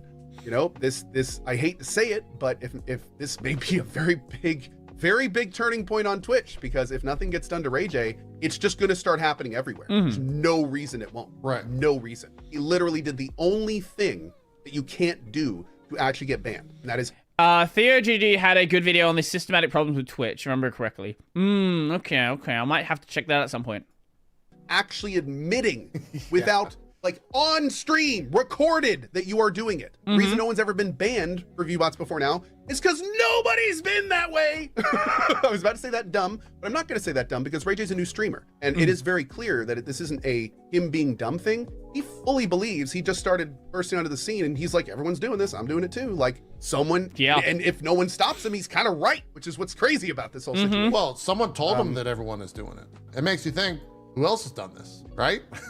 Who else has done this? Ron, who used to work at Twitch, I don't think he no longer does, but he said himself, it has happened. If Twitch had proof, I myself banned a lot of channels. We had a lot of channels that admitted or even showed the dashboard of the bots. And well, yeah. If you surely they have to ban if he. I know people have been banned for showing the dashboard, but surely that if you admit it, you've got to ban them, right? You have crystal clear evidence of that being the case. From what I can tell, the only people who've really gotten banned are people who basically they were nobodies and then started viewbotting. Anybody who might be a big streamer, I don't think there's ever been a big streamer banned for viewbotting. Anyone that is somewhat notable. Which suspended the channels. So he himself. But those are people who admitted it. Yes. Out of curiosity, has there ever been a case of someone getting banned for viewbotting that has not admitted it? Yeah, I don't. Well, I have 100,000 viewers, but I'm not. She viewbotted. I love this. She viewbotted 20 viewers. Imagine getting banned for viewbotting 20 fucking viewers. That is insane, man. Doing this. As far as I knew, no one had ever been hit for that. And if that's different, I would love to get informed on that. This is former Twitch employee, so he's no longer okay. Why would you even do that? He's representing himself, so I don't want. If he doesn't answer, he doesn't answer. No. But it's the type of thing where you start to wonder, well, someone told him that it is the common thing, it is the normal thing, right? So who knows? You start to wonder, like, well, who else is doing it, right? Like, who told him that? Who is he going to drop names? Like, you start thinking, you got a list? Are there other big channels that do this? If they don't go after that, why would they do anything? Like, why would they even spend resources to try to combat that if they don't care if people do it? And I think this situation is going to start showing, like, maybe they just don't care. Maybe that ship has sailed at Twitch and they just no longer care. Maybe it's all metrics over everything. They don't care if it comes from bots. But it's a matter of it's a matter of they or Dan. Is this a corporate culture thing, or is this Dan saying we don't give a shit, just let it happen? You know, it's whatever they got to do. They got to say something. So I had dinner with me and Dan Clancy. Yeah. Okay. And we talked about this issue at length, and that was 2 years ago, and shortly before the F Extra Life stuff happened. So that right, yeah, where F Extra Life was doing was embedding the stream into the F Extra Life website. And because the stream was technically playing in the background, they counted as viewers, but none of those people were actually watching the stream. So the stream would have like thousands upon thousands of viewers, and there'd be maybe 3 people in chat.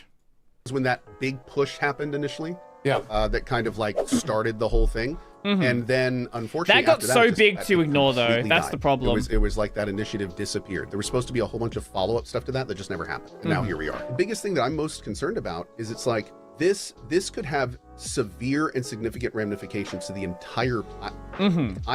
I am pretty frustrated with Dan. Like on a I am using your platform as a contractor level. You are not being more responsible in making sure the people that give you money for advertisements know that those numbers are real numbers. That they're seeing. That's the real part people don't want to talk about. The fact that if this becomes like mainstream stuff that big companies know about, why would they want to advertise in your platform, right? Like, if it turns out there are big stream, like if imagine every big streamer was a viewbotter, why would anybody want to advertise on a platform that has entirely fake metrics?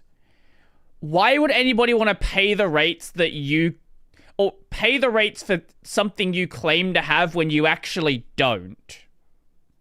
He frustrated at him for not doing his job properly and making sure that that's public knowledge. Sure. And if he doesn't do this, every single streamer on this platform should be very frustrated with him in that position doing what he's doing. So like this is Twitch has millions asterisk of users, on this platform. Like every current metric, like River, all the big data stuff, it all goes off public information. All of that becomes garbage if it's just flooded with fake numbers all the time. So it becomes impossible to track, like, for anything. Everything loses value when you can't. There's no. Yeah, it's gonna be ridiculous if that actually does not, if nothing gets done about it. Yeah, you could kill the platform for advertising. You could kill the platform completely if what advertisers a random old comment to grab onto. You just looking through the old part of the chat. Like, I'm frustrated Dan isn't saying anything. I'm mad at him for not addressing it. But then that led me to think, what if he can't say anything about it? Because what if Twitch can't do anything about it? What if Twitch doesn't have effective tools for identifying? No, I don't believe that. If a random person on Reddit can identify a viewbotter, I think you can work out who's the viewbotter, right? Like, if everybody worked out that F Extra Life was a viewbotter, I think you can work out that other people are viewbotters. Yes, maybe if it's not an egregious case, for sure. But any of the cases where it's like, oh, you just suddenly shot up in viewers, you're 100 viewers, 1,000 viewers more, it's really fucking obvious. And stopping viewbots. Ron made some more, I think, noteworthy comments in the chat. He said, Twitch has been doing a lot against bot for years. A lot of bots are filtered out, but many aren't. It's just the classic cat and mouse game. We always had The problem is Amazon doesn't care about Twitch. Amazon's never cared about Twitch. If Amazon cared about Twitch, Twitch would, like, YouTube wouldn't even have a position in the streaming space. Like, they would have never let YouTube build up that position. They would have massively expanded Twitch. They just don't care. I don't know what Twitch gets out of having, what Amazon gets out of having Twitch, but Like, they've never put giant resources into it. Bot in Slack, we could type in the channel, and it would show exactly how many bots were in that channel and where they came from. Twitch has a dedicated viewer bot team. So. What? Wait, you're telling me they could...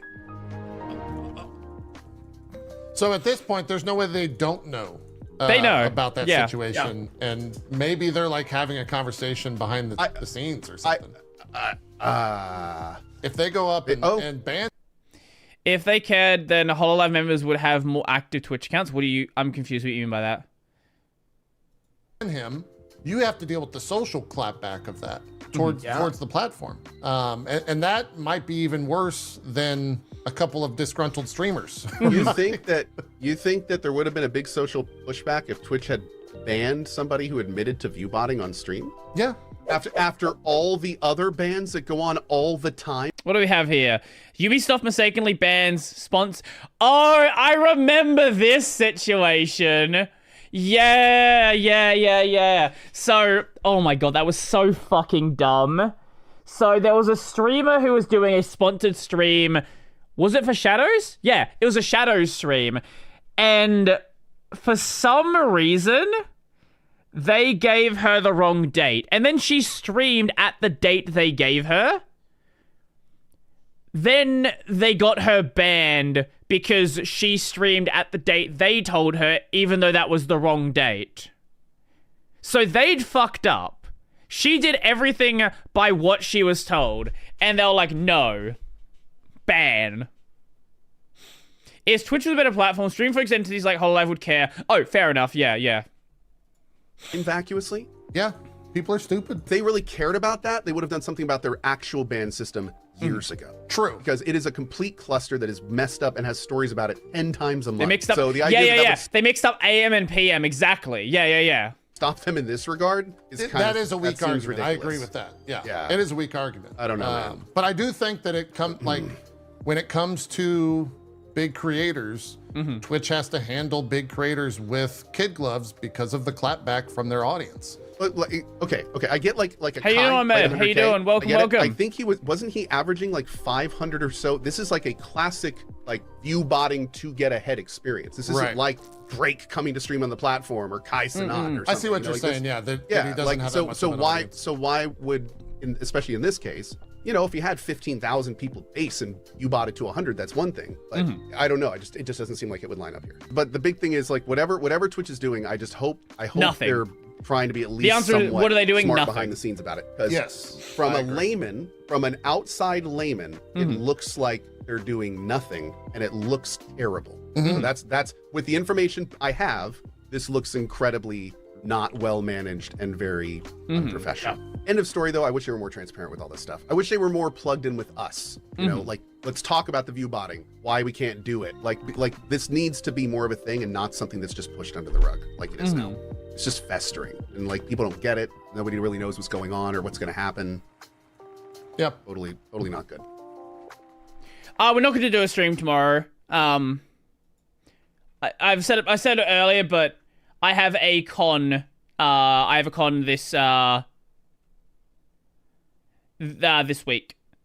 The mangaka who went from a fan to successor, Gachiakta. Actually, no, we'll check this out. Yeah, why not? I've heard good things about Gachiakta. I don't know anything about it though, so I guess we can check this out. I'm assuming this is another channel like Red Joker. Are we gonna find another channel that we're gonna watch every single video of? Let's find out.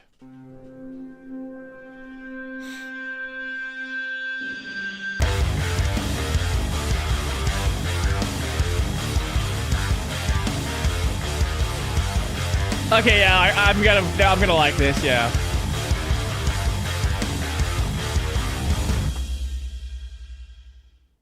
If you don't know who Kei Urana is, chances are you will very soon. Okay. To put it lightly, Kei Urana is one of the most talented authors in modern day manga. Her series, Gachiakta. That's a really big claim. I have heard people glazing this series for months though. Ever since ever since the fucking anime got announced, I've been hearing about this like every other day. By the way, yes, it is Gachiakuda. I've been calling it Gachiakuda this entire time, and quite frankly, I feel like a huge idiot. I've only ever seen the word written, okay? Has received wide acclaim and is now one of the most anticipated anime adaptations of 2025. Urana has been praised for her skill. Watch the anime be garbage. Isn't that so sad when you see some like crazy hyped up series like the beginning after the end, and then the anime comes out and you're like, eh.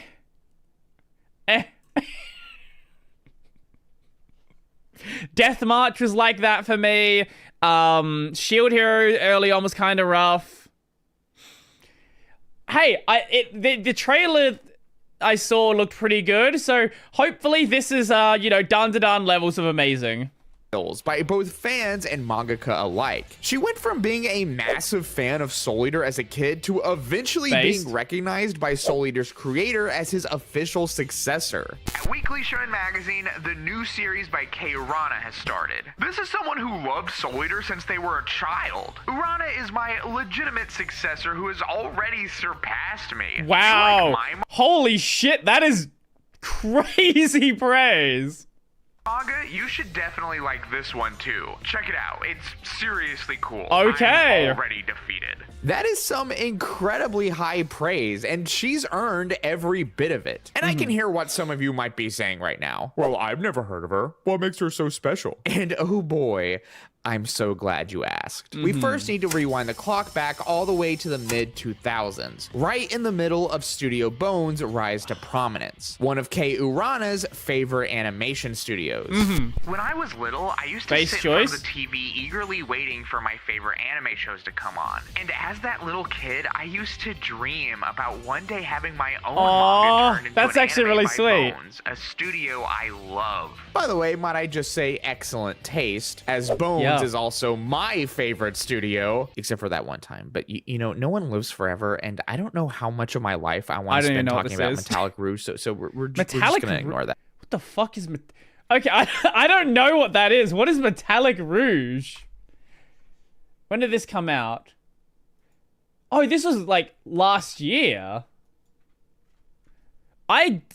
This one went entirely under my radar. I had no idea about this one. Mao doesn't like it, but Mao doesn't like anything. This love of anime would carry over to her high school years, and it was during this time that she finally decided that she wanted to be a mangaka. Now, something very interesting about her is that despite the fact that she very much goes against the grain of what you'd expect from a typical mangaka, she looks like a fucking underground Japanese rapper. Let's just be honest, right? Like, if you were watching some fucking concert and she walked out, you're like, yeah, that makes sense. i.e., she, actually shows her face on camera. Scandalous, I know. There isn't really a lot of information on her life before she was a mangaka or how she even got into the industry. That being said, what we do know is that leading up to her entry within the manga industry, she would upload art to her Twitter fairly consistently. And it's here that not only can we see some prototypes for characters that would eventually show up in Gachiakuda, but also just how ridiculously good her art was. It's clear that she was very much inspired by Soul Eater, but at the same time, it's very unique to her. But we'll save the art analysis for later. All you need to know is that before she had even drawn a manga, she was basically already a master. Okay, but being a good artist and telling a good story aren't the same thing. Your art doesn't matter if no one likes your story. That's fair. Let me finish. Fair argument. Let me finish. I think one of the craziest things about Kei Urana as an author is that prior to her serialized manga debut, she had actually worked on 2 one-shot stories, Nokase and Shikido, both of which would go on. Look at that. Holy shit. I don't know if the story's good, but that fucking art is crazy. Okay, yeah, you know what? I already like her. to win awards, with Nokase winning Weekly Shonen Magazine's 2018 Manga Grand Prix and Shikido winning the 103rd Weekly Shonen Magazine Newcomer Rookie Award. Right off the bat, her work in manga was being praised, and this is undoubtedly what led to Urana's first childhood dream coming to fruition, getting to work with Atsushi Okubo on his latest manga, Fire Force. I can only imagine the sheer joy did Twitch chat break? Sorry, I'll fix that. There you go. Felt in this moment. Just imagine having someone you've looked up to your entire life, who created what you consider a pillar of your childhood, seeing your work amazing. and thinking that I know the anime only endings. People were not happy with it and all that, but like Soul Eater is such a good series. Good enough to work with them. I imagine it would be utterly mind-blowing, but also very, very stressful. You're not a Fire Force fan, are you?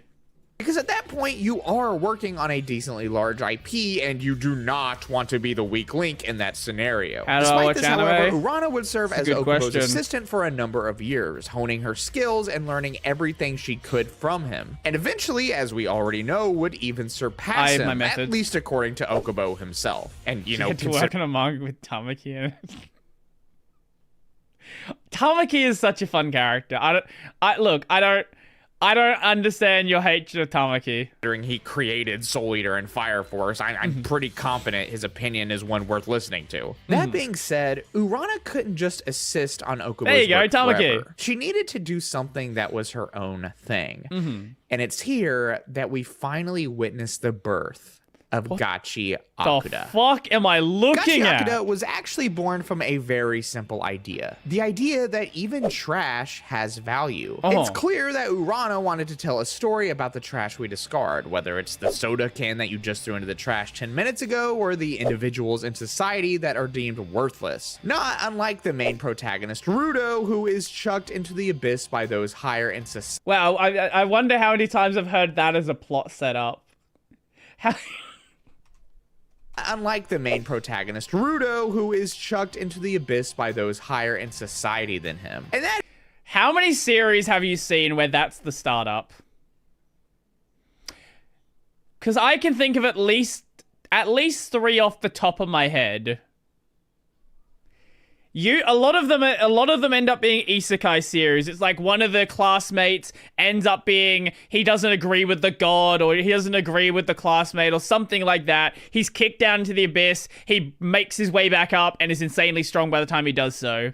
It is just so punk rock of her, which, you know, is fitting considering how punk rock she looks. One of the core elements of Gachi Akuda's story is the idea of jinki, or vital instruments, essentially pieces of junk that to most people probably wouldn't mean much, but carry essential value to those who own them. I won't dive deep into this to save on time, but in Gachi Akuda, inanimate objects. Well, Arifureta is the first one that I can think of. There was a recent one that came out, fuck was the name? I'm bad. I remember series and then just completely fucking blank on names. A guy was kicked down into an abyss. It was like part of a party member. He was like thrown behind. Then he like meets this tree that's a girl, and then the girl joins his party. He ends up becoming like a fucking god by the time he ends up leaving the dungeon.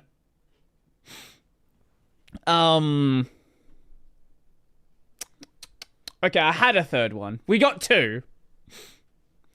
Yeah, Arifureta is the best example.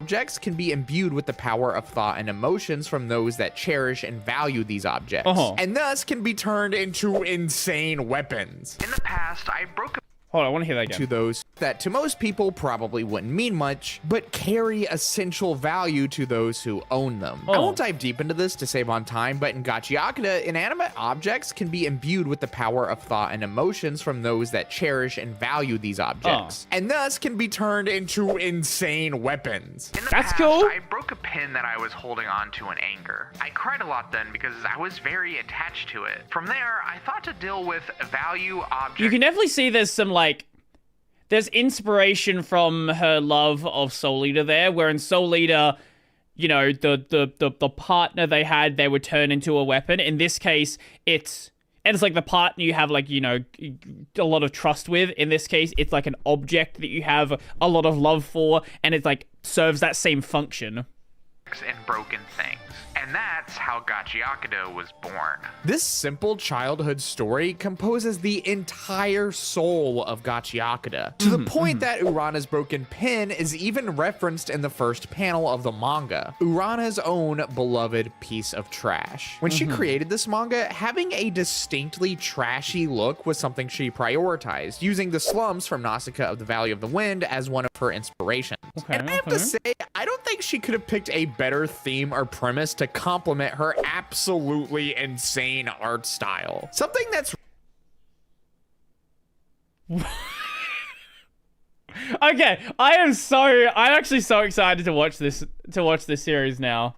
Really apparent about Urana's work is how much she's able to make her character stand out. I've said this a few times before, but it really is a skill to make something kind of grimy, unsightly, and even unhinged, but also appealing to look at the same time. And she's gotten so good at this that according to her, it's just natural for her at this point. I create them to be decent people, but then I actually draw them, and for some reason they turn out to be freaky weirdos. I've given up, realizing that this is who they truly are. One of Urana's biggest strengths is the sheer amount of emotion she's able to get her characters to express. Whether it's joy, disgust, anger, or excitement, her characters' faces absolutely explode with emotion. And it makes it so easy to not only This feels like an anime, a manga or an anime that would have come out like back in 2010. Like it is such a nice change of pace from what we've been seeing with like all of this isekai stuff that's fucking identical. You know, the I don't hate Demon Slayer and I don't hate My Hero, but like I am really happy they're ending and I don't have to deal with people who are constantly hyping it up. The art should be in a museum, it's so good. There have been mangaka that have had exhibits. There was I don't know when it was, but there's been a JoJo exhibit. And there's other people that have had them as well. Understand what that character is going through, but empathize with them. I think that for a lot of anime, capturing realism and nuance is a priority. And that's not to say that this isn't a valid strategy, but at the same time, these are drawings. Yeah, you can express. Do you remember when the JoJo exhibit was? Yeah, in the Louvre as well, not in like an actual serious, like incredibly serious exhibit. Do you remember when that first happened? But yeah, you can express so much in anime, and then you have a lot of series where they kind of keep things fairly grounded in like their character design. And this is why series like One Piece are like so exciting, because One Piece is not like they're willing to do crazy shit with the like absolutely crazy shit with character designs. You don't have to. There is definitely a place for grounded, realistic characters, but not everything kind of needs to be that. 2D representations of people. When you're able to just let loose like this, it can really leave an impression. And this is only accentuated with the method she actually uses to draw, with very bold, messy, sketchy lines. And Urana is able to achieve this look because, according to her, she predominantly draws using paper. 鉛筆で描いてみたり、筆ペンで劇画みたいな感じでしてみたり。デジタルの方ができる幅も結構多いんですけど、デジタルの筆圧検知では検知できないところまで表現してく That is not something you see anywhere near as much nowadays. れるのがアナログだと思うので、ここは魂込めたいなってところはアナログでしっかり描くようにしてます。どうしてもここはなんか古めかしい場所にしたいなみたいな時とかは、和紙みたいなやつをビリビリ破いたりして。かっつけてコラージュっぽくしたりしていろんな試みはしてみてますね。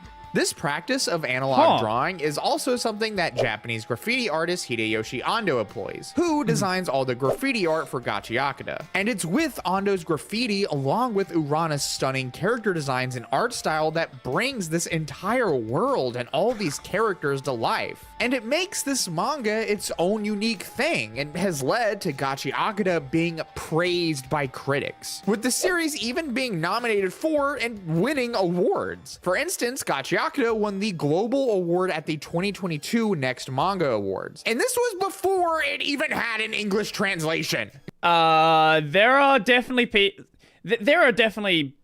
places that can teach it, but a lot of people are very self-taught.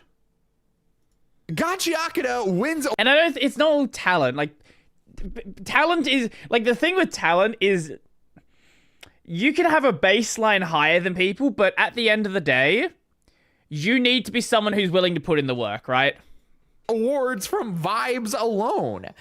And this is exactly why Studio Bones simply couldn't ignore it. So this July, next month actually, at the time of this video, the Gachi Yakuda anime by Studio Bones will finally be airing. When does it air? How long away are we from the first season? Or the first episode, sorry. Where is it? Anisha, Gachi Yakuta, 3 days and 8 hours away. Very, very excited.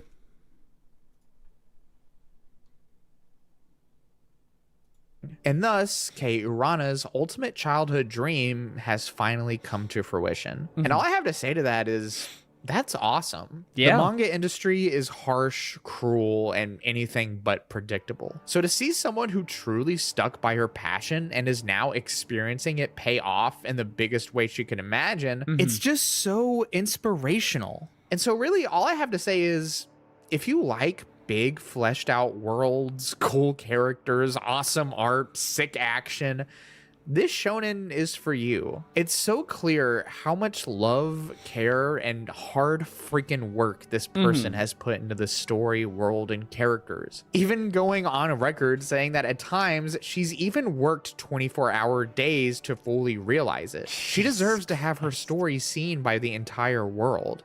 So this July, do yourself a massive favor and watch Gachi Yakuda. I don't know if that was on purpose, where you intentionally swapped back to the pronunciation. Wait, no, Gachi Yakuda. Okay, there we go. There we go. God, I thought I had it. Should have maybe watched 2 seconds longer. I am so excited for this series. I know nothing about it except what we've seen in this video, but people have said it was good for fucking months now, so I will believe them. We will see if they are right, and I hope they're right, because I like having more good series to watch. What is this? Linux can't stop winning. What? What is this? What do you have for me? Operating systems. True. The brains behind your computer. The world runs on the big three, and while 2 of them spend the economy of a small nation to produce liquid trash and inject ads into your start menu, the humble, free... Did I see this? No, it's only a day ago. Sorry, his videos are blending together in my head. and open source Linux has only been growing in market share, with no start menu. The humble, free, and open source Linux has only... I love this chart. I love this chart. It's like, oh, how's it gonna grow? Just fucking make it up. Been growing in market share, with no fancy headquarters, no money spent on marketing, and no gimmicks. 2025 has been the year Linux has gone mainstream, and the first place Linux has taken a big W is gaming. Linux sucks for gaming is an opinion that used to be very true. If you're a person that still uses Facebook, Linux gaming has made massive... What are we looking at here? Is this, I think this is Unity, I reckon. So it's got to be like Ubuntu, what, like 13.10, something like that?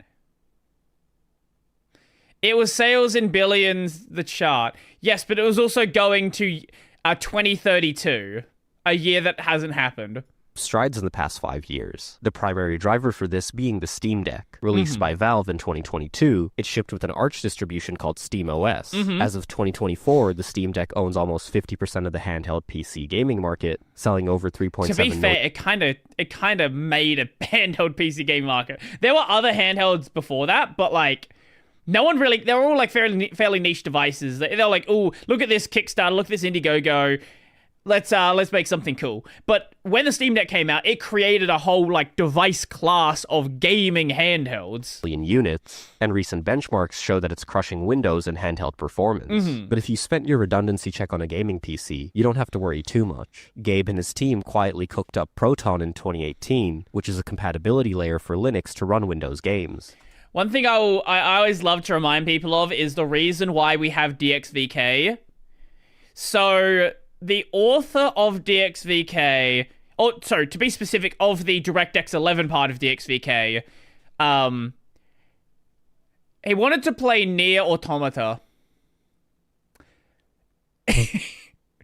His sole purpose of creating that functionality was getting Nier Automata to work on Linux. So he made a compatibility layer that would take the DirectX 11 calls and then convert them into Vulkan. Now, as for the DX9 stuff, actually I think it was DX10, DX11. As for the DX9 stuff, the author for that one was told, that's impossible, you can't do it. So they did it to spite them. They did it to spite the person who said that it was impossible to make this work. And then Valve ended up hiring both of these people and merging those projects into DXVK as a part of Proton. And I believe they both still work for Valve to this day. Open source, by the way. This exploded the Linux gaming library by giving access to most AAA games. And with community-led websites like ProtonDB, you can quickly check which games work and how to tweak them to work perfectly. Linux has already doubled their PC gaming market share compared to Apple, which, to be fair, isn't much of a flex. As things stand, Linux gaming isn't perfect by any means. There are issues with stability and not being able to play games with anti-cheat, but that's a You want to talk about those issues? Speaking of issues, let's see if the game opens. Let's find out. It's not going to open. Let's just let it do its thing. Speaking of issues, my favorite issue that I don't know what the issue is. I wish I knew what it was, because then we could play the game. Fingers crossed, it's not going to work. I'm well aware it doesn't work. Why doesn't it work? I don't know. Couldn't tell you. Launching? It always launched to this point. This was never a problem.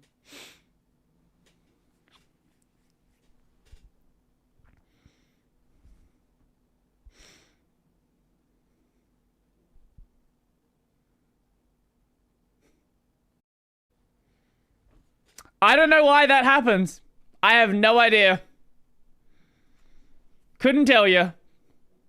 Sacrifice I'm willing to make than having to deal with the Apple Store or having to turn off ads in my own operating system. Another unusual place Linux is making gains is the government. In 2025, Denmark just announced they're moving their entire government off Windows onto Linux and the LibreOffice. Use ProtonG or something. You don't think that's one of the things I tried? I love how Gaben developed DirectX at Microsoft and supported the compatibility layer for it on Linux. Absolute based Gaben. France is moving 100,000 computers in their police department to Linux, and an entire German state is moving off entirely from Microsoft Windows, the Office Suite, and Azure onto the base stack, otherwise known as Linux, LibreOffice, and German-hosted servers. This isn't the first time governments have made massive pushes for Linux. The Indian government and defense has been a power user of Linux for years, so much so that they've created 2 of their own distros. China, the United States, Finland, and North Korea, yes, you heard that right, all use Linux in some capacity. But why? It's free, that's why. This is true. Fundamentally, Linux doesn't cost anything to set up and use. It's also free of spyware, telemetry, or whatever Apple cooks up behind closed doors. On top of that, the EU as a whole is pushing for more data sovereignty and finds it kind of sketchy. To be fair, this is a community project that is not actually anything serious just yet. Or data sovereignty, and finds it kind of sketchy that only 2 big tech companies can own your entire infrastructure from your operating system to the cloud. Hey, no, there's 3. There's Amazon. Don't forget about them. They're very important as well. Linux, governments own the long-term success of a platform, how they want to configure it and maintain it, which is another space Linux can't stop winning. Versatility. Linux is hard. Linux is complicated. Very Linux hard. doesn't have software support. That True. used to be the case back when Joe... What the fuck? I have never seen Joe Rogan this young. What the Sorry, a part of my brain just assumes that Joe Rogan has always been bald and always been old. I have never seen Joe Rogan with hair. What the fuck is this? How old is he at this point? He's got to be like probably 30s at most, yeah? Joe Rogan had hair. He did have hair at some point. Because this is when it was still called Ultimate Fighting. So it was even before it was called the UFC. I don't know what year this was. Hard. Linux is complicated. Linux doesn't have software support. That used to be the case back when Joe Rogan still had hair. But even Arch, yes, the notoriously hard to install Arch Linux, comes with an official installer that takes less than 5 minutes. Linux has made massive moves in versatility. It can be as simple as loading up Mint on a USB stick, or building from scratch every time using Gentoo if you live on a farm. You can rice Linux to the point where each pixel is rendered how you want it to be. New season airs very soon. Or you can run Pop! OS without even touching the terminal. Companies like System76 and Framework already ship Linux out of the box. And more mainstream companies like Dell have started to take notice, shipping... What do you mean started? Yeah, they've been selling the XPS 13 developer edition for years now. XPS 13 with Ubuntu. Hardware companies like Intel, Nvidia, and AMD needed a new way to virtue signal, and all support open source drivers for their hardware now as well. Not correct. Nvidia has open source kernel modules, but the user space driver is still closed source. Fundamentally, Linux is your operating system. You decide the journey, how easy and hard you want it to be, and with how Linux can't stop winning, picking it is becoming an easier choice as time passes. And so is picking Mobbin.com, the sponsor of today's video. It doesn't matter if you use Linux, What is Windows, Mobbin? or Tell Mac. me about Mobbin. If you're building, you need good design. Mobbin is the world's largest mobile and web design reference library, with thousands of user flows and screens referenced off industry-leading apps. Okay, wait, that's actually a cool website. Real-world design inspiration and stay up to date with the latest design trends across both mobile and web. Mobbin also comes with awesome natural language search so you can filter down by keywords, and an extensive list of categories so you can find the exact reference within seconds. Plus, you can store your favorite designs into a neat little collection, almost like a mood board. You can find me on Mobbin at BigBoxSui. That's actually a really cool sponsor. Use my link mobbin.com/BigBoxSui to give Mobbin a try for free and save 20% off Mobbin Pro. Thank you so much to Mobbin for sponsoring this video, and thank you for your time. I am Big Box. Bye, Big Box. That was a pretty chill. Wait, what is this? Reacting to the Linux experience GNOME. Hold on, when was this video? When did this video come out? 3 weeks ago. Operating. I'm not going to watch it because it's like an hour long. It's a Big Box video. He didn't really say anything that out of the ordinary. But we like Big Box. Big Box is fun.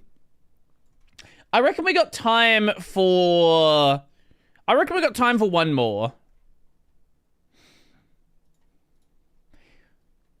How long was this Bowler video on Monster Hunter? That's 14 minutes long.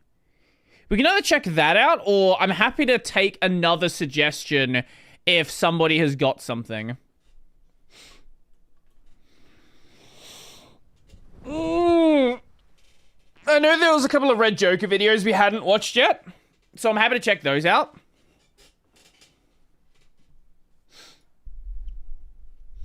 Or, I don't know. What is this DM? Hold on, I just want to check this.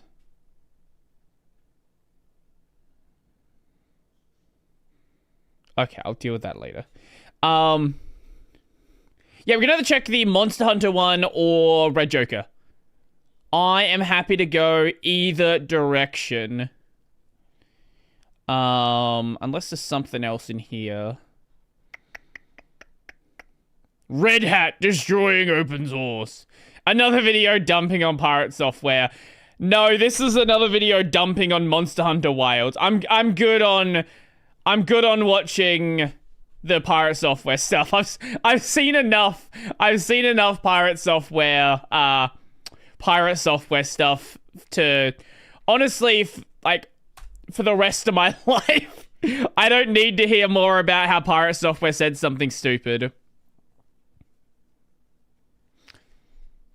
I think we'll check this one out. We can do Red Joker. I'm happy either way. We can do this or Red Joker. Whatever people want to do. Either is fine. Well, let's see what Red Joker actually has. I know there were some that we hadn't watched. But I don't know what was actually there.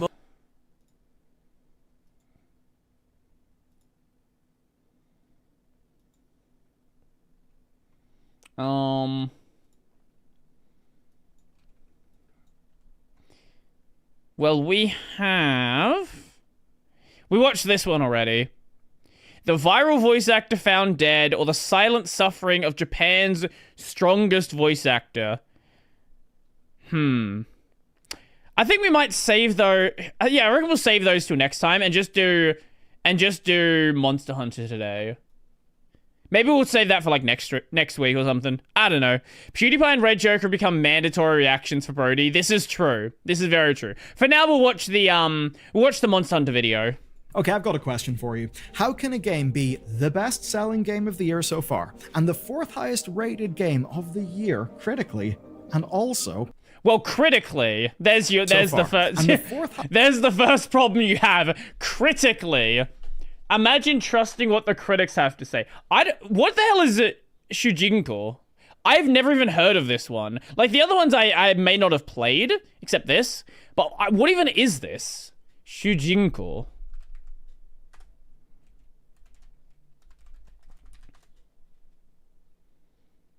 Is this some... What the fuck is this? Is this like a 90s inspired RPG? Why the fuck is it the best?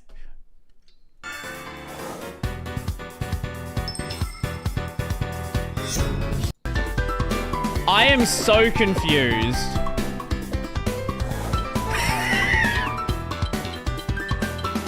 I have no idea.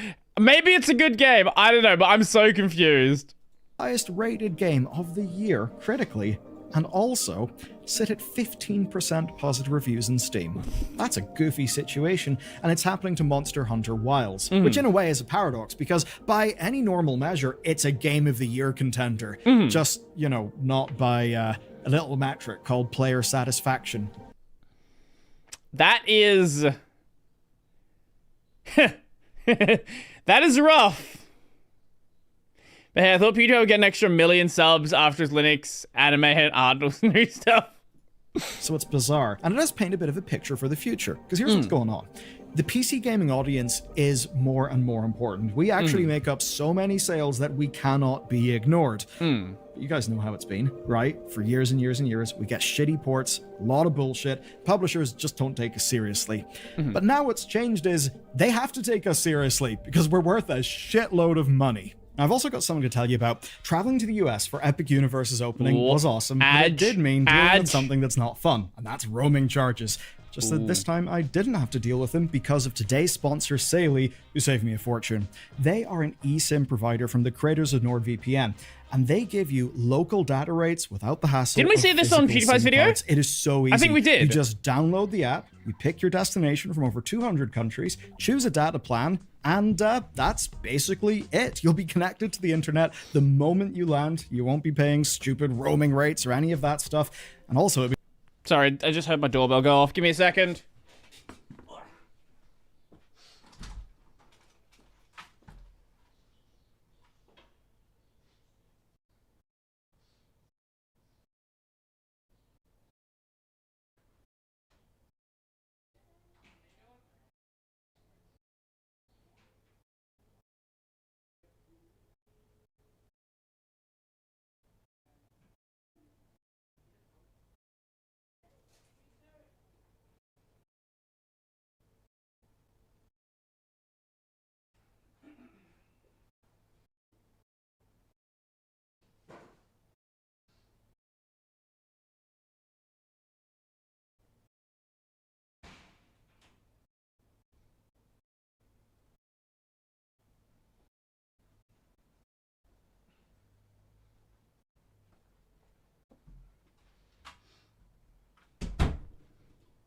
Hello. My housemates ordered some PC parts, and the monitor just showed up. Means no more hunting around for sim vendors at airports, no keeping track of tiny cards. I'm sad because I'm watching this ad. Stuff. We always watch the edges. It's so instant, it's so quick.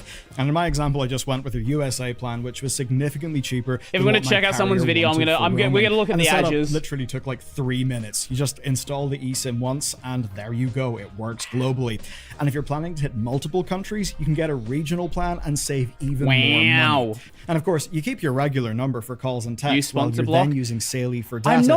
I'm not gonna sponsor block. I'm gonna watch someone's video. They've also got built-in security features for safer browsing when you're away. So that's not gonna happen. Awesome. And right now at Saley.com/BellularNews, you'll be getting a exclusive 15% off with code BellularNews. We love edges. And all you need to do is download the Saley app or just head to Saley.com/BellularNews. Okay, last time we talked about Monster Hunter Wilds, it was of Capcom's gamble paying off. And look, it did pay off. But a month has passed since then, and over that month, a lot Just asking why? Because we're watching someone else's video. Why would I'm not going to skip. We're looking at someone else's content. We're not going to skip the ad for it. Like, that's just rude. Sentiment has changed. Now, so you understand, here's the situation. Monster Hunter Wilds had to deliver just over half of Capcom's yearly revenue target. Now, that obviously was a pretty tall order, but it did end up succeeding. Not only that, it actually vastly surpassed It sold a lot of copies. Now, at the launch, right, more than half of US sales were on Steam. And that kind of means that without the simultaneous PC and console release, this game would not have succeeded the same way. Certainly not financially. Now, over on console, it's a success, but on PC, the launch was really shit. The performance issues... I wouldn't say the launch is shit. I would say the game is still rough as hell. Make things messy, and that does kind of make sense. I mean, think about it. If you're... Hey, at least you're getting high frames here. They're just... It's showing the stuttering you get with frame gen, but hey, at least you're getting good frames. That's something. For only 2 consoles, that is relatively straightforward compared to getting consistent performance across every PC build that is possible. It's not an impossible task. Loads of it's quite consistent. It's just consistently optimized games in PC, but it requires effort, investment, and time. Now here's the thing, Capcom did not have time. They needed this game to be out for long enough to hit their financial year targets. So the ideal world where console release would happen and then PC would come out when it's ready, when it's a good product worthy of being sold. That obviously didn't happen. It couldn't happen. The idea here is the reason why they rushed it out because they needed to hit sales targets before they did revenue reporting. If that's the reason why the game's cooked, like that's just so rough, man. Like, remember when it was being a publicly traded company is honestly, it seems like it's just a drawback. Like, yeah, obviously you get more funding, but there's so many things you have to do that ruin the product that I just hate it. That's all. I just hate it. Is Capcom's financial targets. Now, obviously, they did set them for themselves. Sure. But here's the thing. They basically have had a story of 10 years of 10% growth a year. And if memory serves, if they didn't hit it this year, they would have broken like a 10-year streak. That would have been real bad for their investor. Well, that's a problem that only keeps getting worse. It's like, oh, they didn't break the 10-year streak. Oh, what about the 11-year? What about the 12th year? Like, the longer that goes on, the worse it's gonna get. Narrative and all that stuff that big companies do actually care about. So essentially, it was a classic example of misaligned incentives. Their incentives were not aligned with ours. That was always going to come to a head in the long run, and now, thankfully, that has actually happened. Take a look at this graph. It's kind of lovely. We see a very clear trend where at launch, there's a 60-40 split, and that stays proportionally 60 to 70% positive as the updates and fixes roll out. But then, as May ends, clearly something changes. So here's how we get there.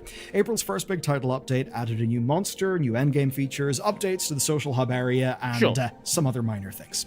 Then, May's end and brought the Street Fighter collaboration complete with Akuma's weapon. So basically, content was coming, but the core game, the thing that people really cared about, was not changing. Then the month of June hits, and that is when the real shift happens. And man, what a shift.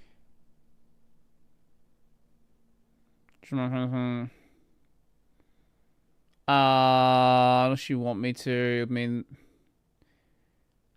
wait, is this? Sure, if you want to drop a link to it, I guess why not? Feel free to do so. If it is, there's over 11,000 user I'll check it reviews out in the after last 30 this. days, of which only 15% are positive. The vast majority are negative, and people are rightly pissed. There's a few reasons why. I'll summarize them. So, first up, Capcom took a harsher line in mods in early June where they suspended players who were using mods to access gear and cosmetics that were not yet released to the public, which, you know, is under mods to access gear. So people were modding content in, and then they're like, nah, you can't do that. Gear and cosmetics that were not yet released to the public, which, you know, is understandable, but it's really not like Capcom were sort of, you know, standing on firm ground with this game. So, yes, that pissed off some people. Second then, a bug with shader compilation caused CPU load to spike big time.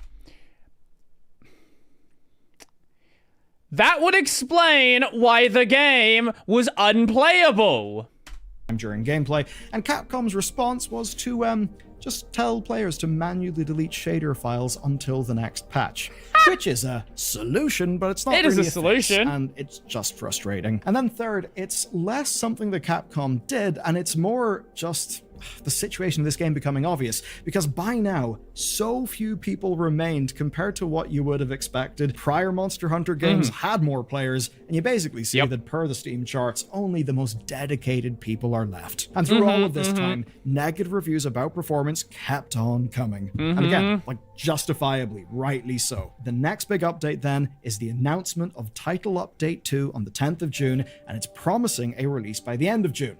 And basically, there will be more endgame monster tiers, quality of life and balance changes, and performance improvements, especially on the Steam version. That means changes to VRAM usage to limit crashes, promises of enhanced it didn't texture happen, did streaming, it? and other things that are nice. But there is a problem. I mean, if those were enough to make people happy, you would have seen it in the Steam reviews, but we don't. And that's because these just weren't fixes in the truest sense, or at least in the audience's mind. Essentially, more content and some nice but not super core fixes happening in the context of deep underlying problems within the game that are not being fixed. And what this led to is a classic snowball, because once the negatives started to outweigh the positives to a sort of critical mass, it just snowballed. People decided to hop in and leave negative reviews because by now it was obvious to everyone that Capcom had dropped the ball and that there was no way they'd be able to just brush that shitty launch under the rug and have us all forget. Oh no. Why is it that Capcom just can't release a good open world game right now? Better yet, why is Wilds open world? Why do we need a fucking open world Monster Hunter game? What was wrong with a small enclosed world? Better yet, what was wrong with separate zones? It didn't need to be open. Like, world was big enough. You didn't need to have a giant map. We'll remember. Alright, PC audiences, we are used to being heard. Steam's a big platform, it's got reviews, and those tools are often something that drives change. Because if changes don't happen, negative reviews in theory should slow down sales. At least in theory. It often does work, it can kill an indie game, but if you take a look at Call of Duty, well, sometimes, negative reviews will not. People who are playing COD are the same people that are playing FIFA. They buy Call of Duty. They buy FIFA. They don't care if the game's bad, because in a lot of cases, that's the game they play. Change a developer's mind. In this case, though, let's talk about Wilds and break the criticism into two camps. A little off topic, do you personally play any abandoned online game on community servers? I used to play RuneScape private servers prior to OSRS coming out. That's the only one that is notable. I used to play a bit of Quake as well. Not really. Not that much anymore. there's artistic, and there's technical. And Wilds has got both. As for artistic problems, sometimes those do or do not get updates. Maybe a dev has got a different vision from a player. An example of that changing, though, is, say, Helldivers 2. Essentially, the devs really wanted a harder rock, paper, scissors with weapon balancing. Players just wanted more of a fun power fantasy, and ultimately, the devs decided to agree with. I play Fusion Fall on Open Fusion servers. Amazing game. Fusion Fall. I've never heard of that one. Fusion Fall. Oh! Yeah, I do know what this is. Okay. I feel like I watched a YouTube video essay about this. The players, and it did end up working out. So this is a game that does have that type of artistic, of design criticism. But then there's the technical, and that's where Capcom honestly are fucked. Can you play Halo on Linux? Yes, Now, you can play the Master Chief Collection basically fine, as long as you...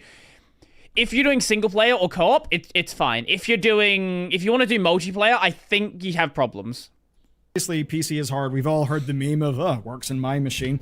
But here's the reality of things. Well, it doesn't work in anyone's machine this time. Staff before launch looked at this. But then, well, that turned into thousands and thousands. Well, the problem is we got gaslit with the PC release. We were told it was an early build. We were told it was going to be improved by launch, and then it wasn't. Thousands of players with loads of different configurations. That is exponentially more, and players are good at finding problems. As PC gamers, we do appreciate that PC is harder than consoles, so launch issues, if they're dealt with promptly, I think can be broadly accepted by people, but only if they are dealt with promptly. That's not happened. It's only got worse over time. We're nearly 4 months post-launch. We're past at least one paid DLC.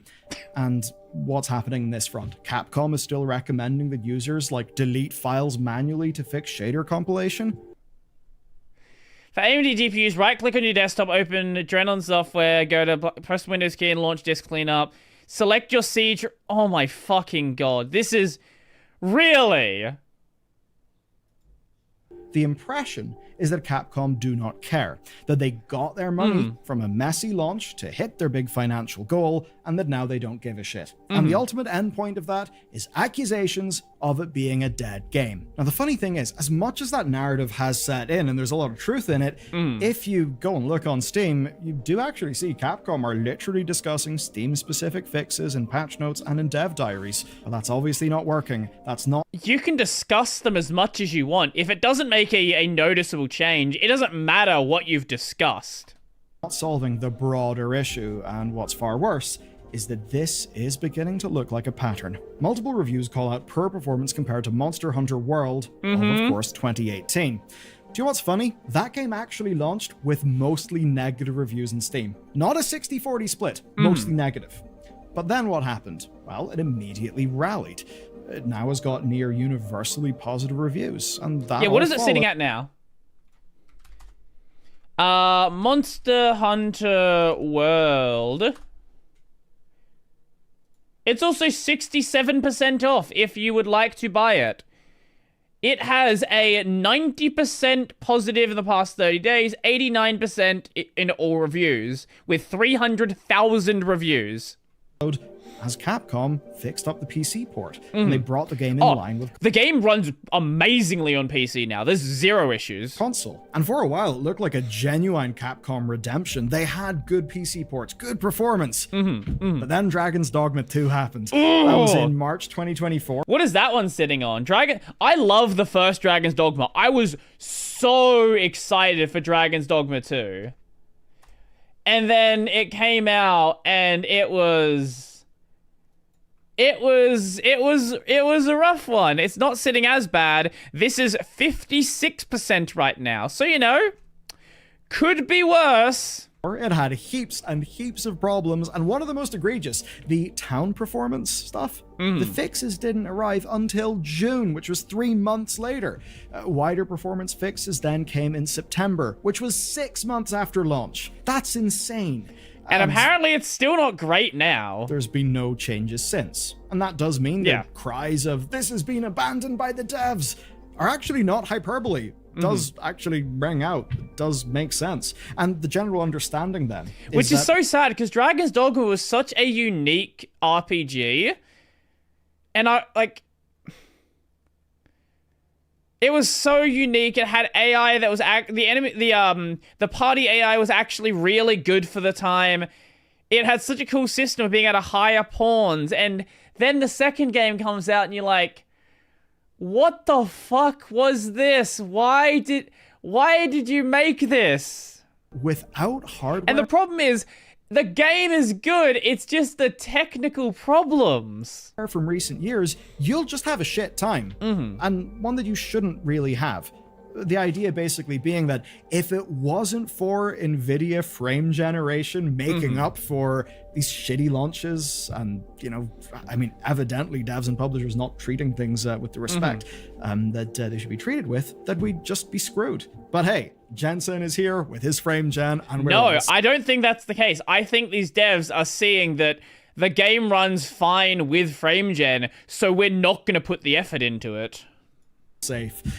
Which is a grim reality for us to be in, where now we're trying to pad our frame rates with fake frames. Anyway, people basically can look at this and see the same pattern with Monster Hunter Wilds. Now, many people are blaming the RE engine because it's, well, sort of connective tissue between all of these things. Essentially, the theory is that only Capcom's open world games have got these sorts of problems. And I think that's fairly logical based on the evidence. But as long as you ignore one thing. The games run fine on console comparatively, which basically means that that doesn't really discredit the point. RE engine on PC, like that still makes sense as an argument. It's likely PC-specific optimization stuff. The sort of thing where you need more time, more resources, more energy. And oh, boo-hoo, poor Capcom, who got over 50% of their American sales from the Steam version. By now, it is simply an undeniable pattern of behavior from this publisher. And of course, you then look at, say, Resident Evil Requiem and think, oh, well, it'll probably be like what has came before. A bit shit. All of this has happened before. I don't know, because they seem like they know what they're doing with the RE engine in Resident Evil games.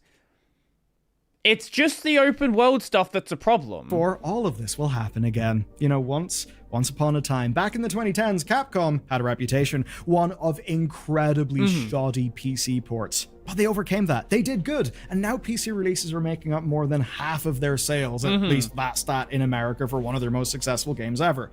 And they earned that. They earned those sales by putting out great games that people enjoy. That's why over 1 million people have wishlisted Resident Evil Requiem across all the different platforms. It's now the 29th most wishlisted game in Steam, 8 months before launch. But that's also why people worry. Think about it. Capcom gets that much Steam traction, even in spite How of... much shit do you have to eat until you stop saying it's chocolate? How many times does it have to happen? Their last two releases being just disrespectful. Whenever someone says Jensen's name, all that comes to mind is his 50-70 promise. Oh yeah, wasn't it 40-80 performance at half the price or something like that? Factful shit shows, both not only having rough launches, but also bad post-launch support for the PC platform. And that means it feels like they are taking PC for granted. They want the money, but they don't seem to want to do the work that deserves, that earns 40-90, sorry, 40-90 performance. These reviews are really about. Okay, it goes deeper than just this one game. Whenever I said that Capcom pulled a dirty trick, well, I think that's been proven pretty right as times went on. Capcom, it feels like you'll happily benefit from us, but that you're not willing to actually invest in our concerns and actually treat us with the respect that I think a customer deserves. And I have a perfect contrast. The ultimate way that you actually know the audience matters. PlayStation basically scared themselves shitless whenever Concord went the way that it did. Because of that, they've changed a hell of a lot. So ultimately, money, our money, talks. Whenever people don't show up, these companies are forced to change. Don't pre-order video games. It is not happening Never do with it. Capcom thus far. Maybe it will in the future. And if you want to see how it impacted Sony, watch this video next.